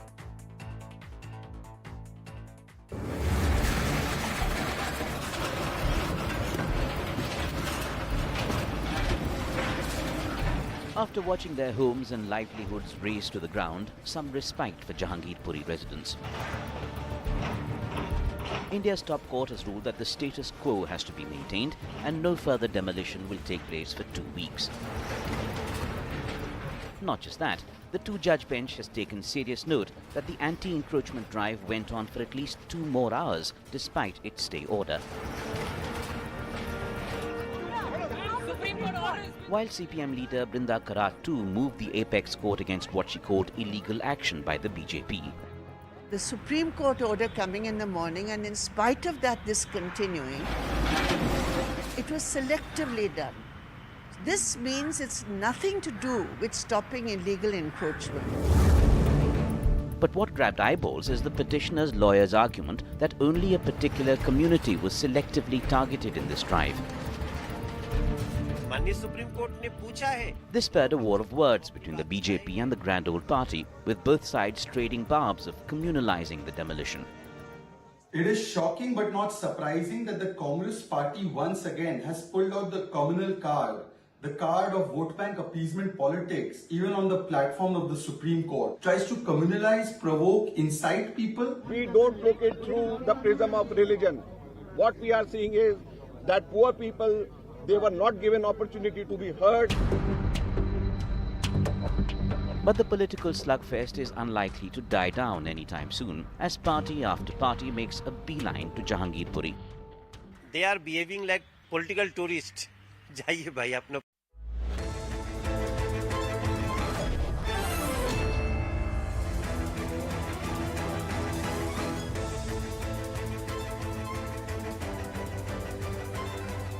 Good evening, everyone. Thanks a lot for staying with CNN News 18. I'm Shivani Gupta and you're watching Plain Speak. A lot of politics has been played on bulldozers in India over the last week or so. Some legitimate questions have been asked, but vote bank politics is also clear. What else is the reason that an entire army of leaders descend to stop an anti-encroachment drive in Delhi in Jahangirpuri, but in Rajasthan, same party is quiet over 300 of years old temples being razed down? The narrative over 3 weeks since Hindu processions started coming under attacks on April 2, incidentally also in Rajasthan, has been that these processions should not cross mosques. Some have spread blatant misinformation about desecration of mosques to even justify stone pelting, arson and rioting. But the reality is, if any place of worship is actually touched with impunity in India, is bulldozed, it is a Hindu temple. Even a stone on a mosque or on a church will become national and international headlines, has in the past. But a Hindu temple being razed down without even basic sensitivities, courtesies involved, doesn't bother our liberal and secular political class. But that's not all. The reality, the ugly reality is actually much worse. When claims of mosques being attacked were being made, rumors were being spread, the reality is that temples were coming under attack as part of the recent violence. In Khargon, post-April 10 violence, a temple was deliberately attacked. In Vadodara, last week, a temple was attacked post a minor clash between two groups. No stones were being pelted from these small temples. As you can see, they don't even have a roof or any stockpile. Why were they attacked post Ram Navami clashes? And why is it that the same politicians who are till today, till this evening, making a beeline to Jahangirpuri will not raise this? Some houses of poor people have also been razed in Rajasthan. That is not a murder of democracy because it's a Congress-ruled state. So the big debate coming up, so much outrage over an anti-encroachment drive, but silence on bulldozers to raise a temple in Rajasthan. Here's what happened.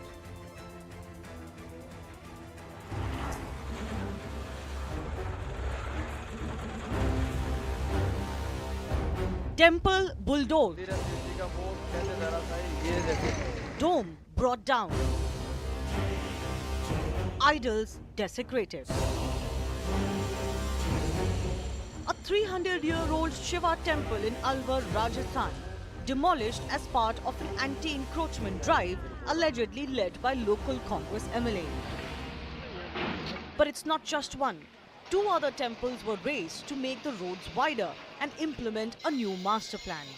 The temple caretakers have filed a written complaint and an FIR has been registered against the Congress MLA, SDM and 1 more person.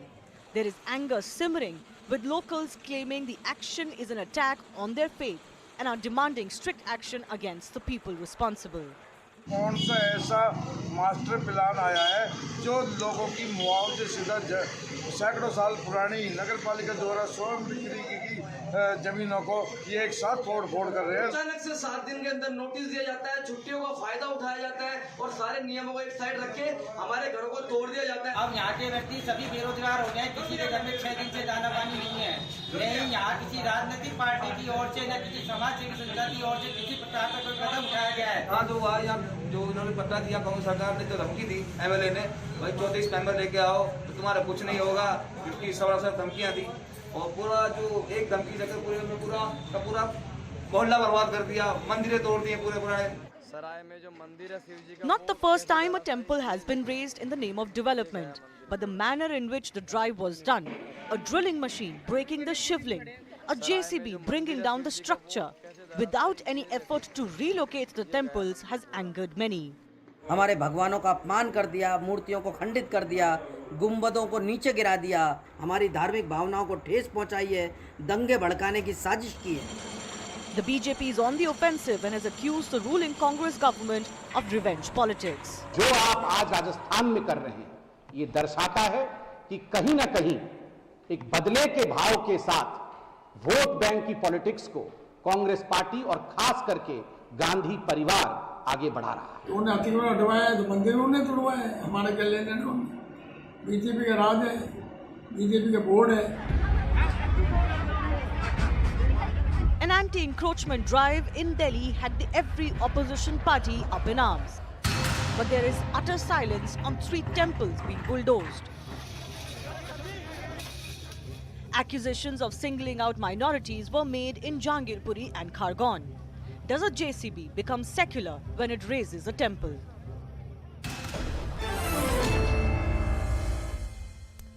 First up, I want to go across to Satish Punia, Rajasthan BJP chief, because there are some allegations and counter-allegations between the 2 parties. Satish Punia, the Congress is saying that the board that handles these temples is under you, under the BJP.